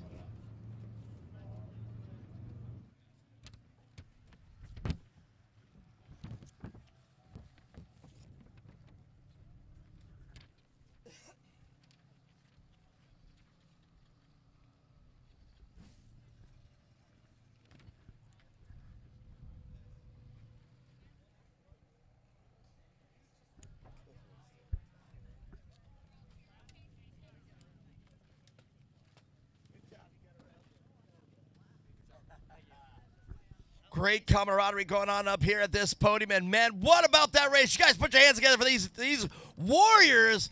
The Pro NA, man, you did a fabulous job out there. Lots of swapping. And at the end there, once you got it in, you got around Braden Craw. You had your hands full, but you finally got around to take the 3rd place. Yeah, I was trying to get around him for a while, and I also had no brakes by the 2nd lap again. And I was trying to do everything I could, just let him know I'm there, but I had to eventually make my way around him, so. Well, it definitely looked really good, and you had it poised. Once that door got there, you took advantage of it, and you just checked out. Yeah, I was looking the whole time to make sure where I was at, and by every lap, I was like, all right, come on, I'm going to get Clay. I'm going to get back to Clay, but it was already too late, so. Well, you know, it made for some good day of racing and a great weekend out here for the pro class. All right, let's talk about the people that make your race program happen. Once again, my Uncle Chris, my whole family, Dylan Christie, Winicky Motorsports, Red Dog Suspension, DSD Racing, Top Box Racing, Queen, Polaris Racer. I couldn't do without them. All right, you guys make some noise out there. Chase D'Souza Diaz, good job. But man, Clayton, we got to talk about this. Man, great weekend of racing. It's been awesome to announce. And, man, you guys just put it down and got some serious racing in. Yeah, I'm glad that we get more track time. You know, 2 days of racing, that's pretty cool. That gives us double chance of getting 2 trophies and you know, even a podium or whatever, because, you know, sometimes that first day doesn't go as planned, you know.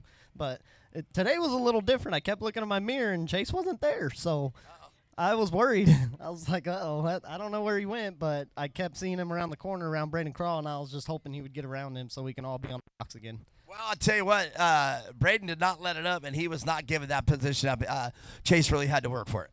Yeah, I mean, sometimes you got to. Sometimes you got to hit somebody and let them know you're there. Like, hey, bro, I'm trying to get around you. Oh, you heard it. Some days you got to just hit somebody, get them out of your way. All right, no, I'm just teasing. Hey, man, great day. Let's talk about the people that are behind you. I definitely want to thank Polaris Racing, MRT Off-Road, MRT Tires, Gear One, Cryo One, Sparco, Winnicky Motorsports, and my family and everybody that helps me get me up here on the podium. That's spoken like a true champion. Make some noise out there, everybody. Great job. But this man, Chase Mankin, again, out on top of this box. Just a perfect weekend. He said, hey, oh, yeah. Just a great weekend of racing for you. Oh, yeah, it's been an awesome weekend. Came out same thing as yesterday, so that's awesome. You race with these guys pretty often? First time. Okay, so now you know, and then you came out. Once again, what's happening out here, I'm noticing a pattern. Once first place gets out front and develops lead, it's hard to reel you in.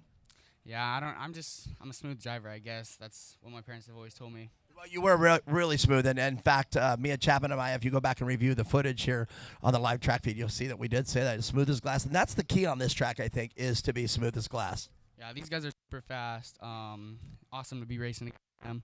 The track started getting gnarly to the end. I was rubbing skid plates around every corner, but yeah. There were body parts. He said I was avoiding parts. All right, well, let's talk about the people that make it happen for you here this weekend. Oh, my family, my dad for calling out an amazing pass. Everyone that helps me, Polaris, Maxxis, KMC, Ball Designs, Sparco, and everyone else. All right, well, what do you think about this podium? Everybody make some noise. Your winner, Chase Mankin of the Pro Naturally Aspirated Race. Stick around. We got plenty of racing up, and that was quite a race. Just one race after another here at Core that just are awesome. They just keep getting better, and indeed, I was going to see, hey, Mia, tell us who's next, but I'll let you guys know. Stick around. More racing coming up.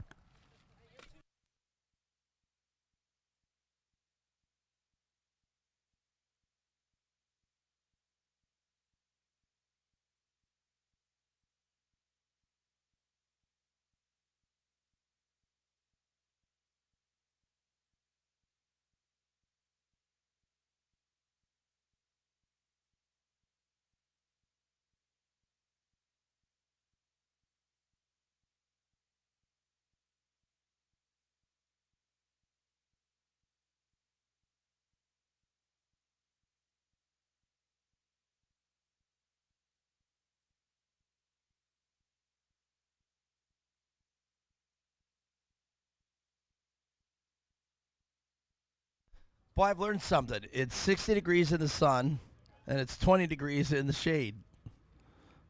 And then you add the wind to it. Like just a second ago, I was out there on the podium, nice and warm and happy. I sit down behind this trailer, and I get all cold again. Yeah, you get in the shade, and it's pretty chilly. Let's be honest. All right.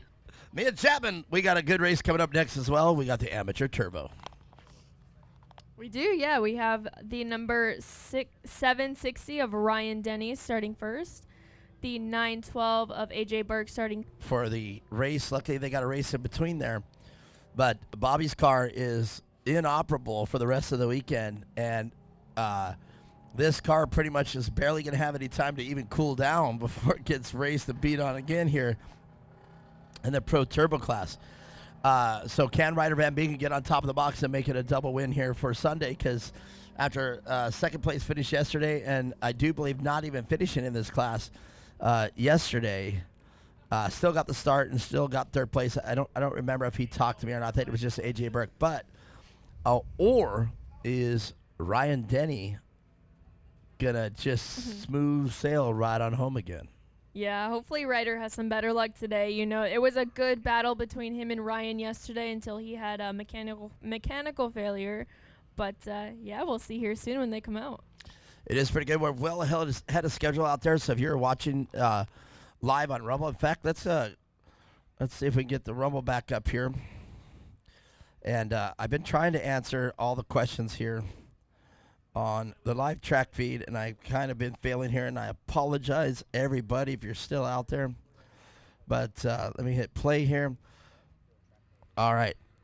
Let's go, Braden. So somebody out there was, during our last race, was saying, let's go, Braden. I'm assuming they were talking about Braden Craw. And that's the place to say it. If you guys want to hear me say something or shout out to anybody out there, either watching the live track feed or actually here at the track, write it down, man, and let's get a city check again. Check in. Tell me where you guys are at. Tell me where you're watching it. Are you watching it? You know what we need to do? If it's Rumble, we could probably get it in some of the sports bars. Like, it wouldn't be that hard for a smart TV to log in on Rumble and actually watch this live. So, like, if we tell a bar, watch the off-road racing if you're, somewhere else or, a sports complex or something, and transmit it live into Phoenix or Nevada or California or anywhere. Definitely. I'm sure if they're, sitting at home, they probably got it up on the TV. But I know my dad's tuning in from at home, watching on his phone. So quite a few people joining in on our live stream. Well, Joe, it's been great. I got to tell you, if you are out there and you're watching right now, I got to tell you, it has been absolutely amazing sitting next to this young lady. She's definitely made me very humble, and it is just exciting. I do sit here every now and again when you start talking, and I do just go right back into the 14-year-old Mia that I knew, and I can remember just like I did with these kids. Now you see, I know what to say to them now to get them to talk, and I did the same thing with you. I had to say things to get you to talk and tell me about your race. But now sitting here next to you as a we're peers right now and announcing, it's been incredible. So Joe, you should be very proud of her. I think she's amazing, and as long as we can just get you tuned up there on the podium, I think you got some. I still think you did amazing. That's another thing. There's really no rules to announcing.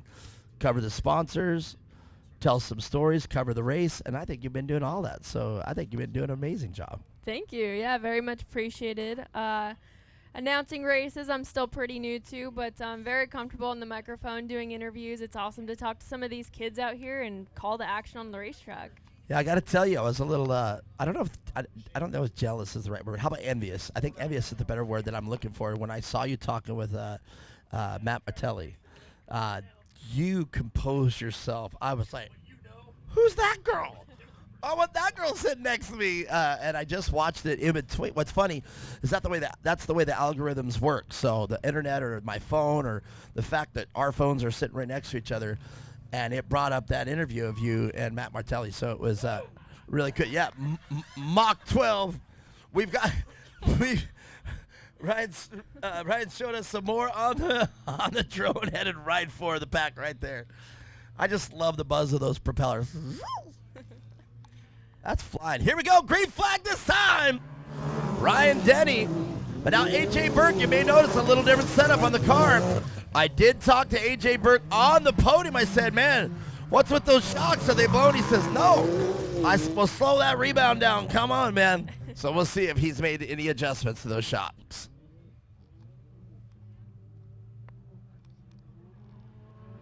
But right now, Ryder Van Beekem should be patient and let that door open up from AJ Burke if he's going to get around him. But he's also got to make his move fairly quickly out there in the course, because if not, Ryan Denny's just going to clean check out.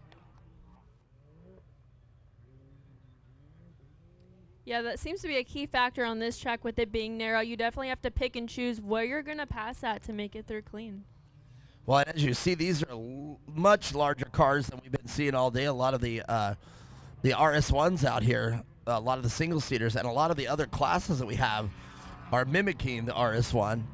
So they've been single-seater classes. But as you see these are full width, full length, big turbo cars.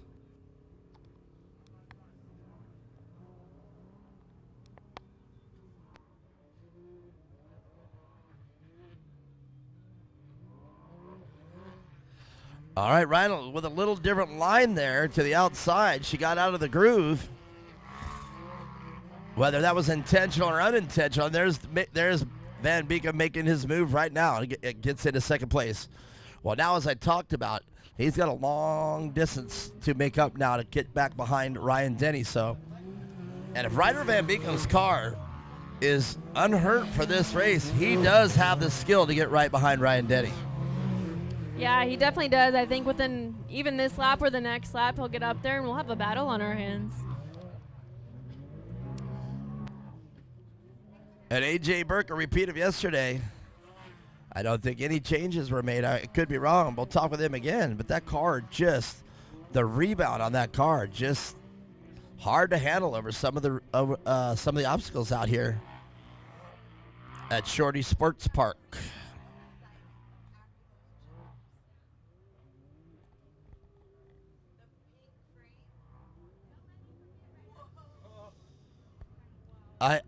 I talked to him on the podium to slow that down. I don't know what's going on.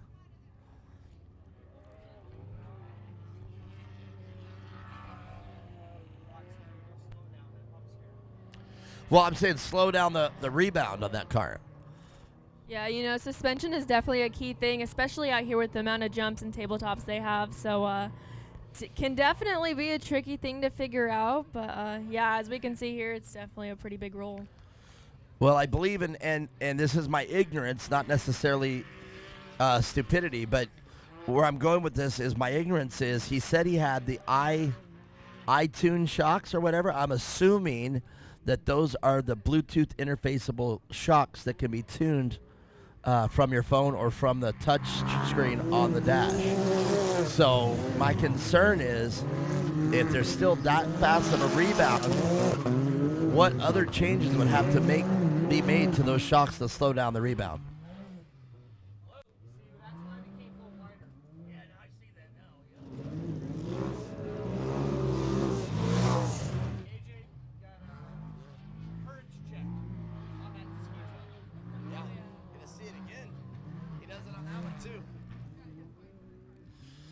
So, okay, back to the leaders.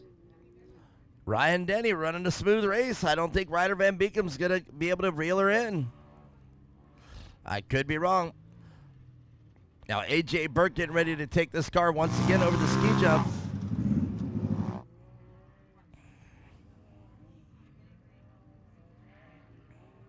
A.J. Burke off the ski jump. He slowed it way down on that one. I think that last one, he's going to have to pull over and change his driver's suit.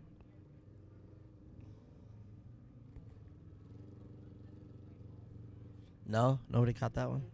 No?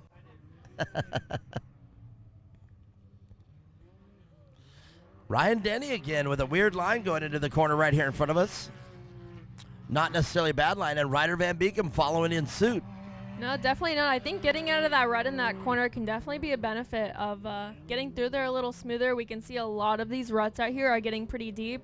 And for these short course cars, because they're so low to the ground, that can definitely help. Yeah, I think I would do that regardless. Back when I was racing, I would always take 3 or 4 lines in every corner.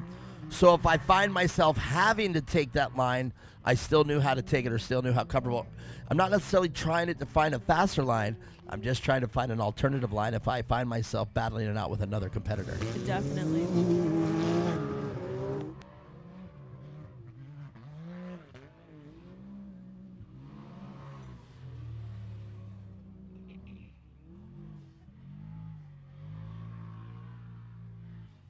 So Ryder Van Beekam's car, as you see this car come around, you can see there's a lot of technology into that car with the coolers located where they are, right behind the car. And you can see that car is set up for this exact kind of course. You heard Mia Chapman talking about it earlier. These cars are low. These cars are 4-wheel drive, and they are engaged. They are in 4-wheel drive.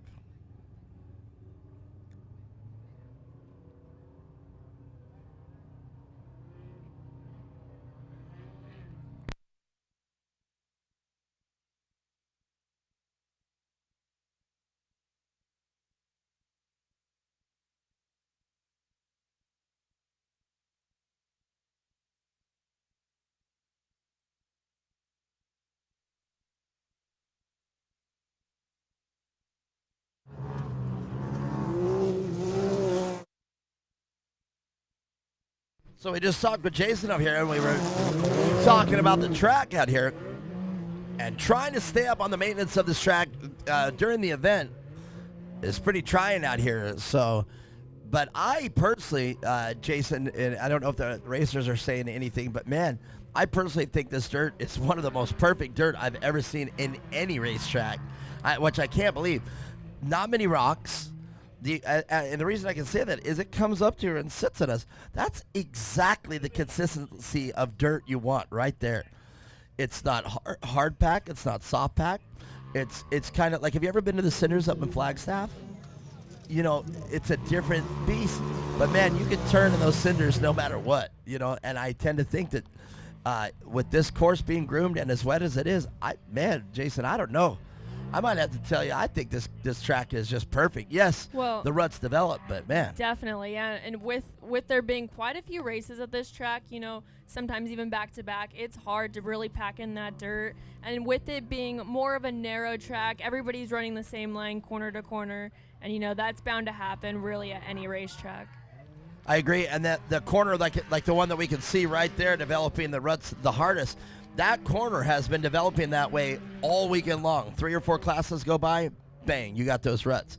So I do like to see Ryan Denny and Ryder Van Beekem actually come out of those ruts and start to push that fluff out.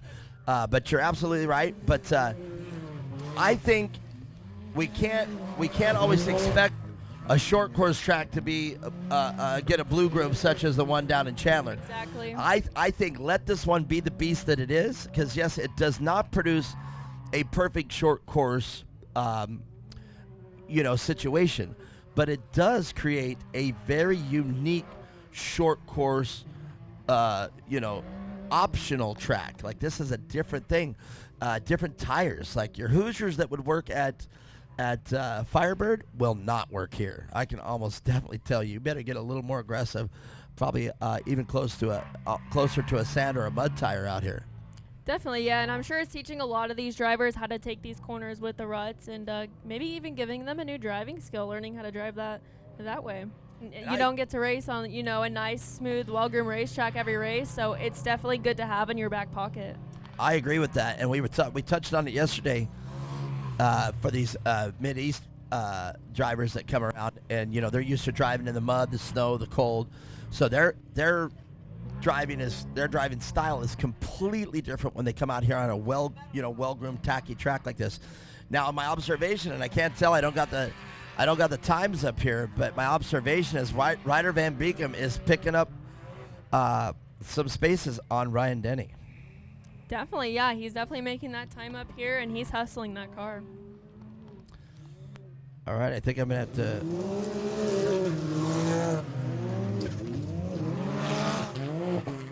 redo my feed here.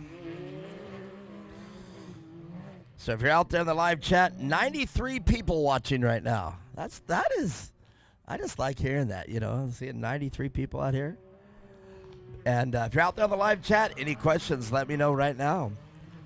Call me up or text me on the live chat. I've got it open here on my phone. And Mia Chapman and I will try our best to answer any of the questions you have out here. If you have a question for Core, let me know.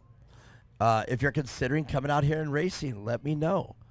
And if you are out there watching right now and you want to come out here and go racing, tell me which class that you would race. So right now out there, P. Craw said, let's go Braden. So that's a Craw family member.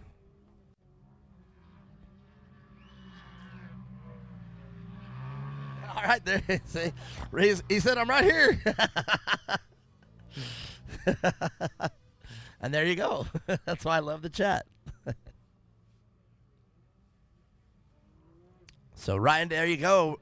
Ryder Van Beekem closing the gap right now. Now you can visually see it. I was kind of witnessing it myself.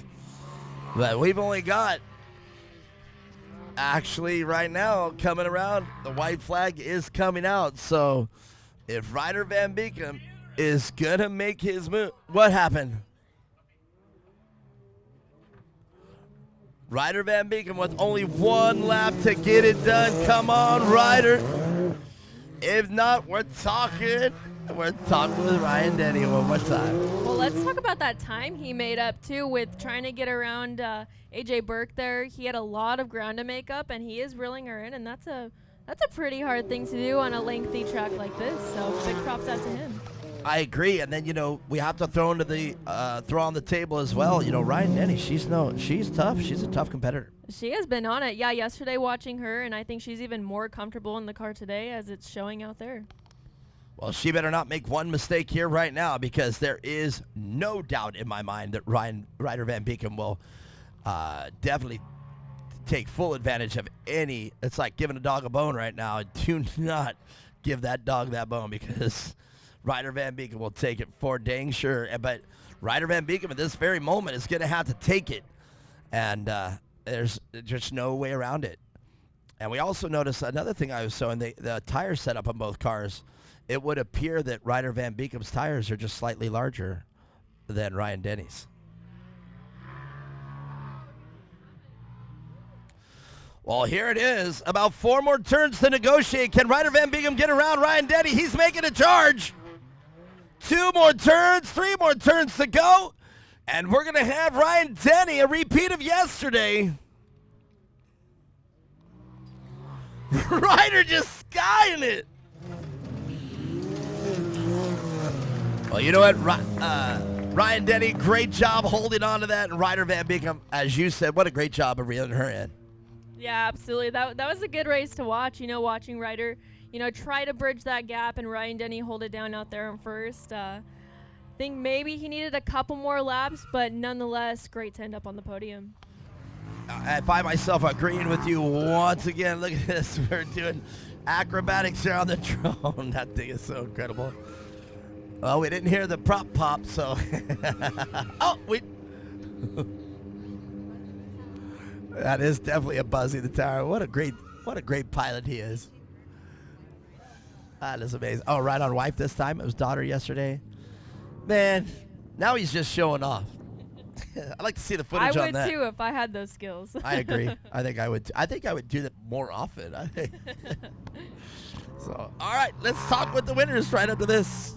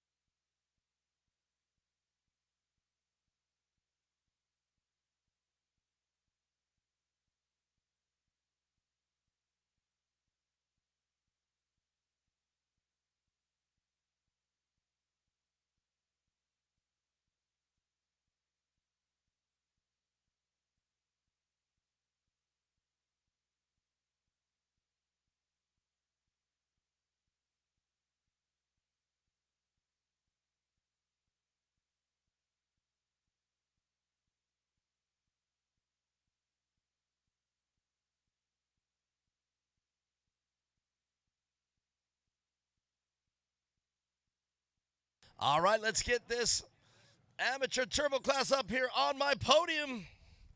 Ryan Denny, Ryder Van Beekum, and A.J. Burke. And I understand A.J. Burke today has his wife in the car. No? Oh, it's still your daughter. Okay, hey, don't kill the messenger. I was just told.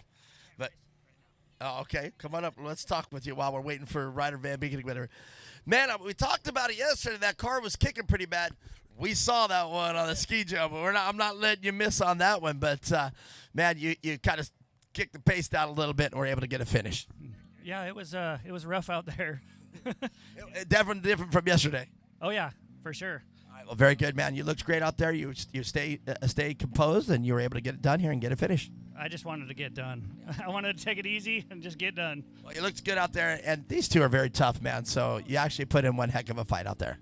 Yeah, they did. Well, for a second, I did anyway. You did. No, you did. It looks good. It was fine. All right, well, let's talk about the people that make your race program happen. Oh, my wife, my daughter coming out to race with me, Raceline Wheels, CNS Racing, Tom Bach Racing.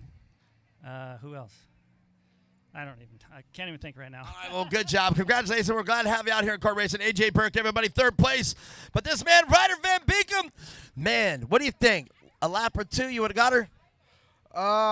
Yeah, first lap, I flat landed my car, and I broke the front diff. That last lap was kind of what put it to an end. But we'll drive the whole race, maybe. Just depends. Well, you guys have been having a hard time all weekend keeping four-wheel drive in all your cars, so gosh dang, man. Yeah, it sucks, especially with the Can-Ams. All right, well, let's get you done here. Talk about the people that make your program happen. My mom, my dad, Kevin and Matt, God for keeping me safe, R&R Steel Racing, Yaw Power, Injector Dynamics, and Rob Muzzy, and Core for putting on this race. We love having you here. You make some noise out there, Ryder Van Beekum, but this young lady, unstoppable all weekend in this class, Ryan Denny. Wow, congratulations, young lady. That smile is genuine as it gets right there. A great weekend of racing here for the Denny crew. Yeah, it's so great to be back on top of the box. We swept the weekend, so it's an awesome weekend. You earned it. It wasn't given to you, man. You know, this gentleman, even though he lost the differential, he still got to keep that car together, and that's part of racing. And you were there to keep it smooth, consistent, and you got on top of the box both days. Yeah, my dad was just telling me he's closing the gap, and I started to get tired and everything, but I just kept it together. Indeed. So great job. Not a track. We talked about it just before we got on the podium. Not a track you're necessarily used to, but you came out, you persevered, and you conquered. Yep. All right. Very good. Let's hear the sponsors and things that people that make your race day happen for you. I want to thank my mom, my dad, Papa, Burrow Enterprises, Torco Fuels, and 518 Designs. You got it just like that. Make some noise for these amateur turbo. And your winner, Ryan Denny. Mia Chapman, I look over, she gone. Stick around. Just a couple more races left for the weekend. And the 2024 Shorties Sport Park Championship Off-Road Racing is in the history books.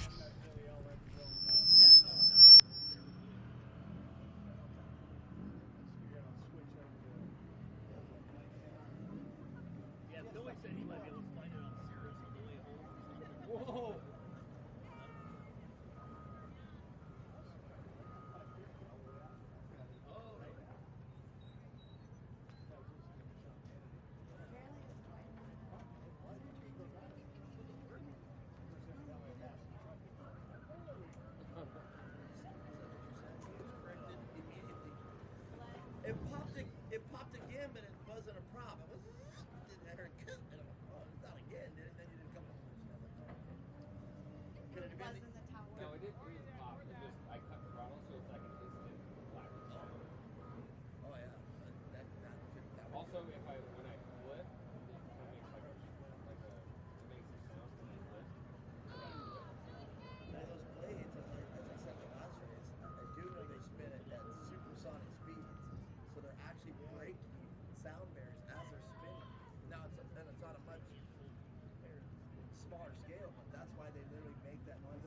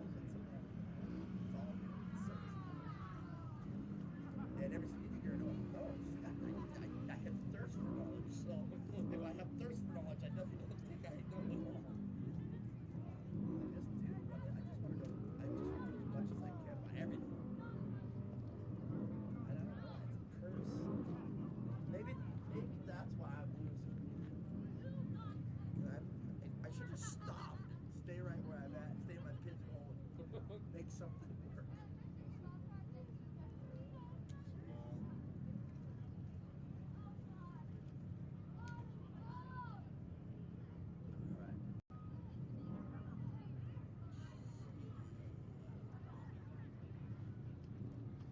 I better find some Kansas City because my boys are already texting. Oh no.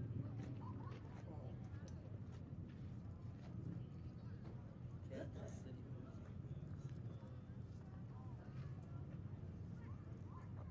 Better butter those fuckers up. That is not wide enough.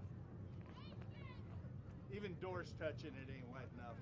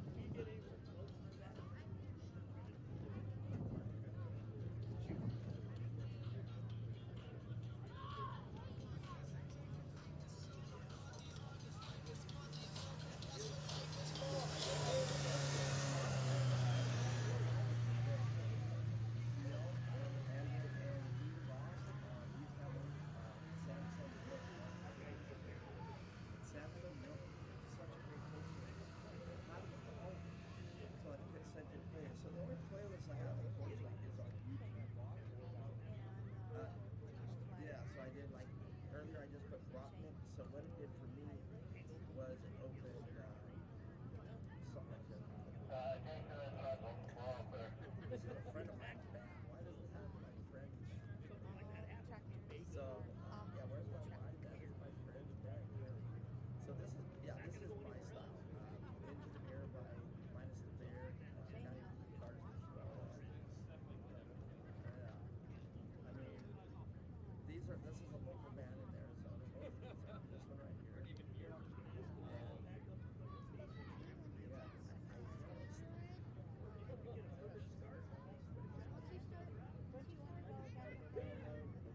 And sharing unavailable. Look at that.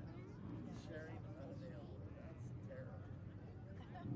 But Alice in Chains, Behind Encounter, Pearl Jam, just about these are made from songs that I've listened to. Right? That is a great list right there. In my opinion, I can't say it. So for My Name is Human by Suspect Bath Salts. Chicago.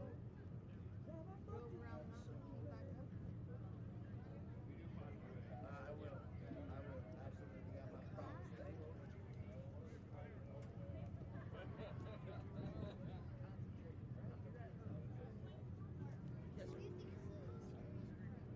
Yes, sir. Racing, what part? Of today? So that's hard to say because, instantly my heart wants to say the ski jump. See right up there, that's called a ski jump. And that claimed Jason Weller yesterday. But I don't think that's the scariest part of the track. I have to give it to this corner right here. This one up there. Well, I'm going to give it to two of them. That corner right there is claimed over 50. Okay? But it's not because of the victims it's claimed, but it's because the other racers couldn't make it around. So they had to find a way to bypass it down here. So that corner, I think, is the scariest. And not because of just racing on a corner to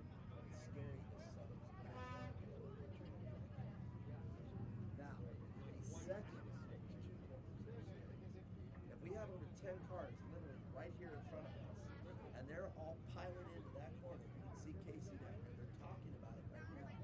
Well, the tractor just came over and pushed dirt over there to get it under control. But Kevin's concern, our flag man, was that it's still too narrow to have all those cars bunched in and make that. Oh, they didn't take out the curb. Yeah, so in other words, I say that corner, but it's flat again. There's no curb there. But that corner, curb's that not there.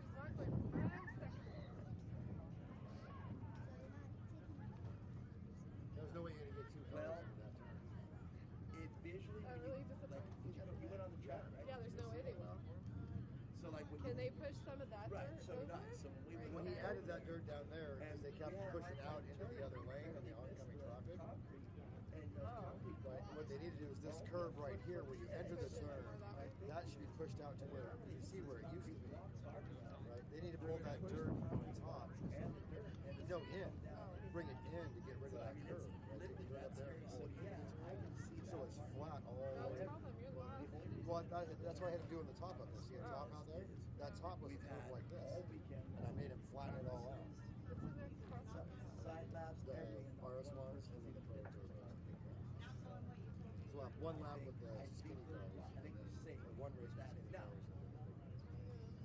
I guess what I'm saying to you, if a car does hit it because they walked out into it, and they go down that thing, I don't care how it's so I have to match you with that. So I will. But we haven't had any problems. But we've had problems there. We've had problems. We started third in the division 3 with that race. Which race did you start in?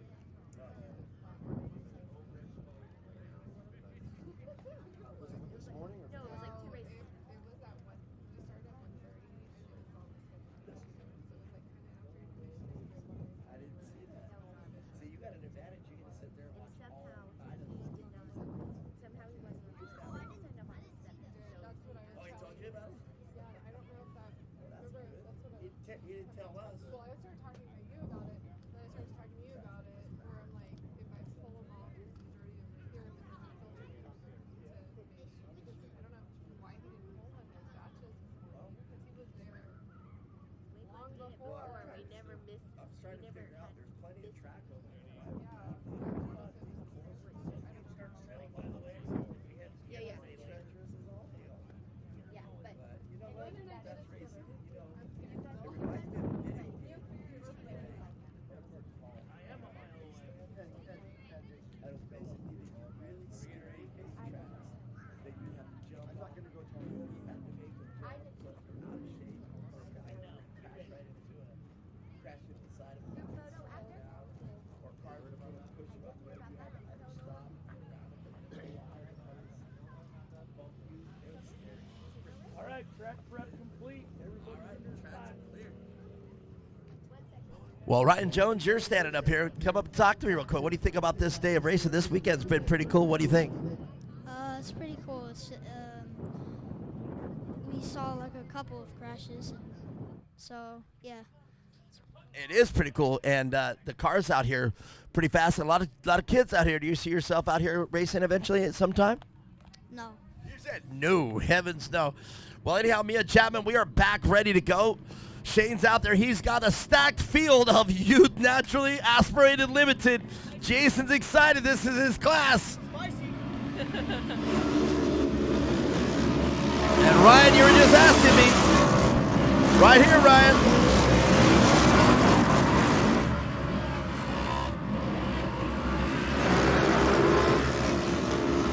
So there you go, Ryan. You asked, you said, hey, what's the most treacherous part of the track?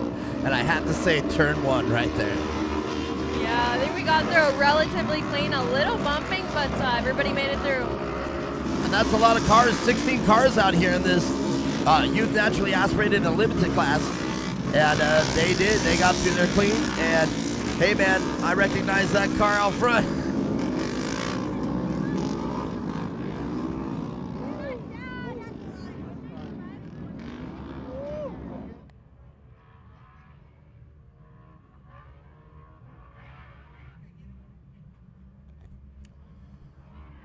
You know, we really got to give it up to to Mason Cotter here today.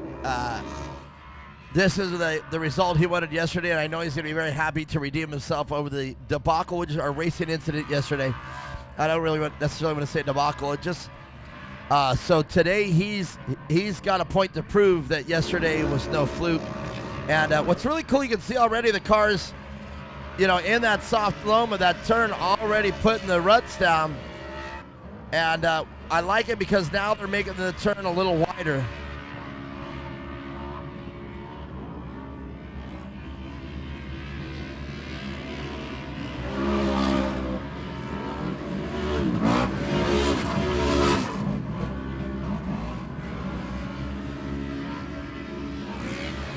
And we know the 851 car of Brian Willett. Brian Willett been strong and consistent, making great showings out here in the Core Race Series all weekend long. And Brian Willett, he's not going to let this unfold in front of him. And we have one more car out there to mention. We got Jackson Lehman out there in the number 866 car.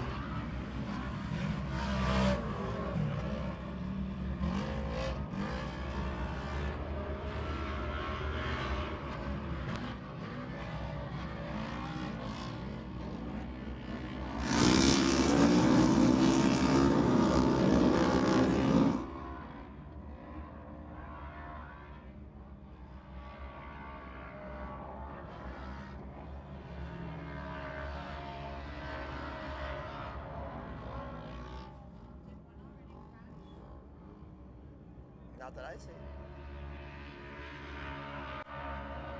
If they did, they're out of my view.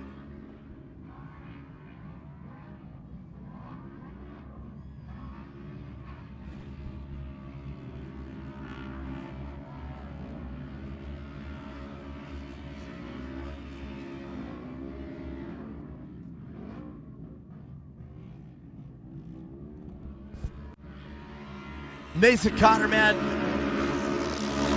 This is a position and the rest of the field, if you're lining up with Mason Cotter, that you don't want to put yourself in. You got Mason Cotter, and if he gets out front, I don't think there's any car out here that will have anything to be able to present forward to get Mason Cotter reeled in. Mason Cotter is simply going to check out. If he runs a smooth race, nobody's going to catch him. Definitely, yeah. He's always been a fast one out here, so he definitely took that lead and he's running with it. Well, I agree. It's going to take something just short of a miracle to catch this young man. He was in this position yesterday, and unfortunately, an incident kept him from staying there in first place. But today, I have a feeling we're going to have a smooth all the way through 8 laps. We've got 3 down now, or 2 down, and the third one is commencing right now. And if you're out there watching this on the live track feed, I guarantee you got a great seat out there from either the drone or the multiple camera angles that we have out there on this race. This is well-being. Now, unlike yesterday, although the sun is starting to set, I don't think the sun is as big an issue as it was yesterday. Yeah, I definitely have to agree. We're in an earlier part of the day than we were yesterday, so hopefully it's not too much of an issue for these drivers today. And what we're talking about, if Bobby Van Beekem had brought this up yesterday, he said he was actually taken out because the kid behind him, the sun was in it, didn't see Bobby cut in, and then the kid was a little too hard and aggressive because he couldn't see. And Bobby's argument was, well, hey, if you can't see, then stop pushing it so hard. You know, if you can't see, step it back. But he kept it. I kind of think being Rooster right here is like a rite of passage.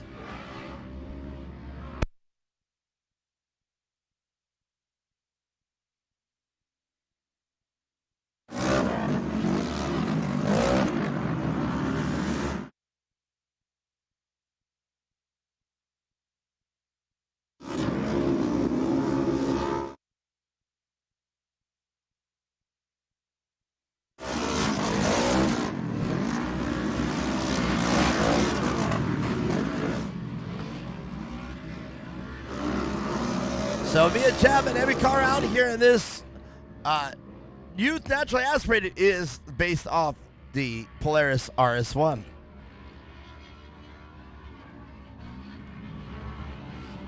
Yeah, you know, the Polaris RS1 is definitely a competitive car out here, as we see most of the field that has one. Definitely a different type of car with the seat being in the middle and there's no passenger seat whatsoever. I've heard it feels more like a race car, easier to drive, and these kids really enjoy racing them out here. I can remember it. It seems like, whoa.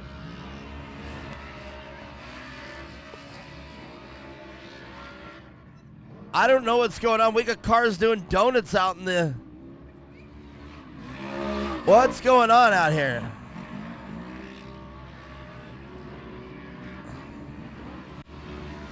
We literally have a car doing donuts.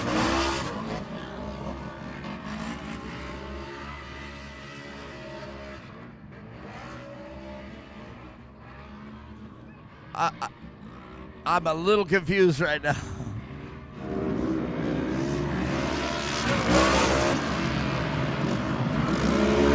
Oh well. There is action all over the track right now. I don't even know where we're at. There is for sure. This is one of the biggest classes out here, so a lot of action, a lot to keep up with.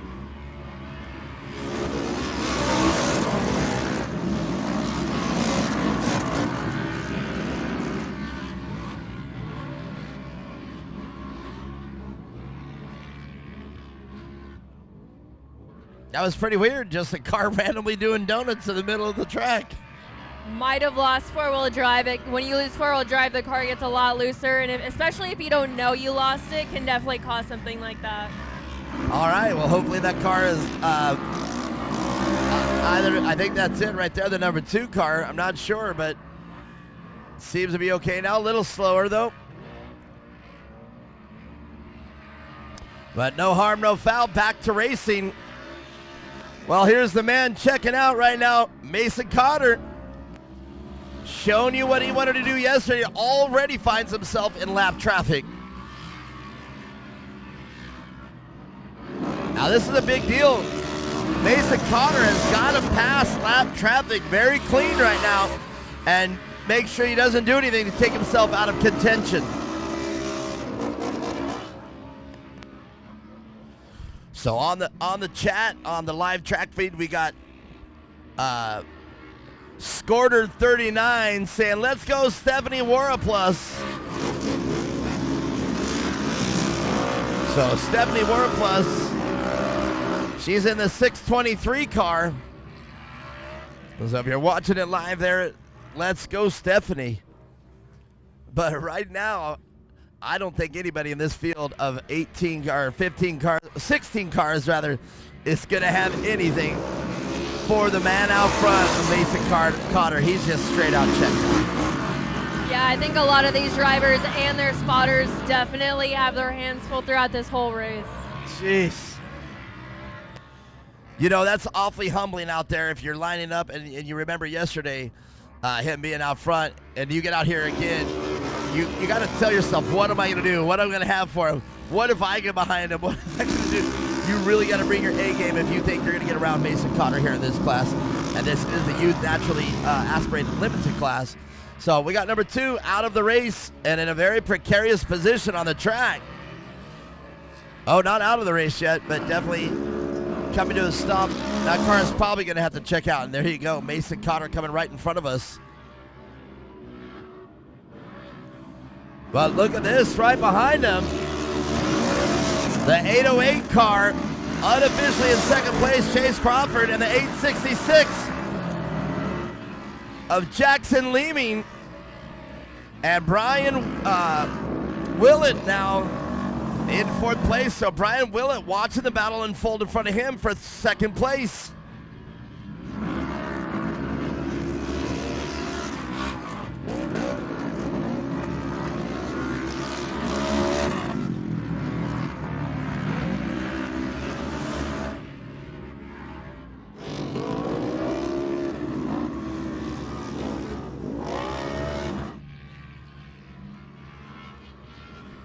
So Mia Chapman, just one more race to go for the weekend.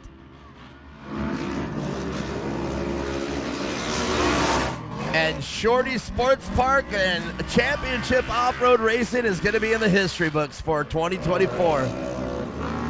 Yeah, I think these past 2 races have been an absolute blast. The car count is there, the talent is there, so I think it's going to make for a good season of racing. Again, as I have been doing all day long, I have to agree with you, Mia Chapman. You have been on point in the calls that you have been making all day, all weekend. And this is going to be one for the memory books. You know, even we were talking with Ryan Denny, you know, we call it our home track, and we know which track we're talking about, Firebird International Raceway. And it's back on the books, and we raced it here a month ago. And this crew and this team and everything and all these races drove into Chandler, Arizona. We invaded Firebird International Raceway. But now to come out here and have a repeat performance, great crew, great teams, great racing. I really thought the track was going to be a little less forgiving than it is. It actually is very forgiving, so I have to eat my words. But it just has made a phenomenal, a little bit different from what we're used to, more motocross than short course, but I love the format, and I do think a track like this is absolutely 100% made for these side-by-sides. Definitely, yeah. And getting back to the racing now, the white flag has been out for our leader with just a few more turns to go. I think it's pretty much safe to say Mason Cotter does have it in the bag for this, but the battle for second. Well, I'm sure he's going to be pretty happy. We're going to talk with him on the podium for sure, one way or the other. And all I'm going to talk about is a little bit of redemption from yesterday. So he's just bringing it on home. A couple more corners, as you said. He, at this point, could just take it easy, and I just don't think he's going to do that. But he definitely could take it easy at this point as he comes on the back straightaway. And you'll see him come down the final straightaway before the finish line. And we're going to have our winner, Mason Cotter, here in about 3 seconds. 3, 2, 1. Mason Cotter, your winner of a youth naturally aspirated limited class.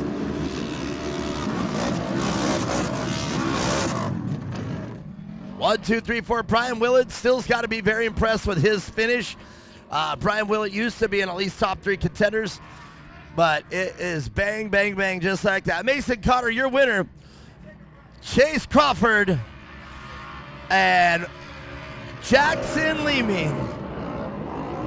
Yeah, what a race that was. I feel like we had something to watch that whole race. A lot of battles from the front to the mid to the back of the pack. And it looked like everything stayed relatively clean for the most part. Well, if there was anything to be seen, I didn't see it. The only place where our winner could have made a mistake is in lap traffic. But that mistake would be actually more for him than anything. So I bet you when he got into lap traffic, he had to stay clean. However, lap traffic probably came into play because if lap traffic slowed him down even a little bit, right behind them, Chase Crawford and Brian Willett and Jackson Leeming, they would have taken full advantage of that and started putting the pressure on Mason Cotter. Definitely. Well, all right. If you're out there in our live track feed, we're going to talk with the winners right on this, and I guarantee Mason Cotter is going to be pretty happy.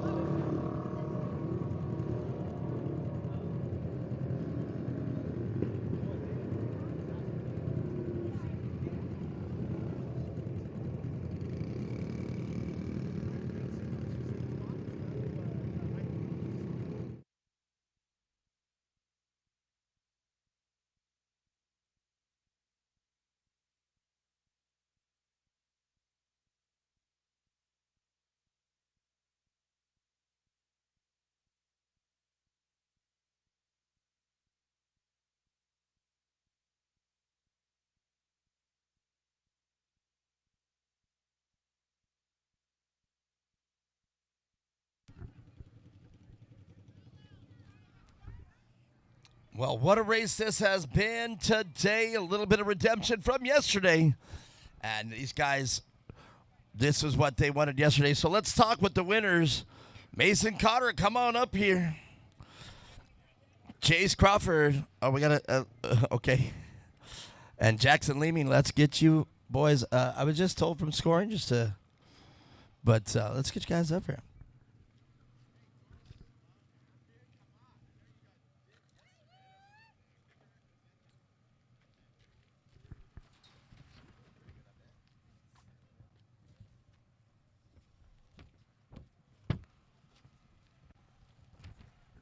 All right, just 1 second. I was told to pause for a second.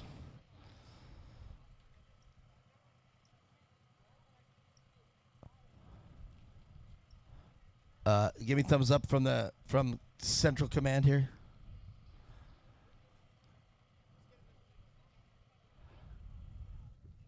Mia Chapman.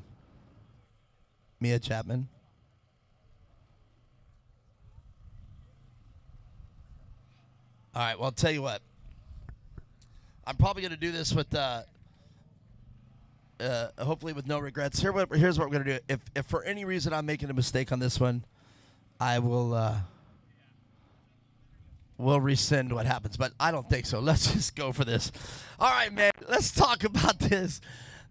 Today, a little bit of what was going to happen yesterday, but, man, today was where it came up. So there's got to be redemption for you guys, top three. Yeah, it really is. Great race out there, too. A lot of cars, over 16 cars out there, and you guys were able to get it done. Yeah, it was a lot of competition and not a lot of passing. You know, that is true, and we talked about it. If you guys ever get out in the position out here, this track, and you guys are fast, you better have got it from the start, because if you didn't get it from the start, that's probably where you're going to end up, especially in the guys when they're as fast as you guys are. Yeah, that's true. All right, well, Jackson Leeming, let's talk about who got it done for you today. My mom, my dad, XCC Power Products, Polaris Racing, GBC, Method, HCR, SGI, Bikeman Performance, Rugged Radios, and everyone else. Well, there you go. Big round of applause for this. This is what we were looking for yesterday, and we got it done. But, man, Chase Crawford, man, great day of racing. You guys put it down, and you showed what was happening. And here you go. Second place. Still got it on the podium. Yeah, it's definitely a lot of fun racing with these guys out here. Lot to reach for. You probably had to just kind of play your role just right, and make every mark perfect. Yeah, I just hold my lines and hope for the best. All right, well, very good. It's still very exciting to watch a lot of cars out there, and there was action all over the track today. So did you get any lap traffic? Yeah, a little bit, but it wasn't too bad. How does that play into it? Do you drive a little more aggressive, or do you just play it cool? Just play it cool and give them a little tap, make sure they know I'm there, and capitalize on their mistakes. All right, very good. Great race program over there happening in your pit. Let's talk about those people. My mom, my dad, my family, my friends, my pop, Crawford Associates, Crawford Motorsports, and Car One. Well, very good. Big round of applause for that in second place. But finishing in first place, and then Mason Cotter.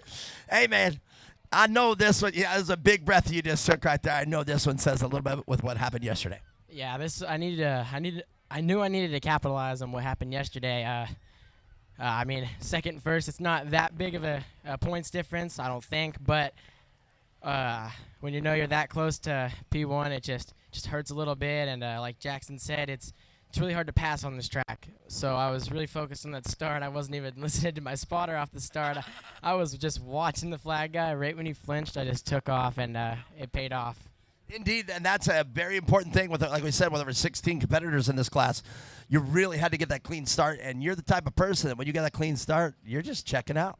Yeah, it really matters on this track. And it's like a motocross track. It's literally one car in the middle takes up the whole track, so it's super, super hard to pass. Well, you did a fine job. I saw you dealing with some lap traffic, so you definitely found the passive places out there on the track for sure. Yeah, most of the lappers, they're nice and they let me by.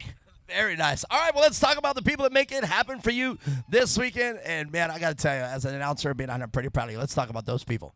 Thank you. I'd like to thank Polaris, Method, Hoosier, Sneaky, and all the guys at Sneaky, Anti-Gravity Battery, Rugged Radios, my dad, Brad, James, and everybody else who helps me. All right, well, I'm looking over, and I got the thumbs up. Hey, Jen, Anika, we got thumbs up. Everything was good? We got it right? All right, well, we're going for it. You guys make some noise out here. You're winners of the Use Naturally Aspirated Limited. I think this is what we wanted to see yesterday. So a little bit of redemption here. Congratulations, you guys. We have one more race coming up. And I was going to say, Mia Chapman, who we got? But it's the Pro Turbo class. One more race. All right, and so I did want to make you guys stay. So there is something, but if I do, like I said, we will redo it, but I think right now that's as it stands. But sit tight. We'll see how it goes.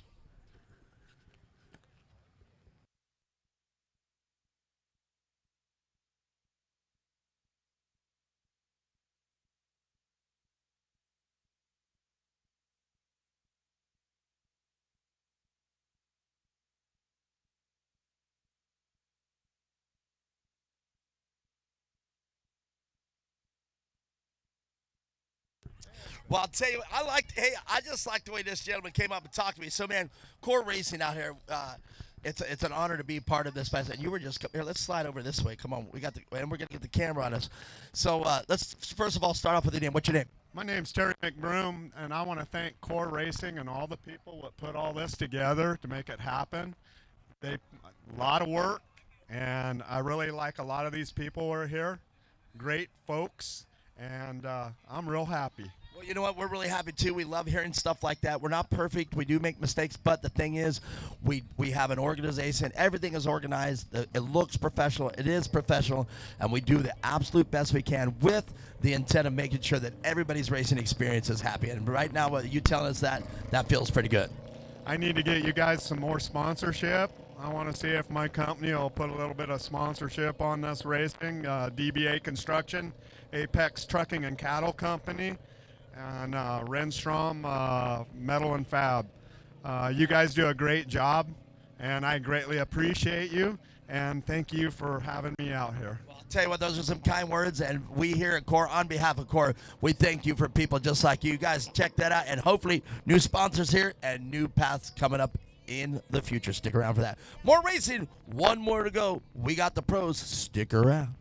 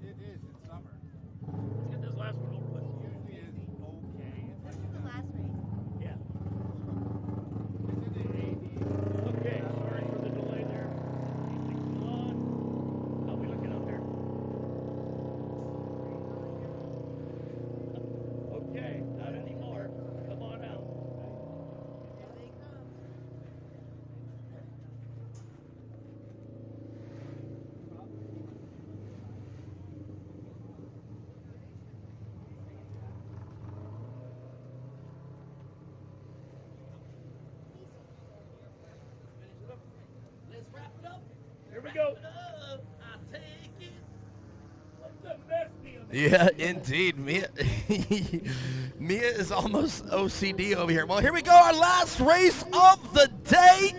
And one participant I am missing is Jason Weller. So,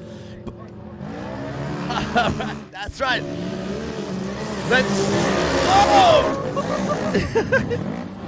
That was pretty exciting. We almost had a car sitting on our lip. Core 2024. We gotta love we had to put that in there. Being Chapman, our last race of the day. Our boy Kyle Arcanaugh. Yeah, you know, I got the chance to talk with him earlier, and I asked him what his plans were for today, if he was going to bring home the win again, and that was definitely the plan. So he's got the lead out there right now. Hopefully it plays out in his favor. Well, oh, geez, they are just skying the ski jump. That number 1 car is unbelievable of Cody Winicky. I mean, I think they just removed the brake pedal in that car. Oh, yeah, the confidence behind that driver, unmatched. Well, what I'm liking to see is the number 14 of Steve Hoffman. He is on fire today. He got on the podium yesterday. They call him sight lap Steve because he rolled his car on the sight lap. And another one, they called him Steve Krashelhoff.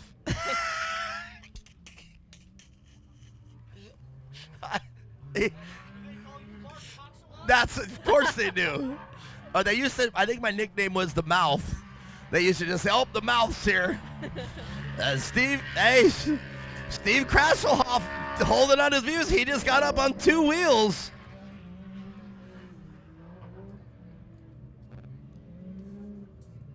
But right now, Arcanaugh.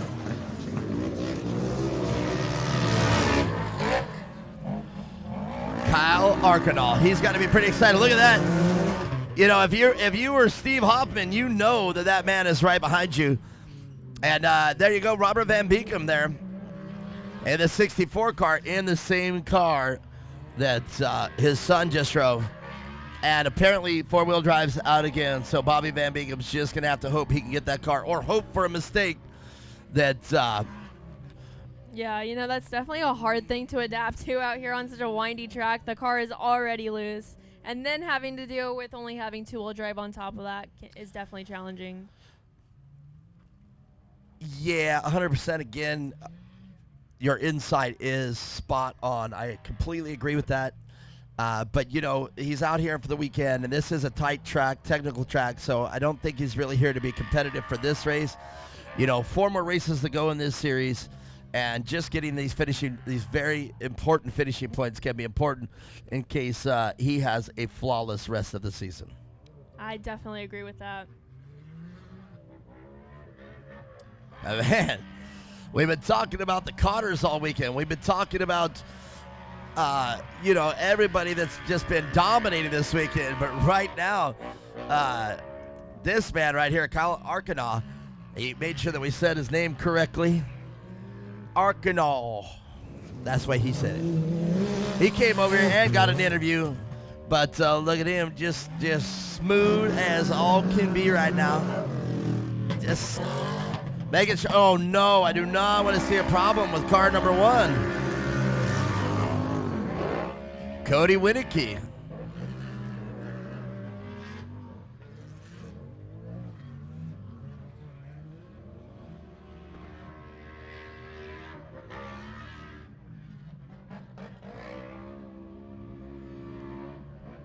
There he goes. Maybe we just had a little mishap. Mechanical. Mechanical. Or man, he just goes.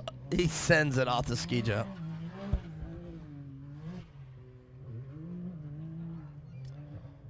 Yeah, Bobby Van Beekem's definitely struggling to get that car to get up on the pipe right now. So there are some things, but you know what? Knowing the type of competitor that Bobby is, what happened?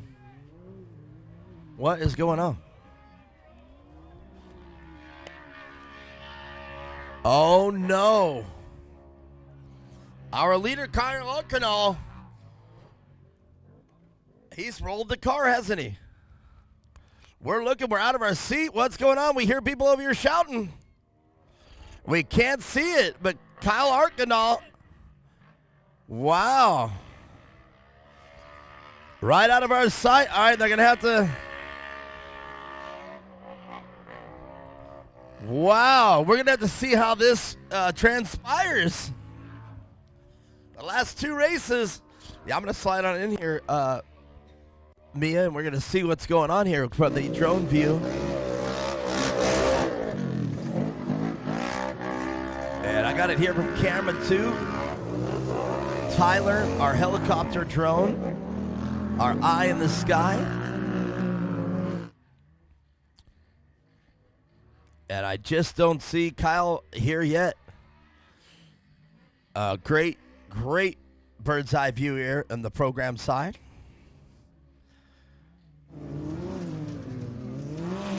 Bobby Van Beekem right there coming through the finish line. And sight lap Steve Krashelhoff.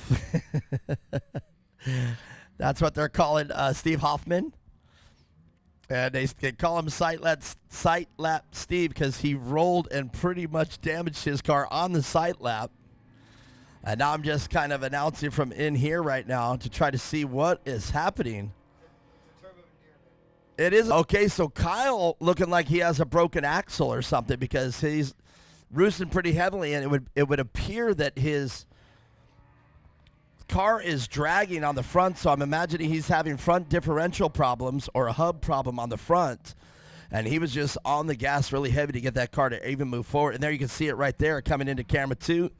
Yeah, Kyle Arkinall is definitely having some problems.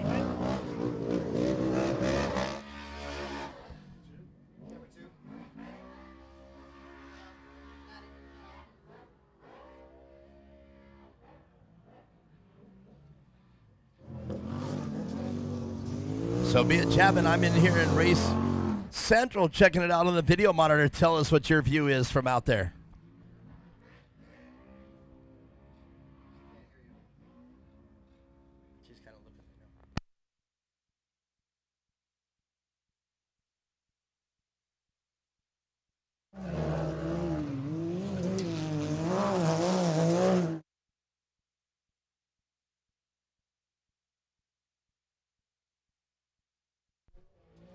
Well, me and Chapman, I'll be coming back out here to see you then. Oh, did the mic not work?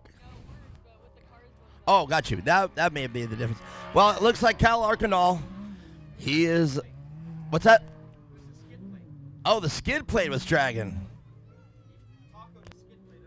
Oh, I was wondering what it looked like from the drone view. He was dragging something, so I thought maybe his front differential had locked up and was preventing him from moving forward under four-wheel drive. Yeah, no, just got word it was a skid plate that kind of tuggled under the car, preventing him from moving forward. So tough break for Kyle. He was out front, had a good lead. Well, that's got to be pretty good for one guy out there right now, and that's going to be Cody Winneke. He's out here in the #1 car now. If he just drives it home. Now, what's really cool is as long as Steve Hoffman can keep it together, Steve Hoffman's going to move up to the second spot onto my podium. And then that I was going to say it's going to leave Jason Weller, but with Kyle not in the mix anymore, Bobby Van Beekem might finally get my interview. Definitely. Sight lap Steve Krashelhoff.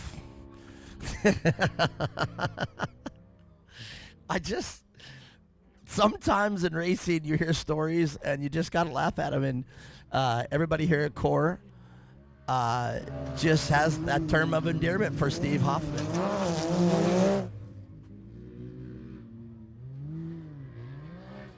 Bobby Van Beekem, what are you doing? Oh, you didn't need that jump anyhow. Nobody else was taking it. Bobby Van Beekem with his own bypass. Yeah, he's trying to make that car work from out there. Only having two-wheel drive is, I can say firsthand, it is tough to do.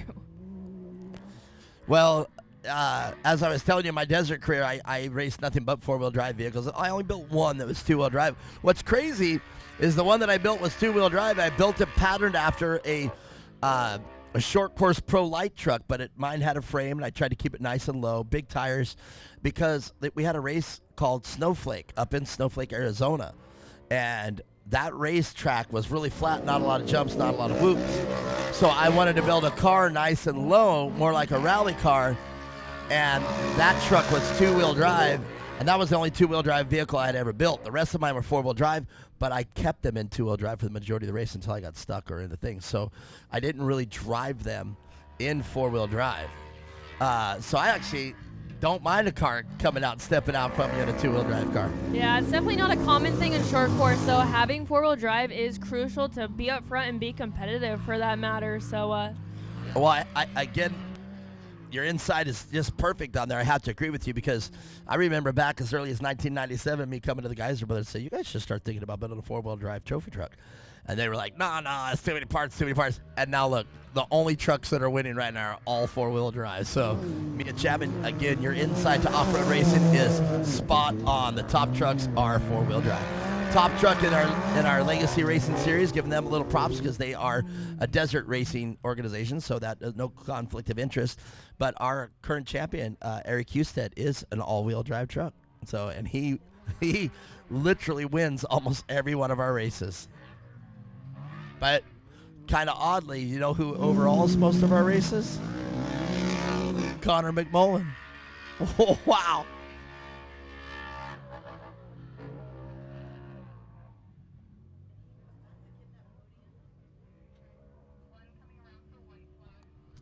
White flag this time around for Cody Whittaker. And Cody just driving it, can just cruise on home right now. But the last three cars on the track, Cody's not going to take it easy. He's going to send it. At this point, it's just putting on a show for you guys. The final lap of the 2024 Championship Off-Road Racing Series here at Shorty's Sports Park is going to wrap up right now with this final lap. And it's been a great day of racing, great weekend of racing. And, man, I can't wait to do it all again in Vicksburg. Twisted Lizard coming up our next race.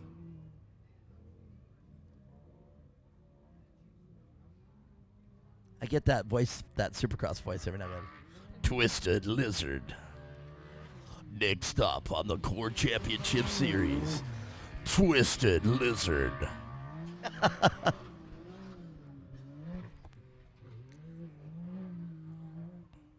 Well, Mia Chapman, Cody Whittaker coming down to the infield one last time. Turning up until the last couple of turns, bringing the win on home. I'll tell you what, bring Cody Whittaker in. Tell us him in his first place, and let's see it. Because bring him on in. definitely, yeah. He brought the heat this race, and he made it out on top. So, yeah, big congrats to him. Checkered flag flies for your winner, Cody Whittaker. Hey, I just noticed he's sporting a motocross helmet. I like that. We used to do that back in the day. We'd wear motocross helmets with goggles and tear-offs, and Lucas outlawed that.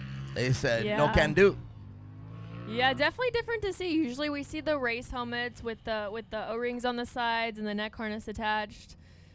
I can say firsthand I'm definitely grateful for that, because when you get into a wreck, you can definitely feel it. I think a hands device, if you're using any type of 5-point or 4-point harness, is absolutely mandatory.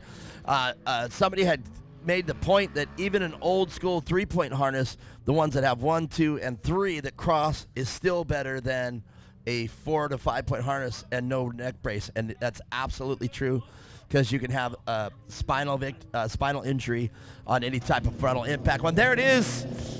This man's got to be pretty happy he finally get to talk to Bobby Van Beekum. Wow, I just don't know what to do here. Well, let's get this one over with. Our final podium of the 2024 Shorty Sports Park Day and Core as it rounds down. And you have to join me over there, and we'll wrap the weekend up here as soon as I get done with this podium.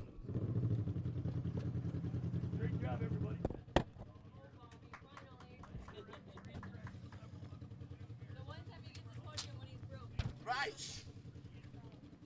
Hey.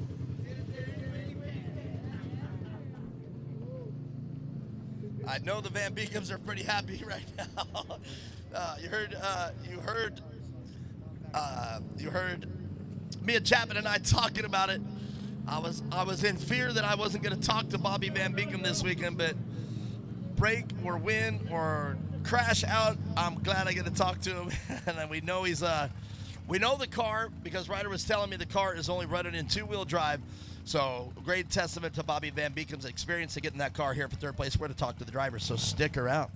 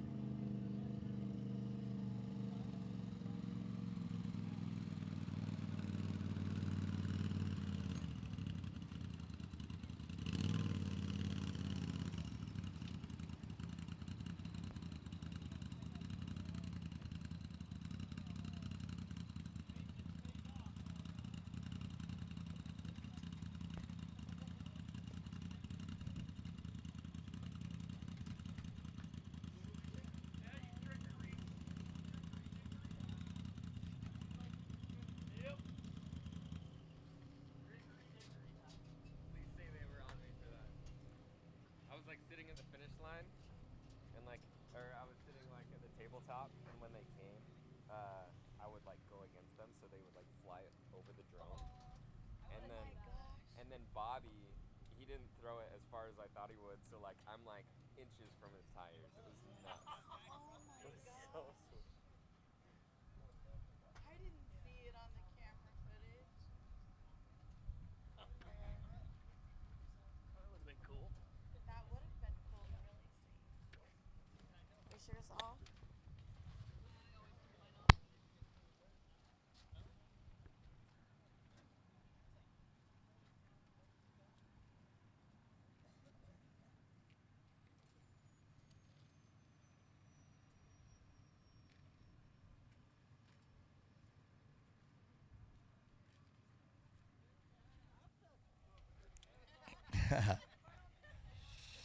All right, gentlemen. Let's get this final podium all finished with. Quite an exciting end to a great weekend of racing here at Core. While they are getting ready to come on over here, I want to say thanks once again to all our sponsors, HMD, signs, wraps, and stickers. They've been great with us. Hoosier Racing Tires, helping us all get it done. And Cactus Splash Pools, bringing on the splash. If you guys live in Arizona and you want a great pool service, check them out. Also, Performance Machine Off-Road and PCI Race Radios, making sure that all our communications are on point. Come on, gentlemen, let's get this race, and then you guys could talk bench race right after this. Bobby Van Beekum checked out. I saw him just drive off. What the heck happened? Is he upset? All right, I hope he's all right. Well, we'd love to have him. Okay, but come on up here. You guys go ahead and take it. And get on up here. That's yours. Yeah. All right, Ryder, come on up here. I was hoping you were going to do that. So, yeah, that's right. Grab that thing for me. All right. Well, your dad did a great job out there. You already told us the car was broke down, but he just pretty much stayed out there and got his points and ended up with the third place. Yeah, with the diff being even more broken now. We figured it because he looked like he was going backwards. Very uncharacteristic of your dad. Yeah, his car broke yesterday because the air cleaner fell off and basically sandblasted the entire motor. So he had to use my car, and I broke my car in my race. So, yeah. Just a hard day of weekend for the Van Beekums. But, you know, you guys are the title sponsor. We are very fortunate to have you out here as our sponsor. We're very fortunate to have R&R out here, and we're very fortunate to have you guys out here racing as well. Yeah, we're super glad to sponsor this series, and we're excited to see what this goes to. All right, tell me who your dad would say thank you to. You'd say thank you to Kevin, Matt, God for keeping him safe, R&R Steel Racing, Rob Muzzy, Yacht Power, and Injector Dynamics. Well, look at this one. I hope you guys watch it. Bobby, I was really looking forward to talking to you, but that's all right. It's been a pleasure talking to you. Yes. All right, well, look at this man right here. Sight lap, Steve Krashelhoff. Did I get it right? I can't believe I love it, man. You actually, on this race, came out swinging. You looked great. You looked like you were still poised for second or third place here. With the unfortunate things that happen around here, you got it done, and your attrition just paid off today. Another podium for you, but look at this. You moved up one. Yeah, I'll take that. I'll take it, man. Yeah, it was definitely rough. I need to upgrade in some shocks, man, because I was bottoming out everywhere and going as fast as I could, but obviously I have to let this guy go. He was bumping me, getting me out of the way, and I get it. I'm good with that. So, but yeah, it was a fun race, but rough race for sure, and just driving safe basically, and I made it to the end, and it got me a extra position from yesterday, so I'll take that. I agree. I think that was a very smart move on your behalf, and it looked great, and I was pretty happy for you. I even said it as you were racing. I said, looks like he's coming out smart. Yeah, I this track is rough, man, and the car is basically set up for legit short course, not motocross style. Yeah, so low to the ground, and yeah, and these ruts are so deep, dude, and they're getting potholes, so when you bang that, it jars the whole car and your back. Oh, yeah, you bicycled a few. All right, well, let's talk about it, man, the people that are behind you and make you get on this podium. Most of all, my wife, my son, Michael, who couldn't be here, like I said yesterday, HSD, who's backed me from the start, DPR, Desert Pink Racing, good friends of ours, Aftermarket Assassins, Sandcraft, and Jimmy for building me a badass car, Extreme Machine Fabrication. Thank you very much. Well, I'll tell you what, it looked very good. Make some noise for Steve Hoffman. I got to say it right on that one. Great weekend of racing. But this man right here, Cody Winicky, dude, on fire. Did you even land on the backside of the ski jump? Dude, you just launched out of sight, man. I don't even know if you were landed. Yeah, the last lap I did it one-handed and was like hoping they got a picture of it, but like he said, this track's rough, but that's what our Trick Travel kit's made for. It loves these deep ruts, and Shorty Sports Park always puts on a good track for us. And Core, thank you all. All right, very good. Do you have anybody else that you want to add to that? Any sponsor or anything? Yeah, I'd like to thank Polaris Razor, VP Racing, MRT Tires, Moto Race Wheels, Flow Vision, my parents, they're awesome. My little brother, he helps me out with everything and anything. And the dogs, they're great. Well, that's the ones to say thank you to. Well, I'll tell you what, I'm going to find my co-host. Where did she go? Mia Chapman. If she doesn't come on up, there she is. We're gonna wrap this up here for you. We're gonna let them take the pictures. What a great picture here, and a great way at the winner's circle. We're gonna slide right over here. Mia Chapman, what a weekend of racing. Our very second race here today on the schedule here for championship off-road racing. What a great weekend of racing. I definitely have to agree with that. It was such a good weekend of racing. So much competition out here. It gave us a lot to talk about, a lot to watch. And I'm looking forward to the next one. Indeed. You know, I was very impressed with everybody and all our officials getting through all the things and the adversity that we were, challenges that we were given here today. And we made it through it, and all the racers were safe. I really thought this was going to be a little more of a demolition derby, but, man, I had it all wrong. This track ended up providing some of the greatest racing I've seen. That race that I lost my mind, I was literally emotional. So if you guys have never made it to a core race, make it to the next one. Coming up here in Vicksburg at Twisted Lizard. Are you going to be there? I won't be at that one. I'll be at another race myself, actually racing. So sad to miss it, but I'll be at the rest of them for sure. All right, well, let's wrap this up. That's going to do it for the 2024 right here at Shorty Sports Park. It's been a great time. Mia Chapman signing off. Mark Wright, it's been fun, but we're done. We'll see you at the next one.